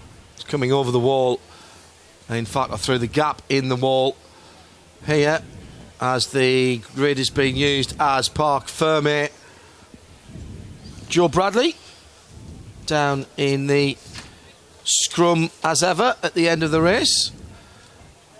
Well, gentlemen, I've enjoyed this. We're going to wrap up our international programme and hand over for the formalities in just a moment's time. From the team here. It's been a cracker. Thoroughly enjoyed the Hankook 24 Hours of Silverstone. Third round of the FIA International Endurance Series for the touring car classes, and the opening round of the touring car endurance series. Thanks to all of my commentators, Joe Bradley and Bruce Jones, doing sterling work, and we'll hear from them in a moment. Down in the pit lane, further coverage of the Creventic series throughout the season. This has been an absolute cracker.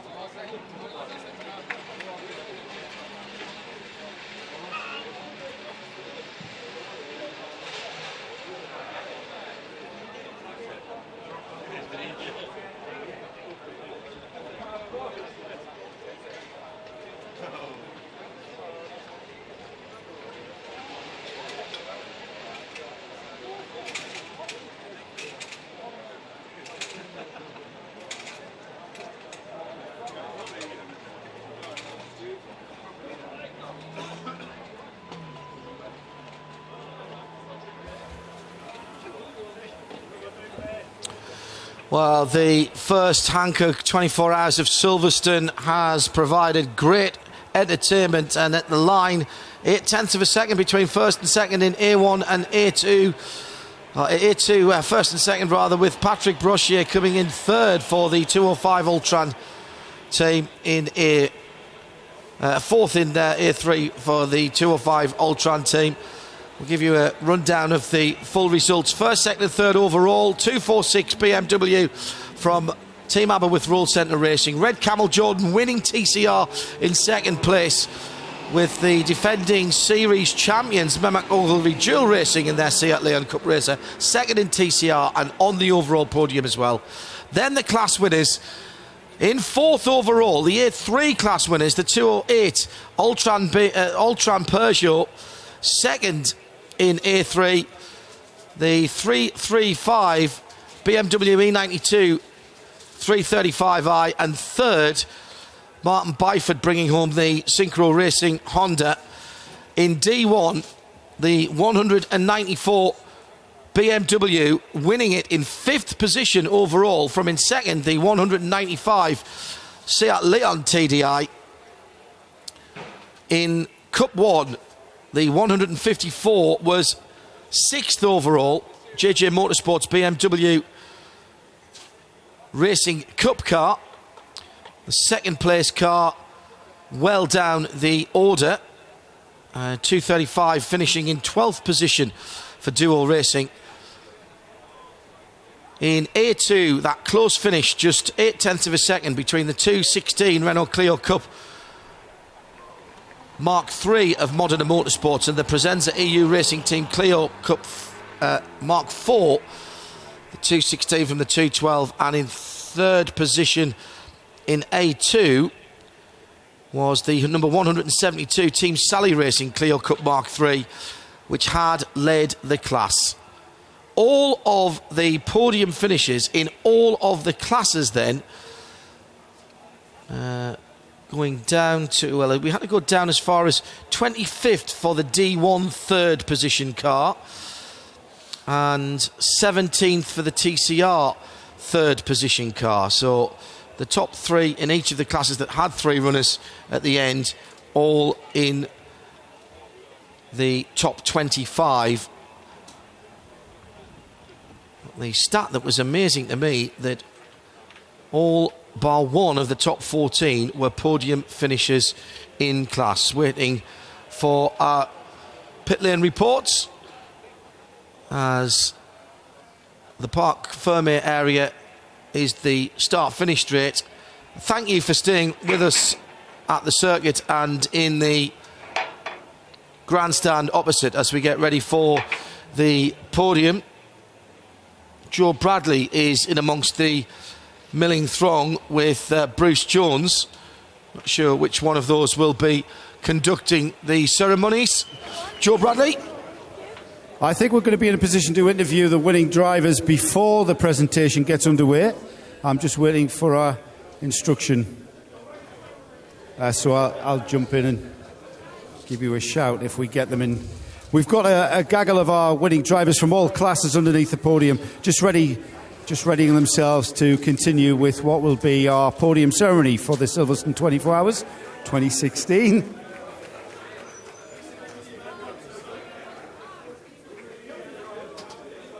Let's take our winning drivers out onto the podium. So the 2016 Silverstone 24 Hours. Everyone, may I present to you the winning drivers from the ABBA with Roll Centre Racing Team. Martin Short, Richard Neary, Charles Lamb and Darren Cox.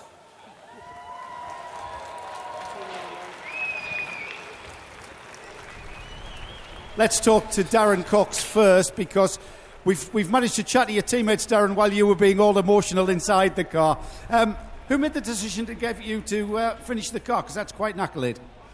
Well, Martin makes all the decisions in the team, so we just listen to him. But it's been a brilliant team effort. You know, all I did was choose the right team and car to be with. And if anyone's seen any of the overnight coverage, you know, with Martin and Richard, what they did back-to-back in 2 hours in, 2 hours out, absolutely mega. That's won the race. And, you know, Charles and I have been lucky enough to come along, and Charles got one go in it and was bang on the pace, so I just had to bring the thing home. Charles, if I could just bring you in. Charles, did you ever think that you'd be standing here at that podium having to start the race dead last yesterday? No, I mean, to be honest, in a race this long, when you start last, it's not a big deal, to be honest. I think that winning it, however, is the most amazing thing. And no, I didn't expect to be here today in this position, but I thought we'd do okay. You know, I know the team is fantastic. They always bring the car home, and you know, to finish first, you must finish.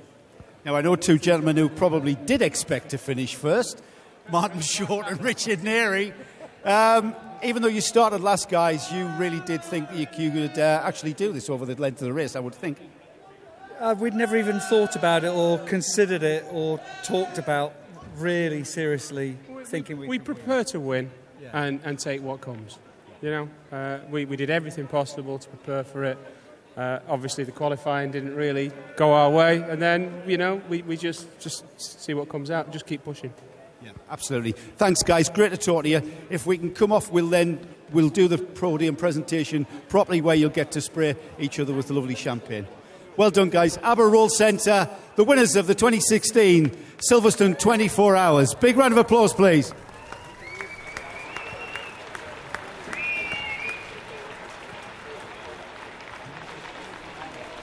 We'll get swiftly on with our podium ceremony. So in reverse order, our third place finish was the Mehmet Ogilvy Dual Racing. Hang on, I'm being given more information. No, I've got it. Our Mehmet Ogilvy Dual Racing, Ramsey Moutran, Nabil Moutran, Sami Moutran and Phil Quiff. Phil Quiff and the Moutrans in third place. In second place, car 303, that the Red Camel Jordan's entry, the Seat Leon of Rick Breukers, Ivor Breukers and Bert de Huys. Second place. And the winners once again, please welcome our winning team, the winners of the Hankook 24 Hours of Silverstone 2016. Team ABBA with Roll Centre Racing BMW, Richard Neary, Darren Cox, Charles Lamb and Martin Short.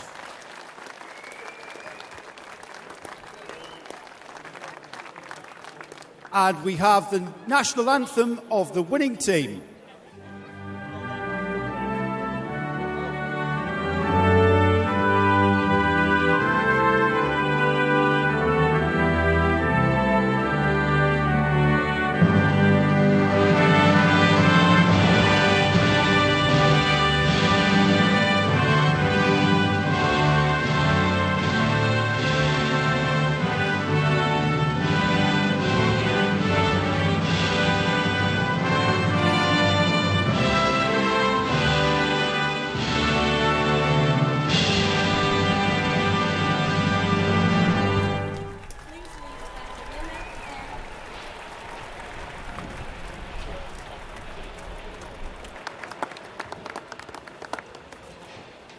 So we'll be swiftly on with our trophy presentation to be presented by series organiser Gary Williams and our Hankook Tyres support from Hankook Tyres for the Hankook 24 Hours of Silverstone 2016.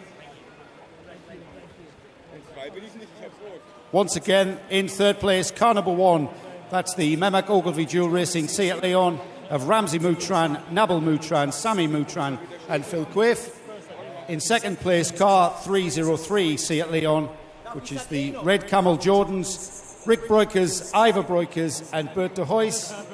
And once again, ladies and gentlemen, our winners, the Team ABBA with Roll Centre Racing BMW, car 246 of Richard Neary, Darren Cox, Charles Lamb and Martin Short.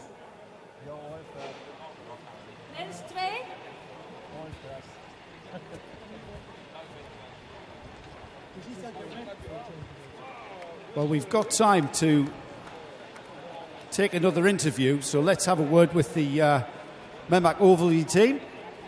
Guys, I need a team representative. Who's going to talk to me? Sami Moutran, you finished 2015 as series champions, but here we are with a touring car series, all of your very own, a series that you can win outright in not just a class win, but a series win.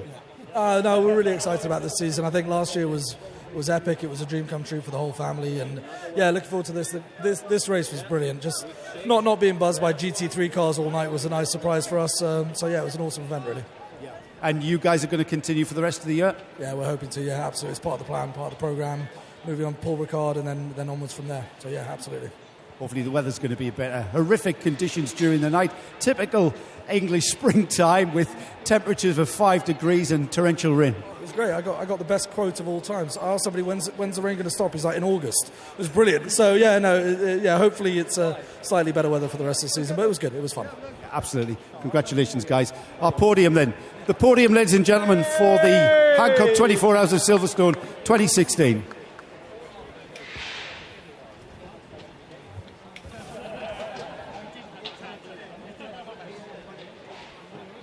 We're almost at champagne spraying time. Just a couple more trophies to be given out.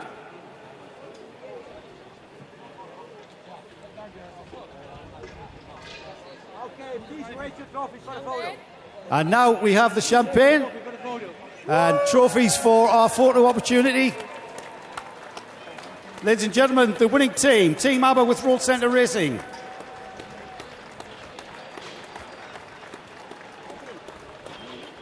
Right, guys, this is what all the hard work is for. Now we get to spray some champagne.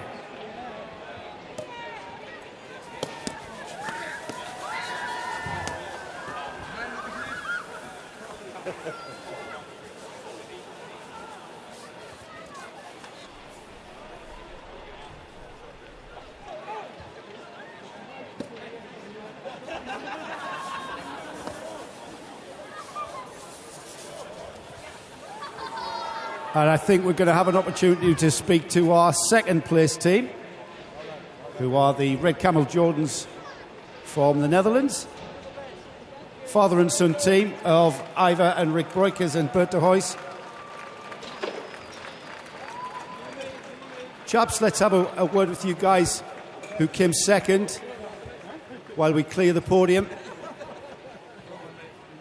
Ivar, I'm going to talk to you. Yes, it's me. You can't see me for champagne, but that's a good thing because you're on the podium. Well done, guys. A tough race, I think, Ivar. It was really very, very tough. The conditions are very hard this night, and but together with the team and especially with the mechanics, we did it. We have a long history in 24-hour races, but this is one of the toughest one and one of the most beautiful one to win. I think it's really great to win a class, and it was really enjoyable. And I hope everybody has a good time, and everybody will want to come back next year. We want to try it again.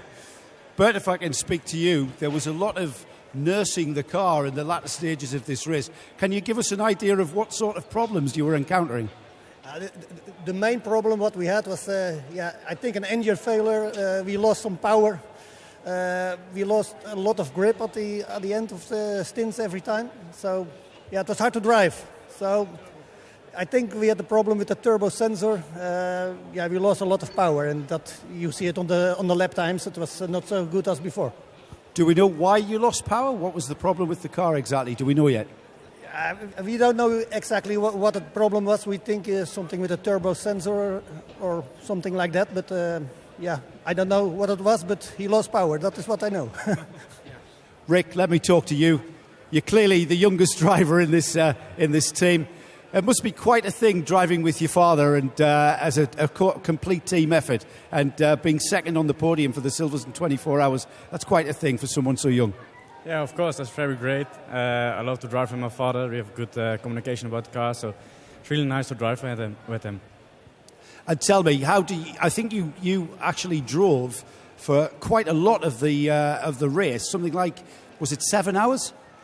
Maybe yes. I think at least 7 hours because we were three of us, so 8 hours each.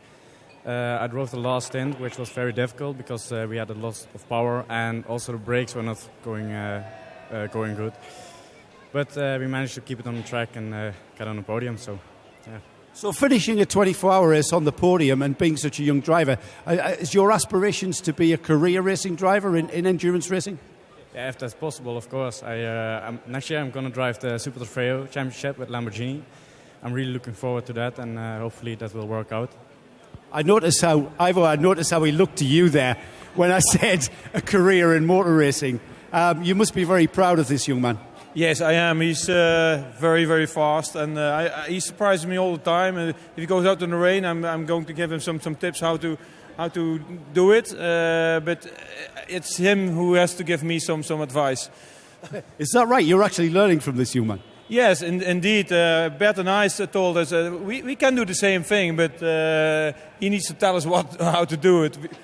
He shows us some tricks and some grip, and then we try later. And indeed, there is more grip than we expected. So we can do it, but we only don't know where the grip is. Now, Ivar, I'm going to ask you a question off kilt here. People down there watching us maybe don't know exactly just what your involvement was with the 24-hour series, but you were at the very start of this whole thing. Would you have believed that here we are with a touring car series for the 24-hour races? Yeah, I love it here. We have been here many times when it was Brit car, and I'm really great, happy that this is going to be a championship. Now it's 3 races. I heard from next year will be maybe 5 races, or 6 or 7. Only touring cars. We had a lot of fun. It was fun driving. it was great out there. A good atmosphere. Everybody is enjoying. So that was great. It's a fantastic concept, and I think what's added to it was the mix-up attrition can bring, and maybe touring cars do have that element of unreliability that really you guys have had to nurse a car to that to clinch that second place. Do you think that adds to things? Well, I don't know. I think it's always a team effort. You have to have good cars, a good team, good drivers. Nobody has to make mistakes, and that makes it very challenging. So it's a team effort, I think. Thanks, guys. Congratulations. I'll leave you to it. We'll be getting on with the class podiums in a moment as Ivor, I think, is getting a bit of a chorus going here.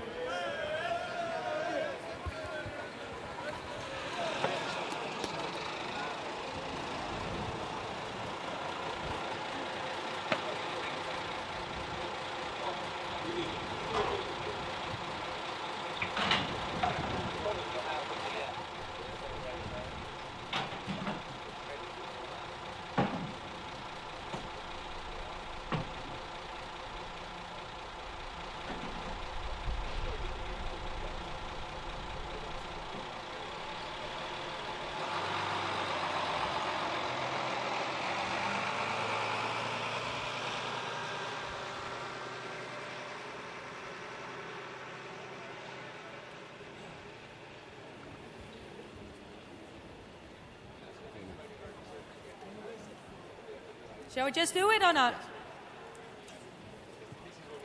We're going to get underway with our class podiums now. We start with the TCR cars, the TCR petrol cars, petrol touring cars. In third place is car 144. That's the RS Connect Seat Leon. Lee Hodson, Jacob Hodson, Adam Jones and Gavin Jones. Our third place car in our TCR class. Big round of applause, ladies and gentlemen.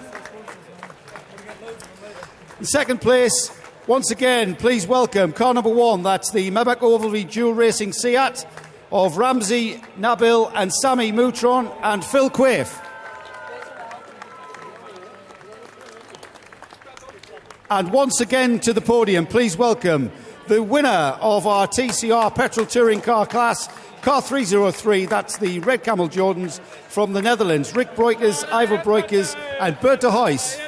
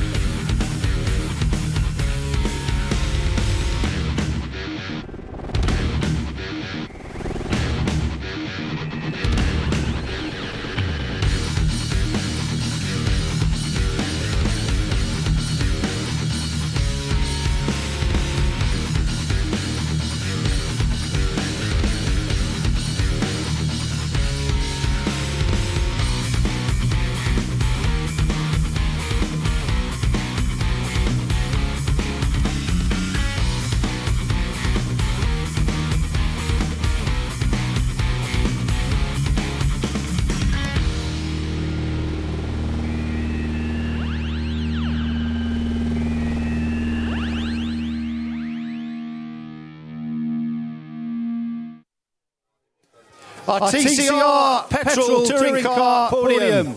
Once again, car 144, the RS Connect team. Car number 1, the Maybach Ovalry Dual Racing. And the winners, car 303, the Red Camel Jordans. Well done, guys. Congratulations. Moving swiftly on, our SP Touring, our special touring car class. In third place is car 203. That is the Vortex V8 team of Lionel Amarouche, Cyril Calmon, Jeremy Remond and Kurt Thiel. Big round of applause for our third place in the SP Touring class. Second place in the SP Touring class, car 102 of the GR Motorsport BMW, Martin Lanting, Bob Herber, Stephen Licorice and Christoph Ulrich. Well done, guys.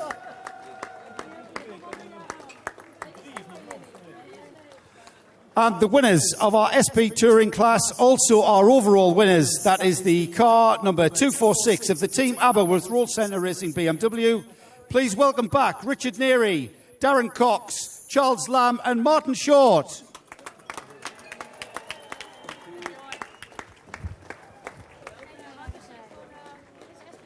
So, trophy presentation to our SP Touring class.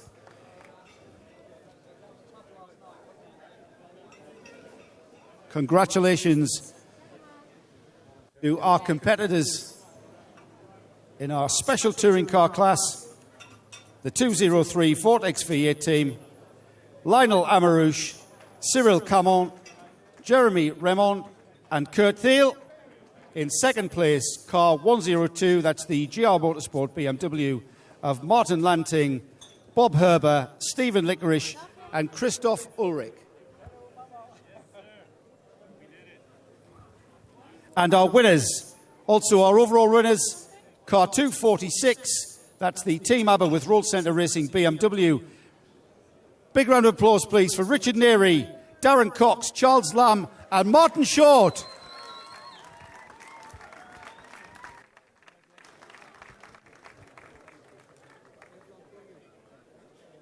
Everyone ready for the champagne?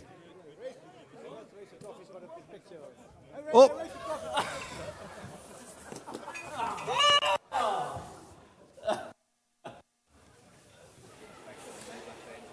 Good effort with the champagne, chaps.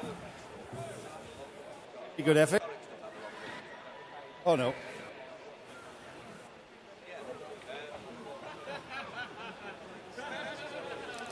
Thank you, our SP Touring Podium. Going on, still spring champagne.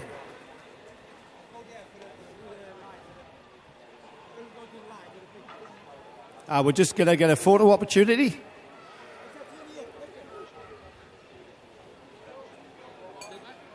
It's still there. It's still there.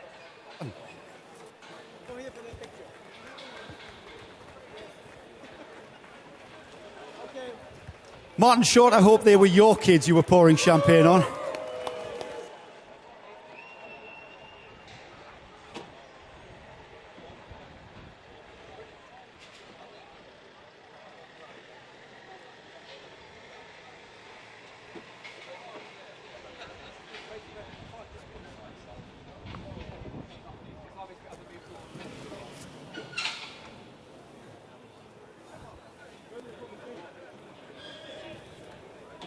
Our next class is for our A3 touring car class. I'm afraid the SP boys are hogging the podium, chaps. Thank you.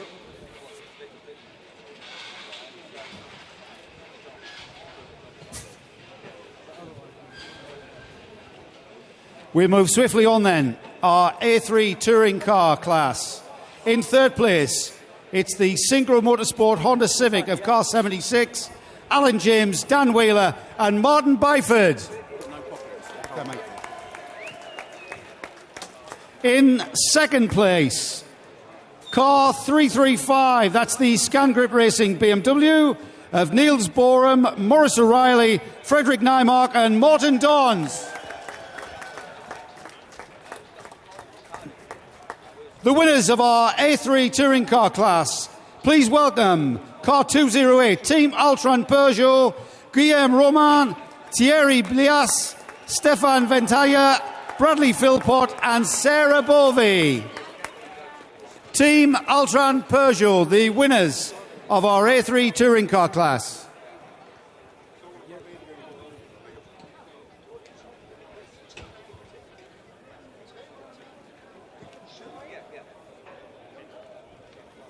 Trophies being presented. And we will no doubt be showered with champagne.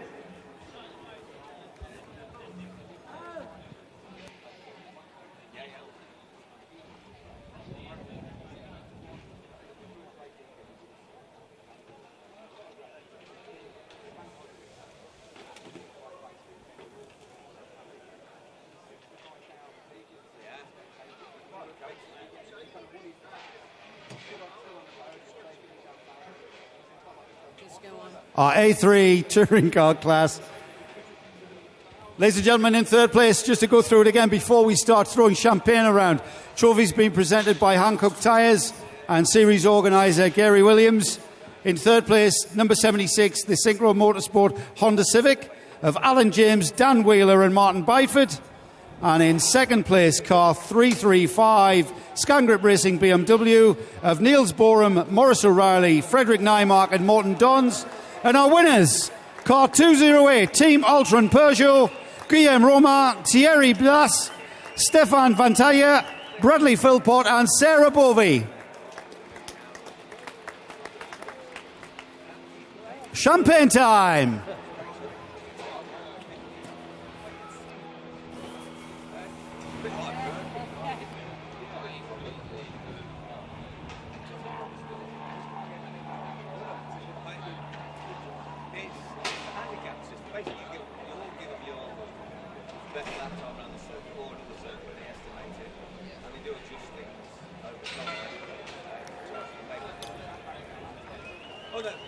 Well done, guys. Our A3 class there.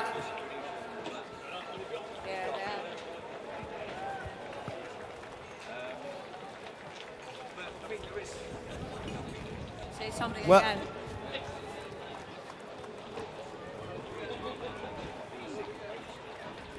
our A3 class in third place, car 76, the Synchro Motorsport Honda Civic, Alan James, Dan Wheeler, Martin Byford. In second place, car 335, Scangrip Racing BMW, Niels Borum, Maurice O'Reilly, Frederick Nymark and Morton Dons. And the winners, car 208, Team Ultron Peugeot, Guillaume Roman, Thierry Blas, Stefan Ventaya, Bradley Philpott and Sarah Bovey. Congratulations.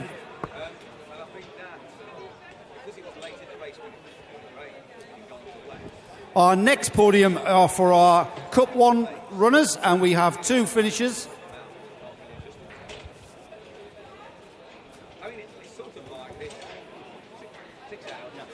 Second place. Second place then in Cup 1, our Cup 1 class, car 235, Duo Racing BMW, Jean-Marie Dumont, Alexandra Wojcik, Philip Harris, Chris Wilson and Adrian Watt. Welcome. And the winners in Cup 1, car 154, GG Motorsport BMW, Mark Lemmer, Timur Sadorov, Richard Abra and Mark Poole. BMWs 1 and 2 in this class.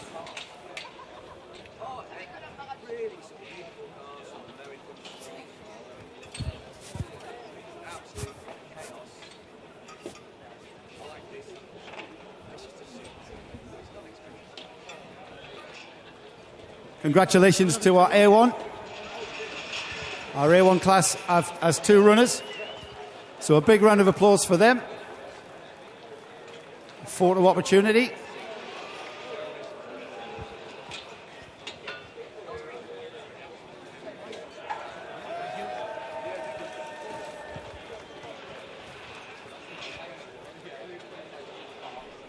I'm looking forward to these next few days and see if anybody's caught any guys.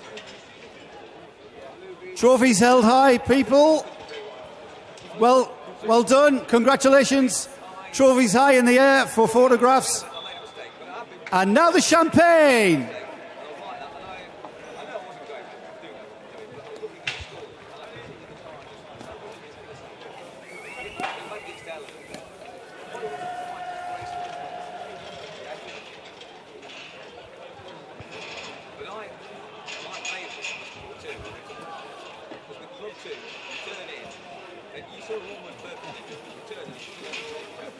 Thank you to our Cup 1 class. We're moving on with our A2 petrol touring car podium. Let's just see if we're cleared, actually.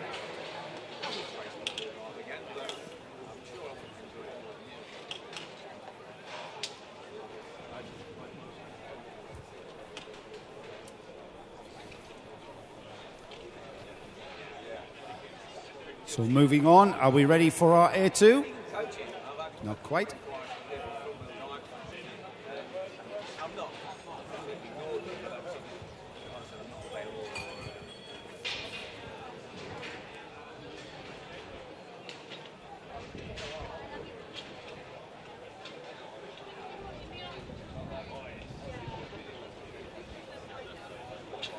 Our next podium will be for our A2 class, arguably one of the most competitive classes here.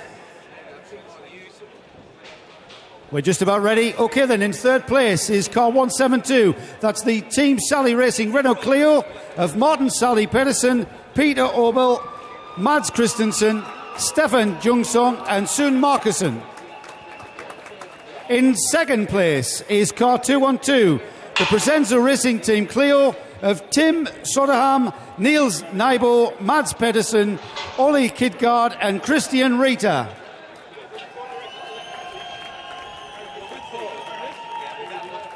The winners of our A2 class, car 216, that's the Modena Motorsports Renault Clio, Wayne Shen, Francis Tia and John Shen. Congratulations.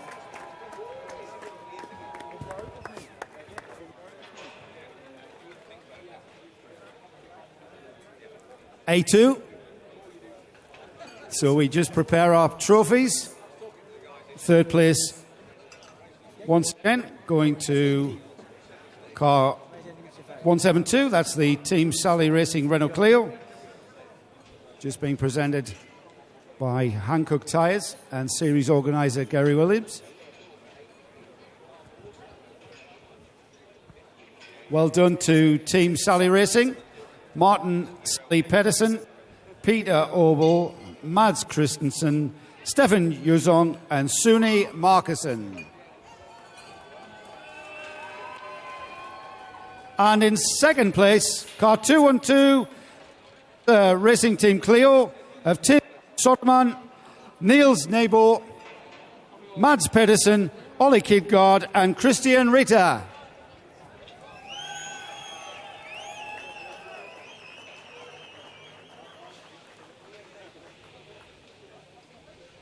And our winners in Class A2, Modena Motorsports, car 216, the Modena Motorsports Renault Clio of Wayne Shen, John Shen and Francis Tia. The winners.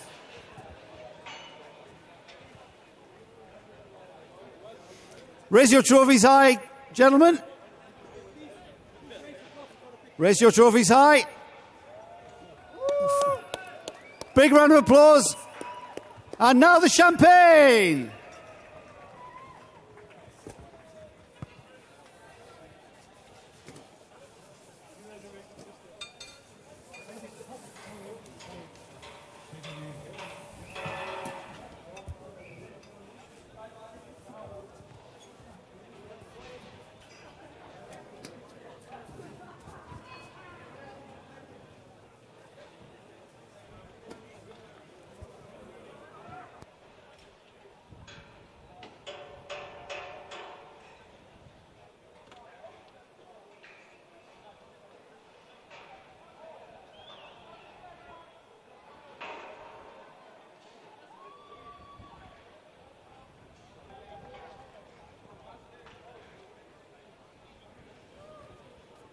Round of applause to our A2 class.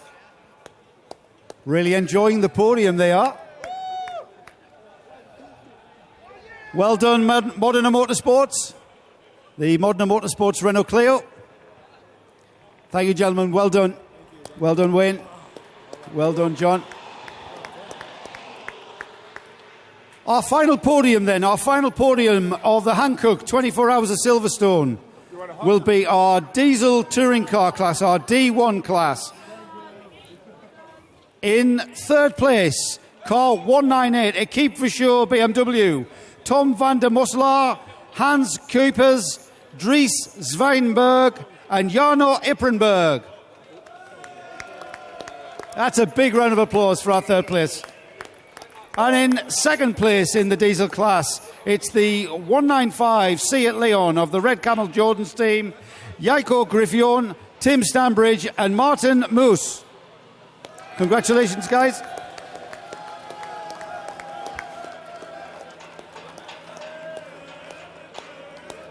The noisiest podium of all at the very end.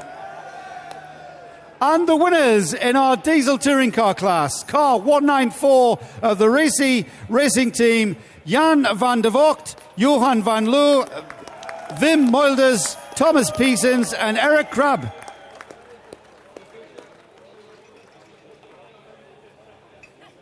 Congratulations. Third place trophies first.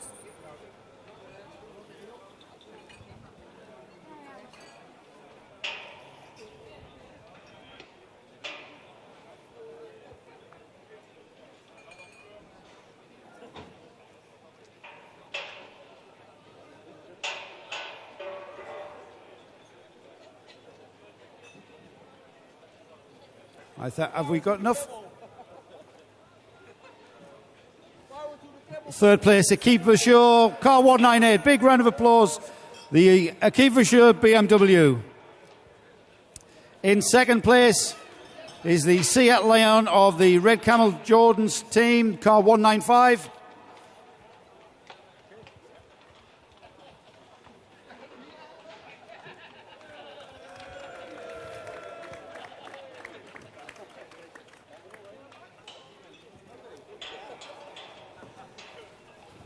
And finally, our first place trophies go to the Racy Racing Team BMW of Jan van der Vogt, Johan van Loo, Wim Mulders, Thomas Pearsons and Eric Crabb, the winners of our D1 diesel class for our touring cars.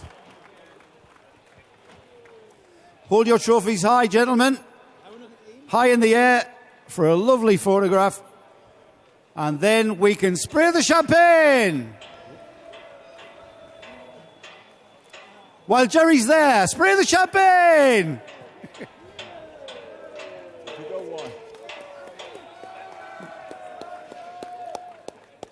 Champagne time, guys. There we go.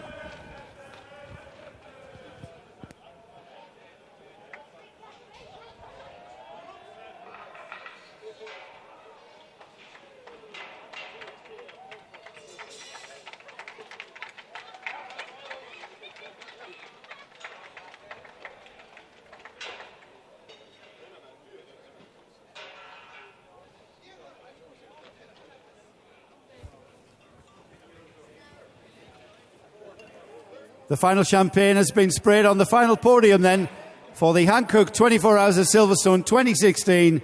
We know you've loved it. We know we've enjoyed it. We'll see you here next year. Thank you.